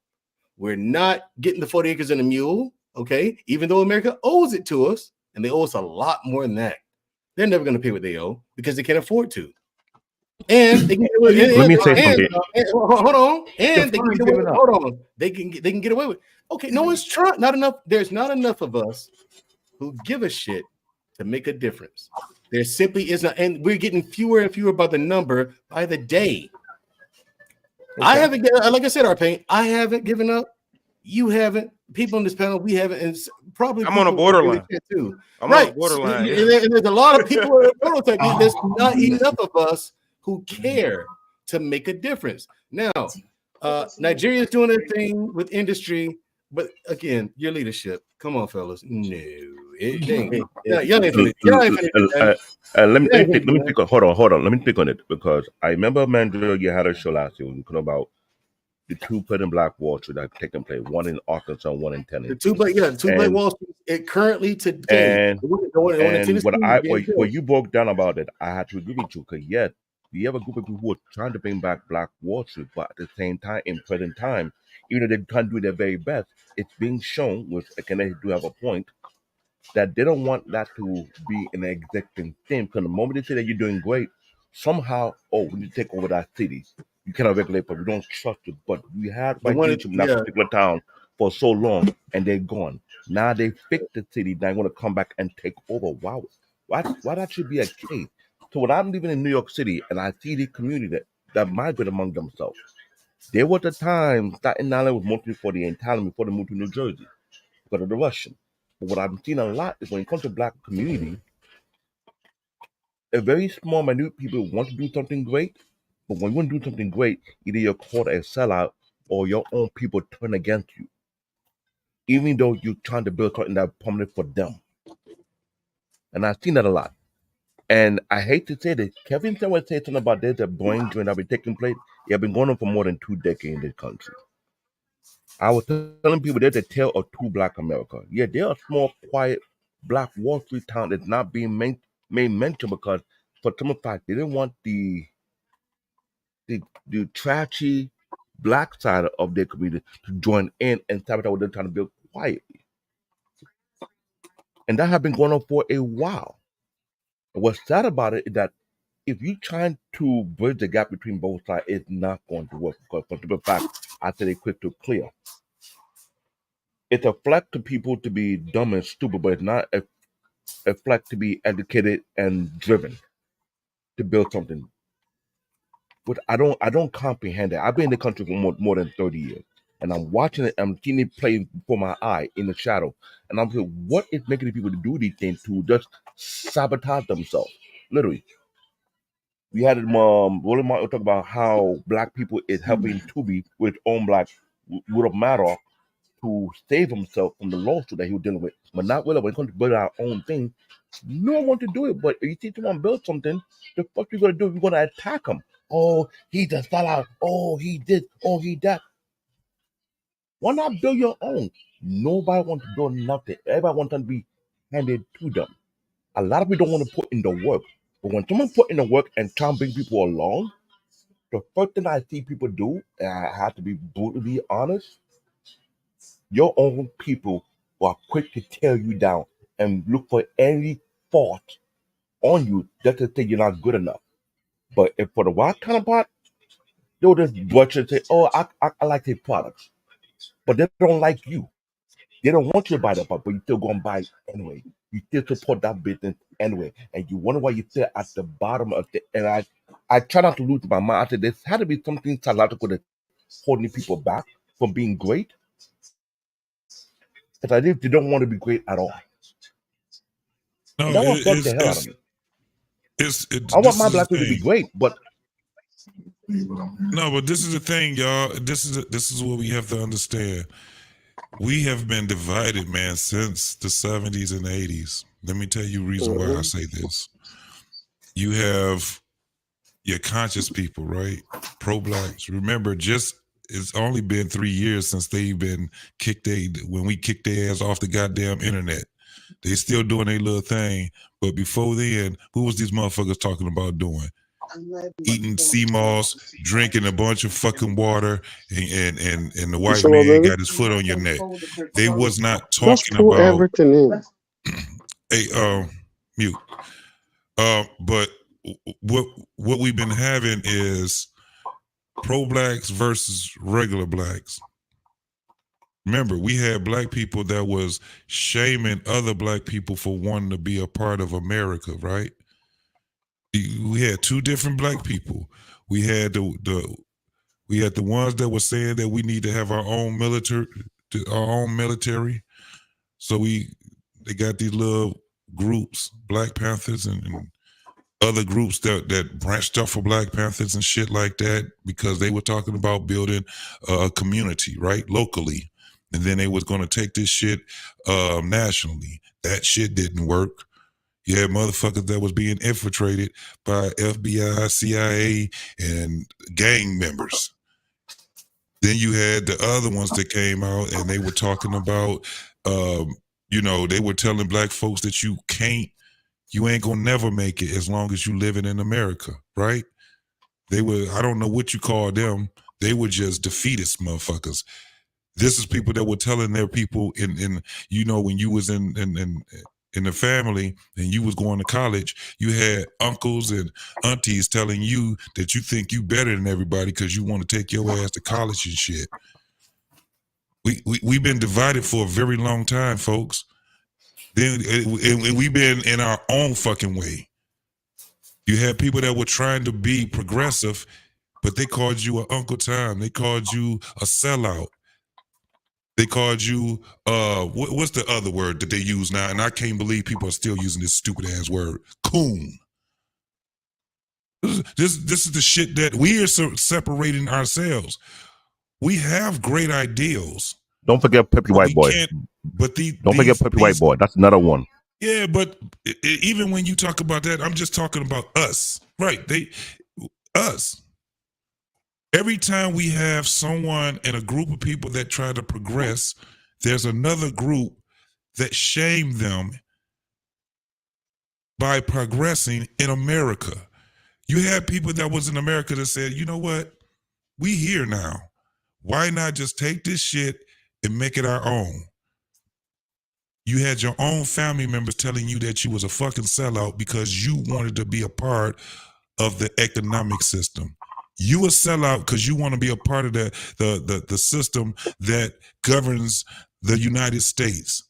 They telling you a fucking sellout while they're the same ones that's telling you a sellout. They're going along with the same bullshit. We separated ourselves while still blaming it on the boogeyman, white supremacy, while blaming it on, racism. Give me a fucking name. We at this point now. Name some people now. They can't name no people now. They can't even name what white supremacy even look like. They can't name what racism look like, but they tell you that's what's holding us down. Somebody just mentioned it. The defeatist attitude, I've heard it all my damn life. I'm talking about being progressive. But you always got to have somebody to sit back and say, yeah, but you got it, man. They ain't going to let us do nothing. Y'all heard that before. They ain't going to let us do shit here while still staying here. 60 fucking years old and you still talking about what they ain't going to let us do. But you ain't got your ass up and moved nowhere. You ain't went, somebody already said it, you ain't went 50 miles radius from where the fuck you was born at. You ain't never even got out the limits of your damn city while still telling the younger folks that they ain't gonna do it because they, whoever the fuck they is, ain't gonna let us do shit. Fuck all that shit what they all talking about. That's why when we have these conversations, I can't look at y'all brothers and say what y'all saying is absolutely wrong and all of that shit. No, that's an idea that we need to probably instill in the next generation. What we say, community, local, right? National, international. If we ain't doing those three things, man, we gonna always be behind the power curve. Always. And I JT, here's my thing, man. We got to stop listening to folks who ain't built shit. We got to stop being intimidated by those who don't build anything. People who shame you ain't never built nothing. So why even listen to them?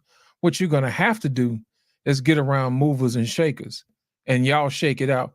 Because the minute they'll sit up there and tell you you're a sellout, those are the main ones who will ask you, hey, let me hold something. Ignore them. And when they ask you to hold something, now I'm going to show you how I got it. Roll your sleeves up. Let's go to work. You see what I'm saying? Don't listen to those people. Get around people who actually want to do the work and drown everybody else out. That's my thing, man. Don't listen to the ones who say it can't be done. Just go do it. Just go do it. Thanks. I gotta say this. At least you know that you failed. At least you know that you failed. Try, ain't nobody man. telling you that you're gonna fail. Don't That's nothing be bullshit. failure but a try, baby. But this is what I'm going to say to you guys, please. And if I say this, let us all work with it. If you guys can agree with me, we all as Black people have to start working together, irrespective of where you are, irrespective of your continent, irrespective of your of even if you're in America or nothing. Because I gotta tell you this, right? This is what makes us, guys, Black people love division among each other so much it disturbs me. If United States wants to do something, Europe is not left behind. They call it the West. The West. And they all move together as one. Every white person in every continent sees himself as the West. Even though he's not in the West, he still calls himself the West. White people in South Africa call themselves the West. White people in Nigeria, they're about 2% of Nigerian population or 1%. They call themselves the West. So why would you in America not recognize yourself as Southwest? For God's sake. Yes, be the West, but also remember that you're also South. But yeah, call yourself Southwest. Let me just say this. The white people in the West are only congruent with each other when their best interests align. Other than that, they kill each other in groves. Okay. I was just that's what I was about to say. let's stop that, right? But let's look for something that unites us. Let me just finish. Black people, whether we're not monolithic, what we need to do, whether we say you got to work together, we need to really stop working against each other. That's the big issue, because this whole notion of working together and having some one hive mind, that's just not going to happen. It's just not going to happen. But you got to point them out. We can't make a decision not to work against each other. Okay, I let it there. No. This is the thing.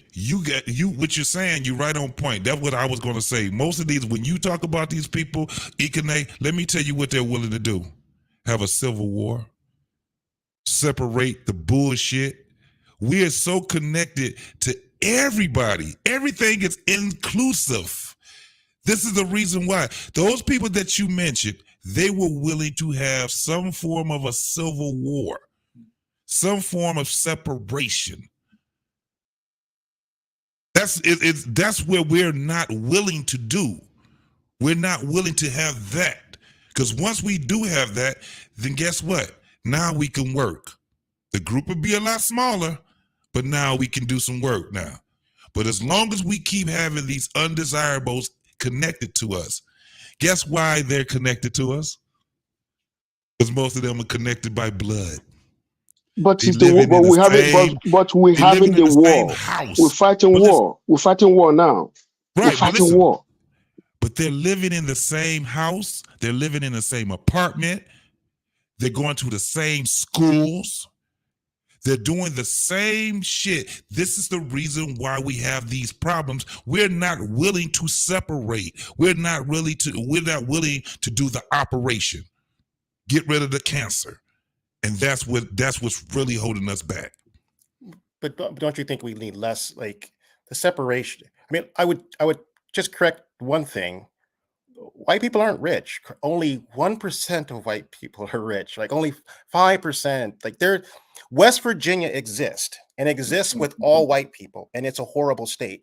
It's poverty stacked on poverty, stacked on meth, stacked on poverty, stacked on meth, with more meth and a little more meth. Correct? And again, we are giving whiteness this notion that it just comes with all of these provisions.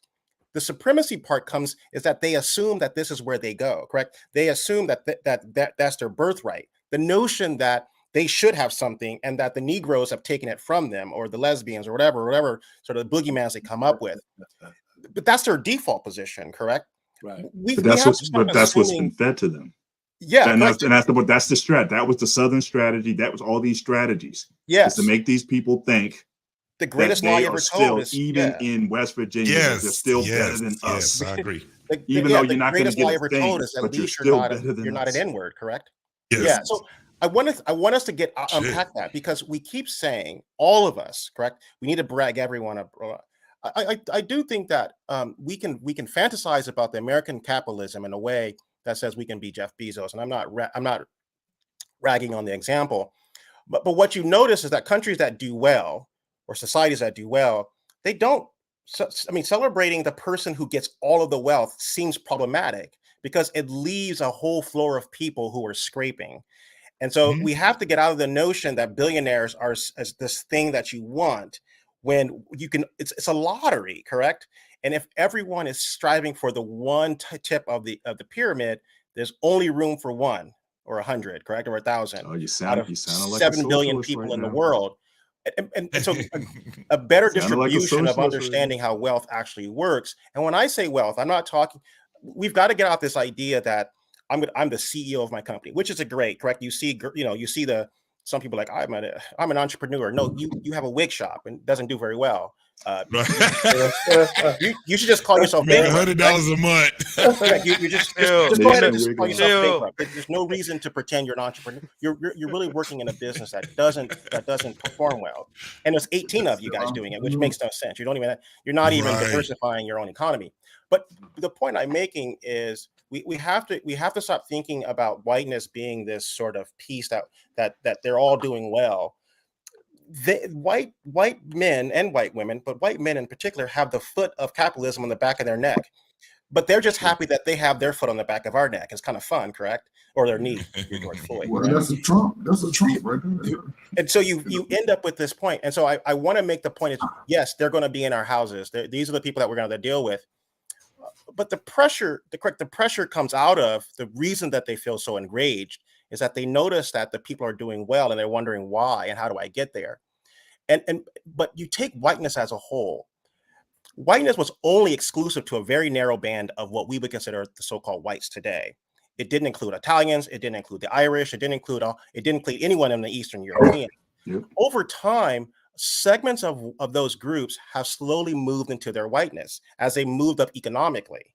And so they left still a whole host of them who are hoping one day they can be white, although they have all the physical characteristics of being white. They have none of the inferred sort of wealth that comes with it, hence why West Virginia exists. And so we have to think about, for African Americans, how do we think about this, let's say this group of people, and I think Ikene brought it up very well. If he's creating wealth and there's 10 people that create wealth from him and then 10 more that can create wealth off of that. And again, we're not talking about just becoming a billionaire tomorrow. We're saying the people who are in your house who are trying to pull you down, get rid of them, correct? You're not going to have to deal with them because they're going to see either jump on board with what you're trying to do, or they're not going to be a part of your magic train. And so we've got to get out of saying we're this sort of monolith that's we're going to gather everyone together. We're going to have everyone sitting in the center of the city and going, Black people unite, and we all can create, economic Voltron. That is a very sort of oddity. And so we have to get away from the notion that all white people are doing well. We have to remember the vast majority of white people are doing horrible. And that you only assume whiteness is great is because the good white people are doing well, and they've hidden the undesirables. Correct. That is correct. Everyone talks about India having a caste system. America has a very similar caste system, and as much as we like to think went from white to Black, it was white people, and then Black people. And then sometimes we'll find that there are some indigenous people hanging out somewhere, and we put them on a reservation.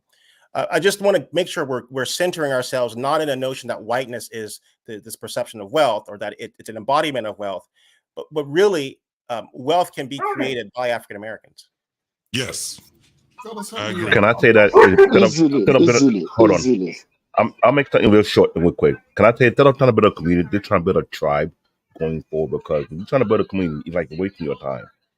But when you build a tribe, you only pull the people along who think the same way you think, and able to work together in that particular mindset. Because where I look at it right now, when you're trying to build a community, it's like you're dragging a huge truckload of weight on your shoulder for no apparent reason. Instead of me dragging that much weight, I just rather leave it behind and bring along people who think alike like I do, and build a tribe of people who not going to pull me down, but in case I slip, they're like, nah, I'm not letting you follow. You keep going with me. It's like being your own platoon. Manjo understand it very, very well. JT understand. Those who in the military understand very super well. When you're in the military, you don't leave none of the platoon members behind. You drag them all together. You know, if it's going to weak link, you deal with that one. I think that's the only way you can go forward. Other than that, forget trying to bring everybody along with you. Everybody not gonna think when you think. Everybody not gonna be as hungry as you are. Only take those who willing to work with you to go to that next level. Tribes are made up of families. Pretty much. But I ain't trying to build a community. I'm trying to build a tribe. So CBN, do you think for Nigerians and I'm are you which tribe are you? If I'm not, I hope I'm not. I'm from the Yoruba tribe. Yoruba, okay. But do you think it's more social pressure, correct? And so it's sort of sitting there. And so instead of you having to drag someone, they're sort of noticing the boats leaving without them, and so they're chasing you. Because I think I would imagine, and having known a good number of Nigerians, at least in my personal life, it's almost both spoken and unspoken, correct? And so the path you're going, and so jumping, if you're jumping off the program, correct? It's your default on the program, correct? And it's through some what I would just call indoctrination, which is great, being inculcated with ideas or ideals that are palatable to being successful. It would be like parents who read to their children are more likely to be readers. It's not a very hard thing. If you don't read to your child, they're not going to. You don't have to sit down with your kid and say, "You're going to learn to read today." You read to your kid; they're over time will read well, correct? Or generally speaking, they'll read well. And How so would my I say point this? is it because you're inculcating young minds with a framework, correct, early on? And so once you get to the age of sort of decision making, you begin to notice what I would call the in-out group sort of dynamics. If the in group correct? If the in group is success, or you have to become a doctor, a lawyer, or be going to business, you're dragging people along because they want to be part of this in group, what is a preferred in group, which would be success. And being out in the out group leaves you almost naked, correct? It leaves you outside of your community.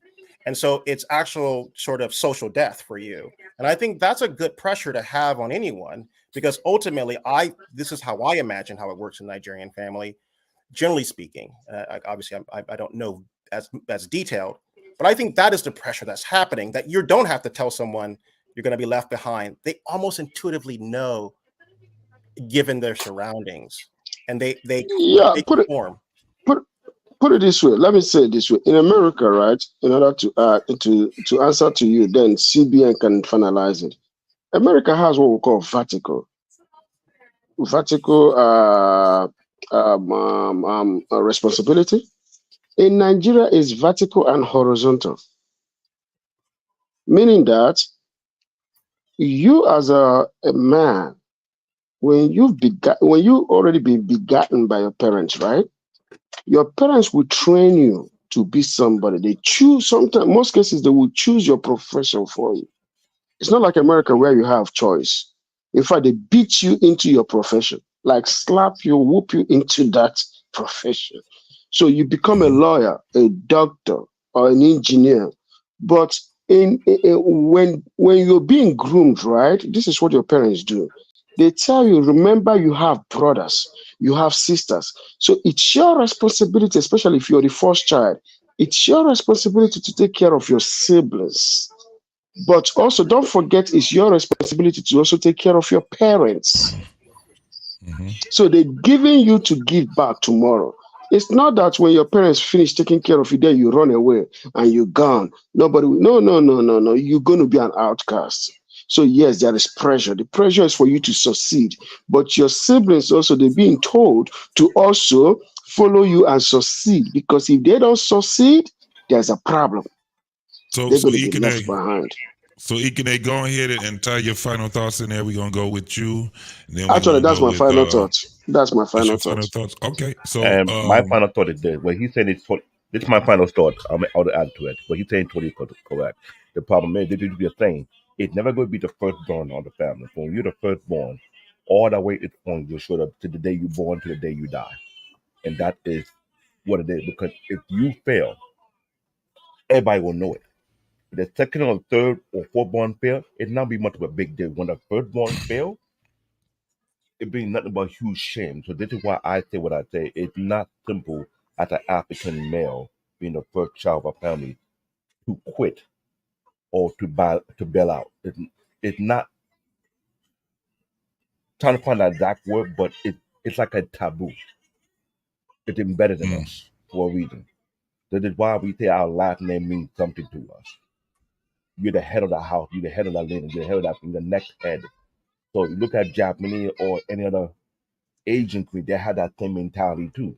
When you're the first child, you're the next head of that thing. You're the leader of that head. If you fail, all the heat is on you.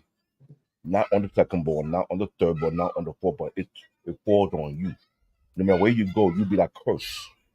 You'll be the black sheep. This is why, as African men, we have no choice but to put ourselves through all the pain and maybe be successful regardless of the pressure we've been put through. But even when we become successful, the weight do comes off. But still, we cannot quit. We gotta keep on pushing. That's all I gotta say. All right, Trey Ferg, go ahead. Let's get with you. Man, ain't nobody trying to hear that shit. That's the response you get from American. That's the response you get from American black people. That's the response you get. You too deep, man. You too deep. Man. Right. Here's the thing. I agree with every word he just said.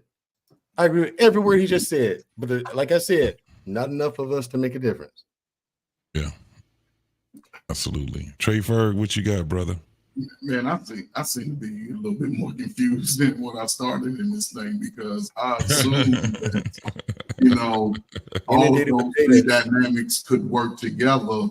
But I've heard kick them out the house, and if you got family members that ain't living up to your speed, just get them out there in the woods and let them just scrap and do all that. And I do believe, brother, he just left. Who's that just left? A prototype. Yeah, I think Prototype you know, dad. fellas, this is our discussions. What we talking about, we don't have, and what we trying to get. I thought, you know, as far as a man, a lot of our men are not married, and all of my men don't have children. I think that everybody wanted to build a legacy at some point. You building your legacy right now. You over rocking the baby right now. And you ain't gonna throw that baby out. That baby decide that they wasn't want to be a ruckus out there. You can be like, not my baby. My baby gonna be right here. And I think just living in America, you see that dynamic where we lost 30 years of that. You know, our race was pretty good. I'll take 50% over 35, 40% any day. I'll take that as far as marriages and things like that. It's always been a 50-50 gamble, from what I understand. But in our communities, we were, you know, people were married and thriving when they were able to build wealth when they got married. Grandmama and grandpa made $30,000 between the two of them, and they bought a duplex and housed the whole family. We don't want to be independent and go sell grandmama's duplex off for $40,000 because we didn't want to pay $2,000 in taxes. Now we bought a new car that's breaking down now, and you see how the economy.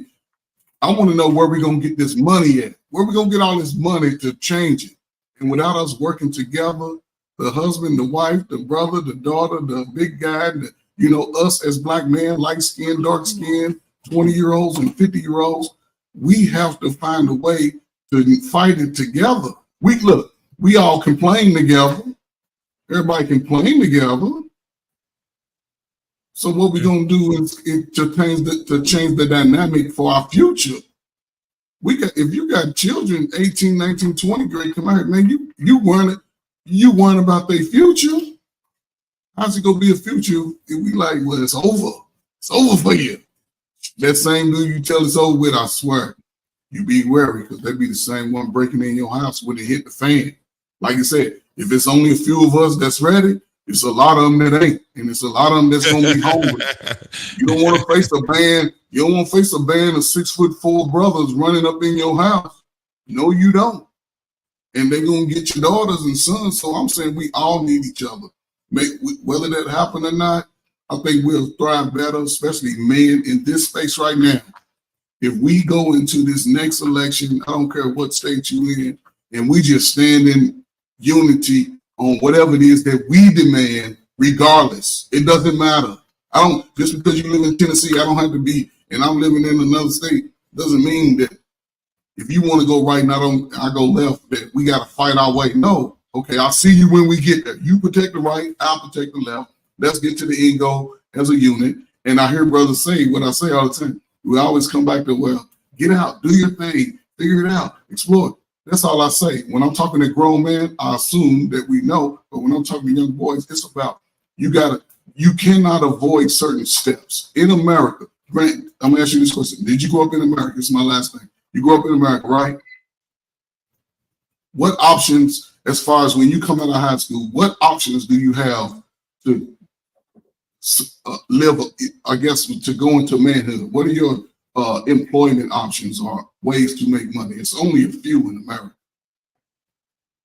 There's only a few in America, you said? Yeah, it's only a few.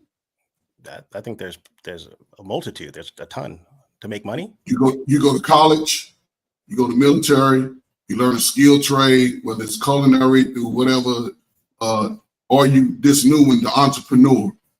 Like you just said, people got all these entrepreneurs, but they're not making money. And one, as far as us, we focus on trying to make money with us. That's the problem. We try to focus on other races, focus on making money across the world. Why not go to Africa or go to Indonesia, where they making all these Nikes and all this stuff that we buying for $500 for a belt? Why not go over there and invest? Travel around the world now. The world is opening up. It's not going to be the same in 10 years. Guys in the military know this, so that's why they can say, I can travel, I'm going to do this, because they've seen it. In America, when these wars are over, a lot of those people are going to come here and get these nice apartments that black people only dream of and look at.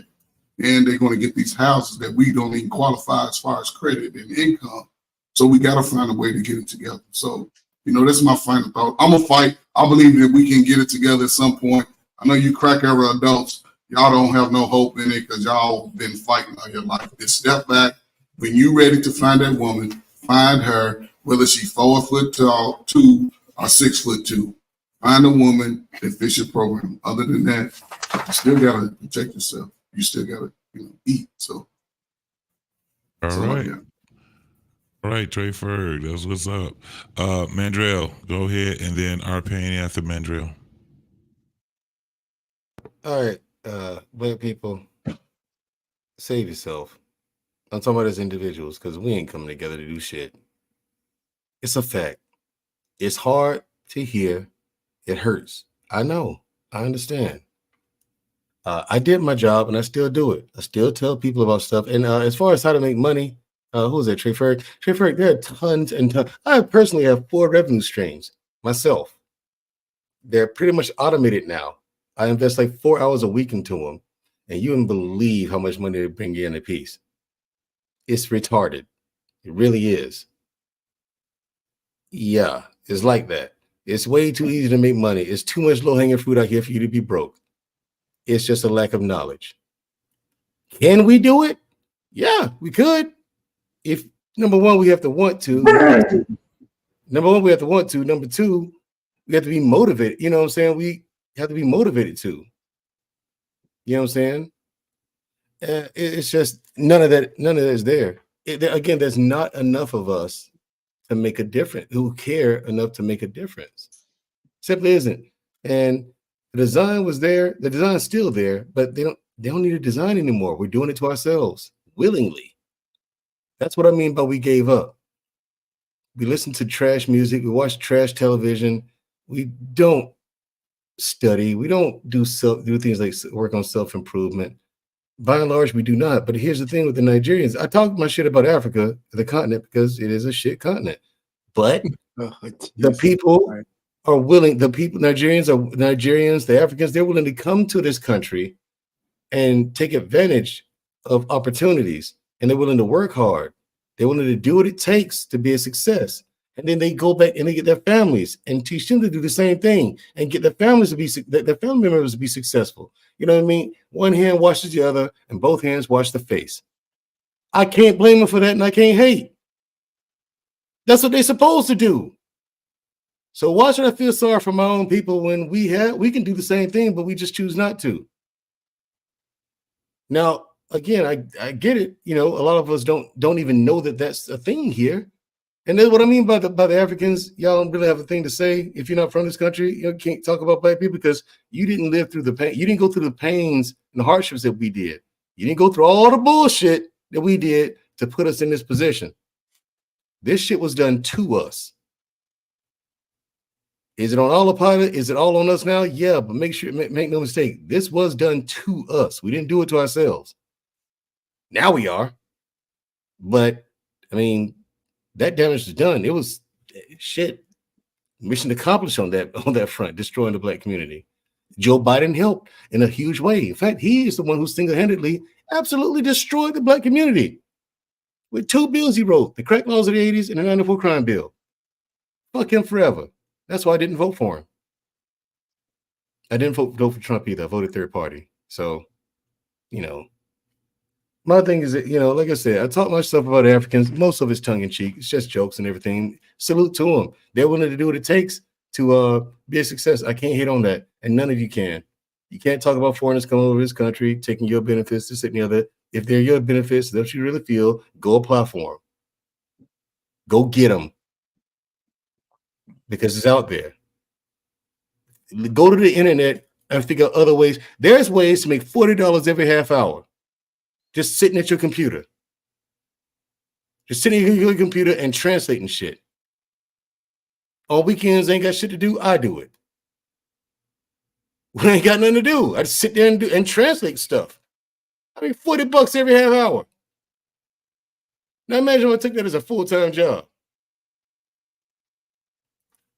6 days a week. $40 every half hour. Stop playing. That's $80 an hour. What are you doing, people? There's way too much low-hanging fruit. And there's people who make YouTube videos showing you how to do it. You don't look for these things to be successful. You don't want to be successful. We don't want it, JT. We don't want it. That's the only feasible answer. We don't want to. Shout out to the two gentlemen here, Ikene and Canadian-born Nigerian, Black David, for coming up here and giving their insight. I fuck with you, Ikene. It's like I said, it's tongue in cheek, but I can't disagree with you. You know what I'm saying? He's got a point. I mean, like the other brother said, nuclear families, we need that. But again, you got to want to do that too. Mm-hmm. And we don't want to make nuclear families. You got women who are proud to be single mothers, want to be single mothers. They desire that. Mm-hmm. You got brothers out here, they're okay with paying child support.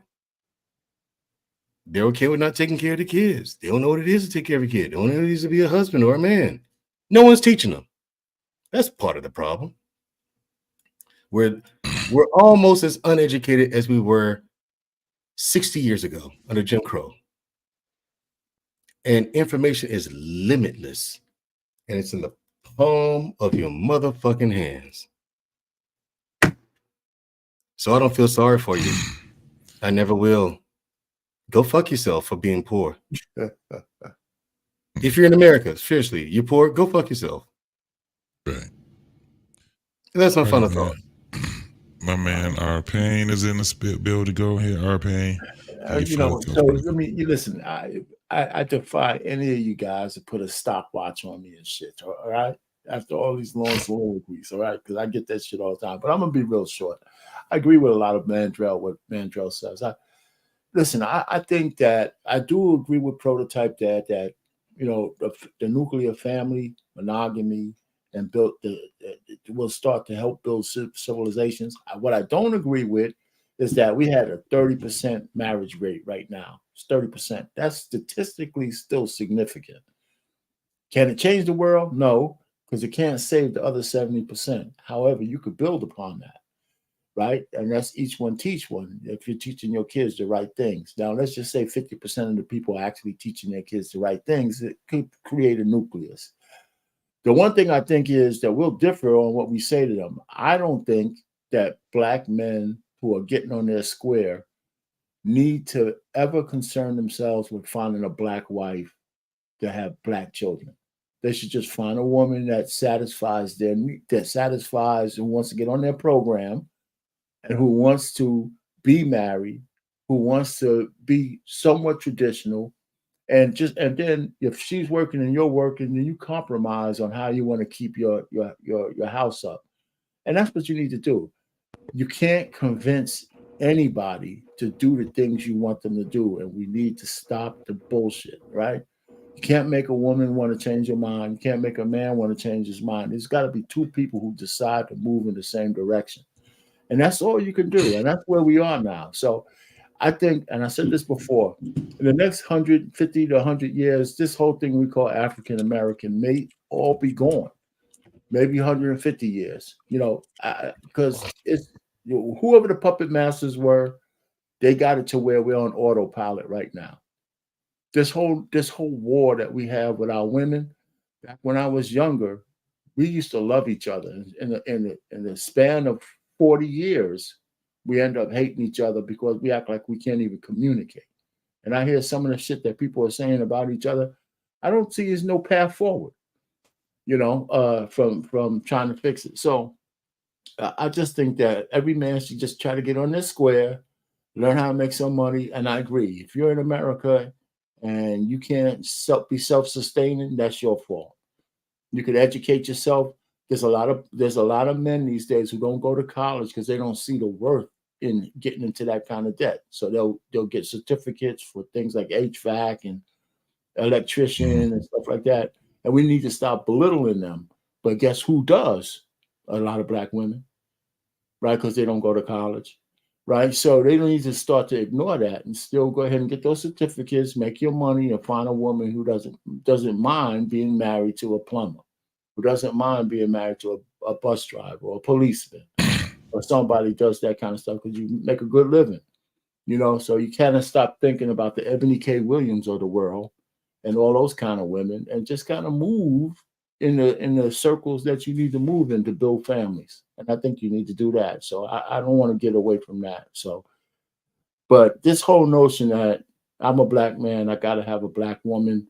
First of all, I believe that interfaith and interracial and all that kind of marriage is not only evolutionary, it's inevitable. That's what I believe. Just give it time. And so if you can find a sister, great. But don't lose sleep over that shit. Don't. I just don't think you should. Anyway, I'll land it there. For sure. But by the way, I got one more thing. Monday, I'll be talking about there's no such thing as toxic masculinity. And the only way masculinity is toxic is when women yield it, because they don't know what the hell they're doing with it. Amen. Amen. So that's going to be the topic. So, Mr. Bennett, Mr. Bennett, you get my message, Mr. Bennett? It works. Believe it works. All right. So like I said, I don't get this, Pain. How you broke today? How? Seriously, like if I'm not with my lady, and it's a weekend, I ain't got shit to do. I just sit here. I watch YouTube videos, and I'm sitting here translating shit using Google Translate, and I average about $40-$45 every half hour. That's because you have people that just not tapped into it, bro. They trying to get the bag. You trying to find where the bag is. There's people who make YouTube videos showing you different side hustles and different ways to do it. Yeah, it's like, yo, this stuff is First, Mandrell, we got to teach our kids first and foremost how to be able to multiply and do regular arithmetic and geography, and we got to teach them shit like that because they ain't got it. They don't have it. They don't have it. We'll talk about that later. We'll talk about it later because we got to get Grant and Mr. Bennett gonna close it off. Yeah, we do. But so go ahead, Grant, and then Mr. Bennett, you follow him right up after that, bro. Once again, thanks a lot for having me on. I always appreciate the conversation. I just want to touch on how we started the conversation about how are you doing, young men, and men in general. I would just implore anyone, if you're struggling with life, struggling with your life, struggling with the day-to-day, find someone you trust and you can talk to. I think growing up and in storing that anger, storing your frustration, it doesn't help you. It only harms you. It restricts you from being successful. It restricts you from being the kind of citizen and the kind of person, the kind of father, the kind of parent that you want to be in this world. And I think it helps unleash the person you want to be. And so I would implore anyone who's struggling with that to seek out someone they trust. And if you're not someone who's struggling, be the open door to someone you see is struggling, and do not take their confidence in telling you for granted. And I think it will give more men the ability to go and talk to another man when they're struggling. And I think that's an important thing that I think hopefully we can all do. And I know a lot of guys here on the panel, our mentors, and I think that's great. But I still want to make sure that we're all continuously, thinking about how do we help in that way. So I just want to implore and make sure these young men, have avenues to discuss, real issues. And I think cultivating a world in which men can feel vulnerable and without losing themselves, I think is important, because they might find out a lot of things that they don't understand about how they're feeling, why they're feeling the way they feel, as well as getting the tools on how to fix the problems that are causing their distress, which is the most important. And so I think, if anything, I hope a lot of the young men walk away with that information and they can use it in their day-to-day lives. Well, first of all, Brother Trey, I was struggle streaming when I first got on. I didn't get a chance to offer my personal condolences to you on the loss of your father. But I, heard what you did, and I'm sure he's very proud of the man that you've become. in spite of everything. And just praying for you and your family that you guys go stronger because of this. So I just want to give my personal condolences on that. Grant, this might have been the first time I've actually seen you on the platform, but I appreciate your insights, and I think you're a very thoughtful man, thoughtful brother, and I appreciated what you had to say. So definitely looking forward to sharing the platform with you in future shows. And just to, as a plug, I just want you to look at this tapestry here, what you're seeing here, of these bold, beautiful, benevolent bald brothers of the BMU network. So we're actually starting a movement here where, as you can see, all this beautiful baldness here, you're more than welcome to join our cause and our movement. All right. So I'm the president, I'm the local president on the BMU network. So I just want to give that out to you also. But in regards to the topic tonight, really, and I think, Grant, I think you shared a lot of what I was going to say, but really, I think a lot of this was illustrated in what CBN and Ekene were talking about. And what happens in Nigerian culture, I think, has pretty much happened in all cultures for most of human history. This idea of the responsibilities that men have, that the responsibilities that they have to shoulder. And in those situations and families, no one is checking on your mental state to ask the question, how are you doing? That's not a question that's asked because it's what's expected. And I think in the last few years, I think people are starting to ask themselves, well, how's that working for people? Because that kind of situation, it'll either make you as a man, it'll break you as a man. And having that societal pressure, having that family pressure on you, and no one's checking on you, that can be very detrimental. And even some of the guys I know at CBN, I know he's shared just some of the strain that can put on someone with those. Yes, he understands it, but that doesn't necessarily mean it's right. And a lot of times we look at things, well, that's just how it is, where we come from. But, we all need to be, we can all be critical of our own cultures and backgrounds and whatnot. We don't just have to necessarily accept that's what it is. So when people are asking, how are men doing? I think I think in a lot of ways, this is a good time because men are finally getting a chance to express themselves when the world, for the most part, hasn't given them the opportunity to do so. So I think certainly having these types of spaces where we can listen and have men come together and share. And I still think in a lot of these spaces, I think men talking to men, I think that's really where it's at.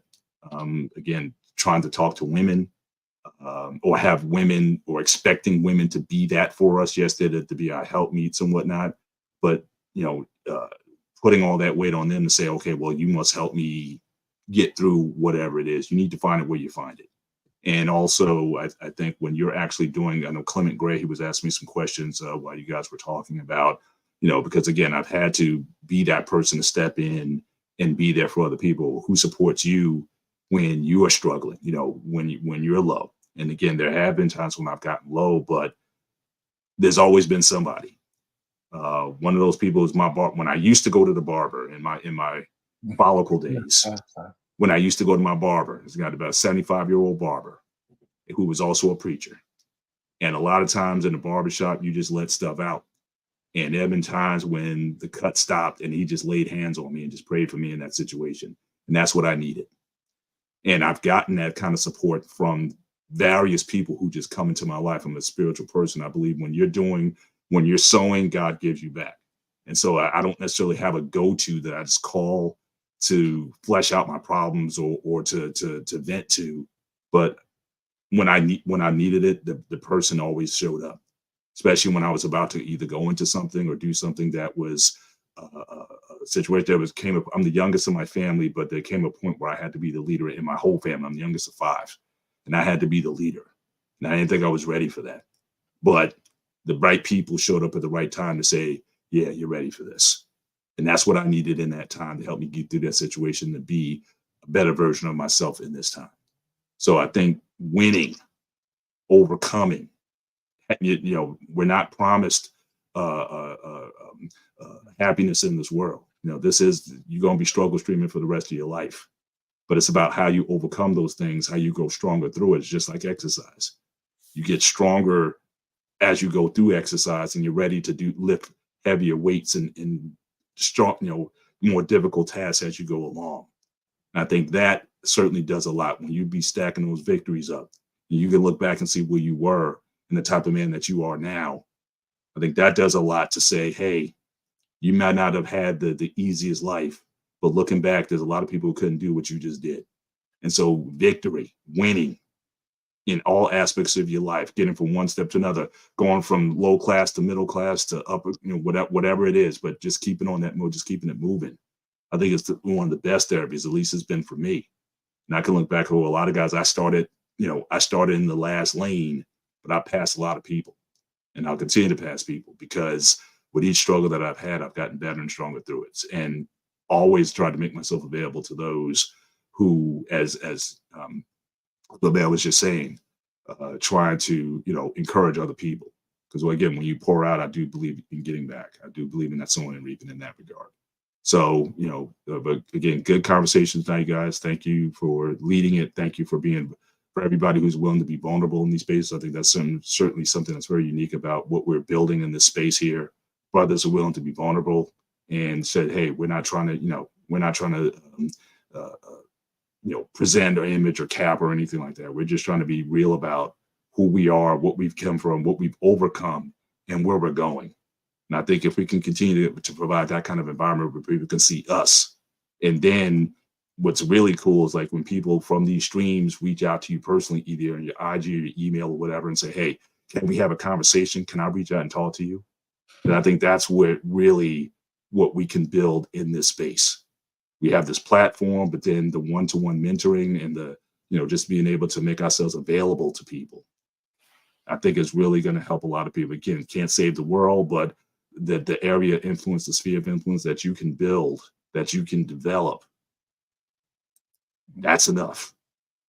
And, with that, I close out with my final thoughts. Thank you. Mr. Trey, my condolences to you, please, Mr. Trey. My condolences to you.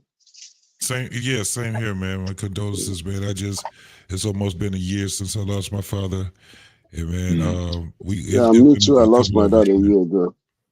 Oh wow! So my condolences to you and your family, bro. I lost mine a decade ago, and last year I lost my mom. So I got no parents right now. So yeah, I lost my mom. I lost my mom almost 19 years ago. Lost my dad on the 5th of January last year.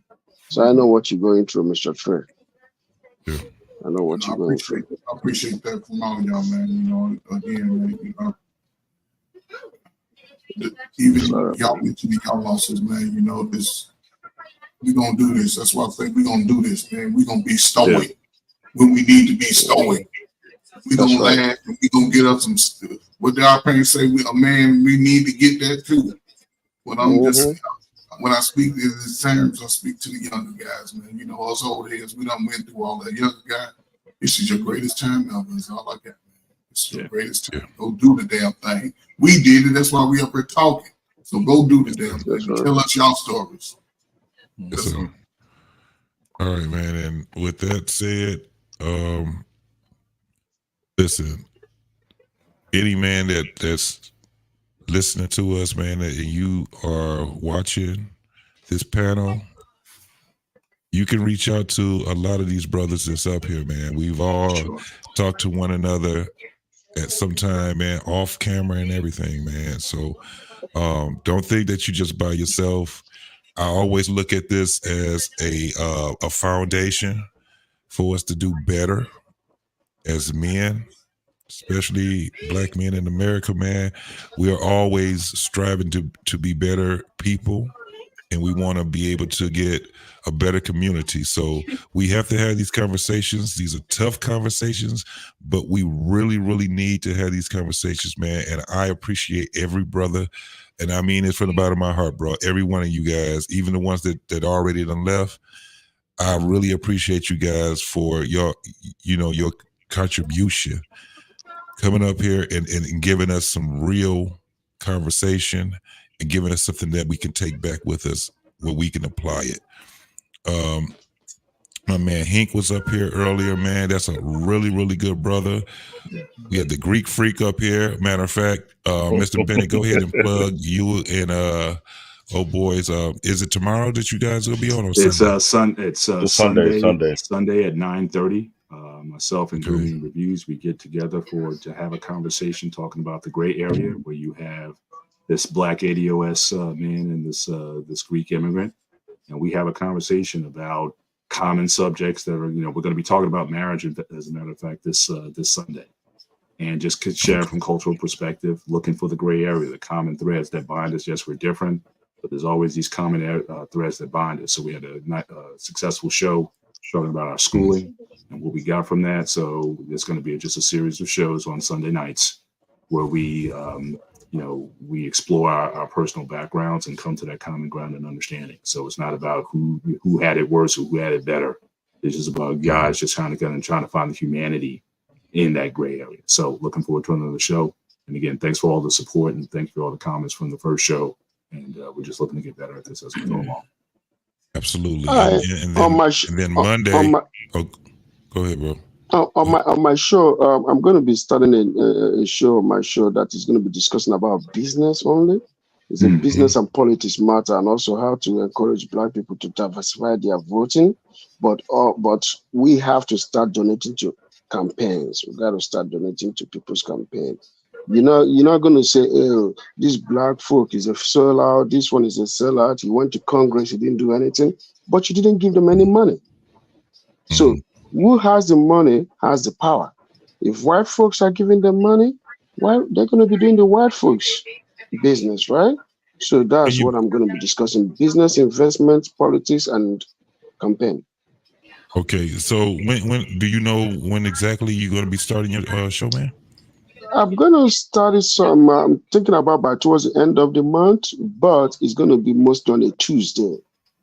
But possibly this coming Tuesday will be the first time I'm going to be doing it. Although I've done it before. CBN has come to my show a couple of times. But, because of all my business interests that I've been doing for the past few months, so it kind of took my time away. But I want to be doing it every Tuesday, just once a week, until election day. Okay, so we got to make sure that we get your link in and the times that you're going to be doing it. So if you're gonna be doing it consistently every Tuesday, except when I'm out of the country. Then I might do it maybe on my cell phone. Okay, absolutely. So we're definitely going to plug that. And also on Monday, we also have Arpay, the Boomer. That's go ahead and plug it yourself, man. You don't need me to say it. CBN got it. Yeah, CBN got it. Okay, cool. Yeah. Yeah, I mean, listen, on Monday we'll be talking about, there's no such thing as toxic masculinity. It's one of the first videos I ever did on my channel. But I'm gonna update it because I do believe that there is toxic masculinity out there, but it's only when women wield it, as far as I'm concerned. But toxicity is a character flaw. It's not a natural. So I got a couple examples. I got a few videos that we're going to show, and we'll just go from there. Just chop it up, whoever comes around, so. Thanks. Yeah, and we will be doing another episode of Men Drill and Shoot Shoot pretty soon. Again, so JT can just stop. We ain't even worried about that. With my time spot, JT, he can just stop.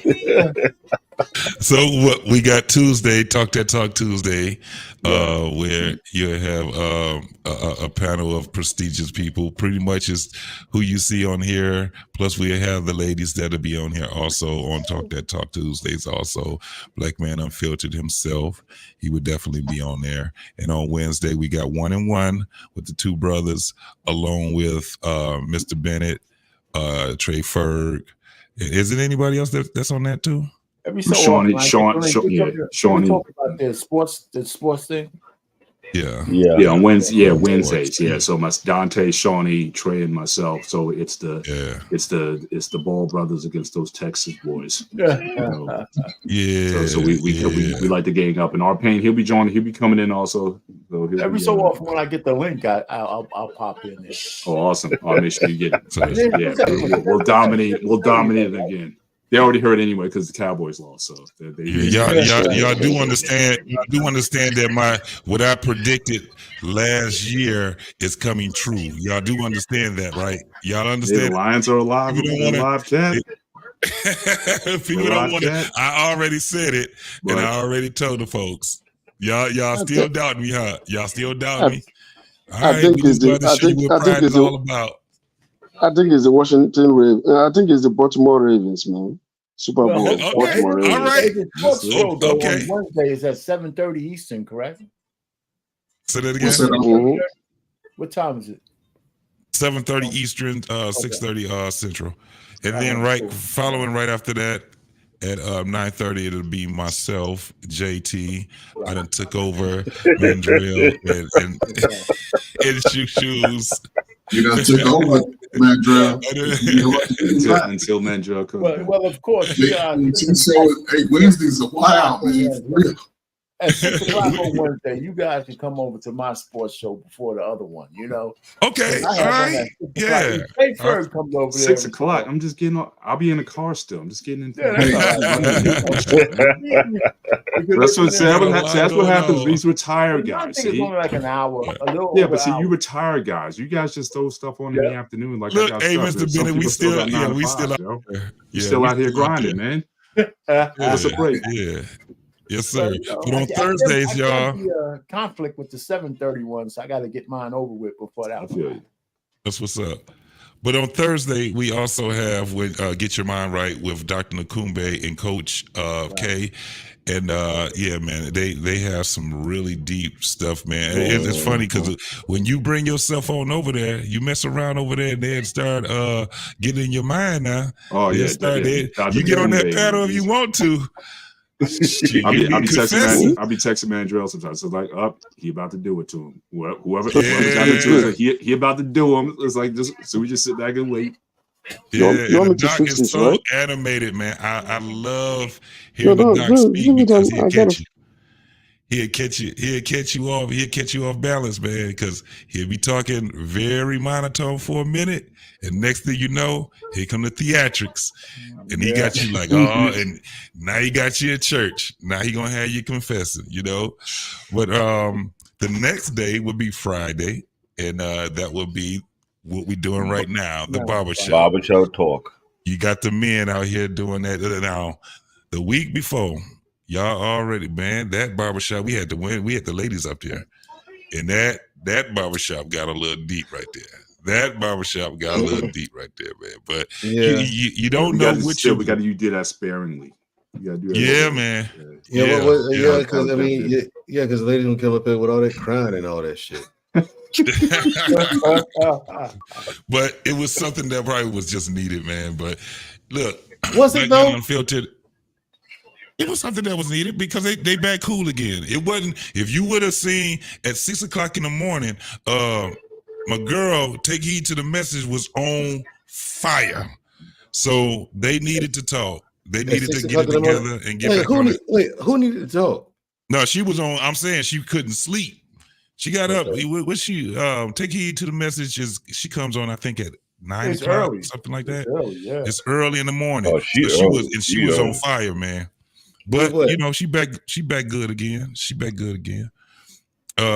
Saturday. Hold on. I missed Saturday. Saturday is Miss Jenny. I think that's like once a month. I think she does it every weekend or once a month. She does it once a month. Okay, so once a month. But yeah, when she's going to be more part of the Tuesday show. She said she'll be more joining that panel. Yeah, Miss Jenny will have you upset if you ain't ready for her. She always smiling. She talks very direct and very matter of fact. And once you get her to talking, she will have you hot. I done seen her on all kind of panels, man, and she still got that smile on her face, making everybody mad at her. So shout out to Miss Jenny, man. Yeah, but JT, let's not give the woman too much credit. Now she's debating with simpletons. No. I've seen her talk to some people that was very level-headed. No, you didn't. No, you didn't. Here's the thing: you give these morons on these panels too much credit. I'm not impressed. Mandrell.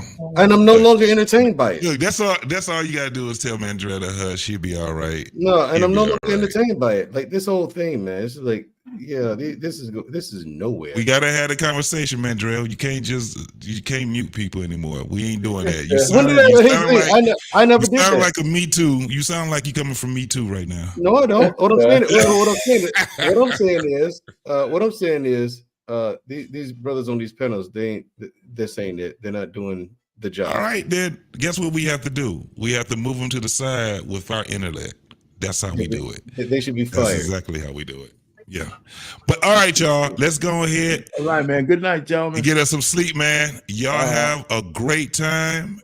Good night, especially guys. on Sundays, looking at the Lions beat Tampa Bay. And who else getting beat down? Who else getting beat down, Mr. Bennett? The Lions are not beating Tampa Bay. All right. Okay. The Lions are going to beat the Tampa Bay. No. Baltimore, I know Baltimore's kind of hot right now. No, not the Ravens. Ravens are going to win the Super Bowl. Baltimore that's that team. Yes, the Ravens going to the Super Bowl.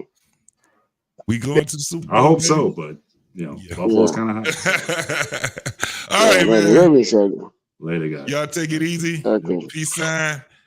CMB, do you got it already? You gonna take me out? That guy is doing great. What's his name? The Buffalo Bill guy that had the situation with his girlfriend. You know, that guy. What's his name? Vaughn. Actually, Vaughn is my customer for my transportation. His girlfriend. I've driven his girlfriend, Megan. Megan, right? I've driven Megan no less than 10 times. So this guy, I have a guy that he and I does we own transportation business together. He has his company, I have my company, so he contracts me sometimes as a don't give away too much, They're gonna be calling you on a witness stand. Hey, can I never witness anything, but cool guys. But you've been in your car, so look. They'll be calling. No, but nothing ever happened. No. You're gonna get some. Keep silent. Hush. All right, y'all. Good night. Yeah, good night, guys. Fast lane when I pass in the street, bag of money in the passenger seat. Simcoe's been asking for me on the road from the west to the east. Way up, I might never come down, cause the coast racking up the flight miles. So high, I might never come down, so what, this is my lifestyle. Wait a minute, work hard for the car, so that's why it's all tinted. Wait a minute, had a real late night, woke up with my head spinning out Nashville. It's been mad real, I need sunglasses, I need Advil. I like fake moves, and my cash real. I like first place, you're in last still. Fast lane when I pass in the street, bag of money in the passenger seat. Simcoe's been asking for me on the road from the west to the east. Way up, I might never come down, cause the coast racking up the flight miles. So high, I might never come down, so what, this is my lifestyle. Look, pocket rocket in my pocket, please don't make me pop it. All these boys just wanna copy the style, tell them niggas stop it. Whoa, it's my destiny, feeling like Latoya, like it found me my Beyonce, and she shotgun in the cockpit. Grinding with the team, making C-notes. In my pocket still full of green, call it CeeLo. Alligator watch on me, Tim Tebow. And these haters love to watch me like Tebow. Look, I don't take L's, I just learn a lesson. Before I count the M's, always count my blessings. Look, I'm too short, never second guessing. Got some money, put up for the rain, so I'm never stressing. Fast lane when I pass in the street, bag of money in the passenger seat. Simcoe's been asking for me on the road from the west to the east. Way up, I might never come down, cause the coast racking up the flight miles.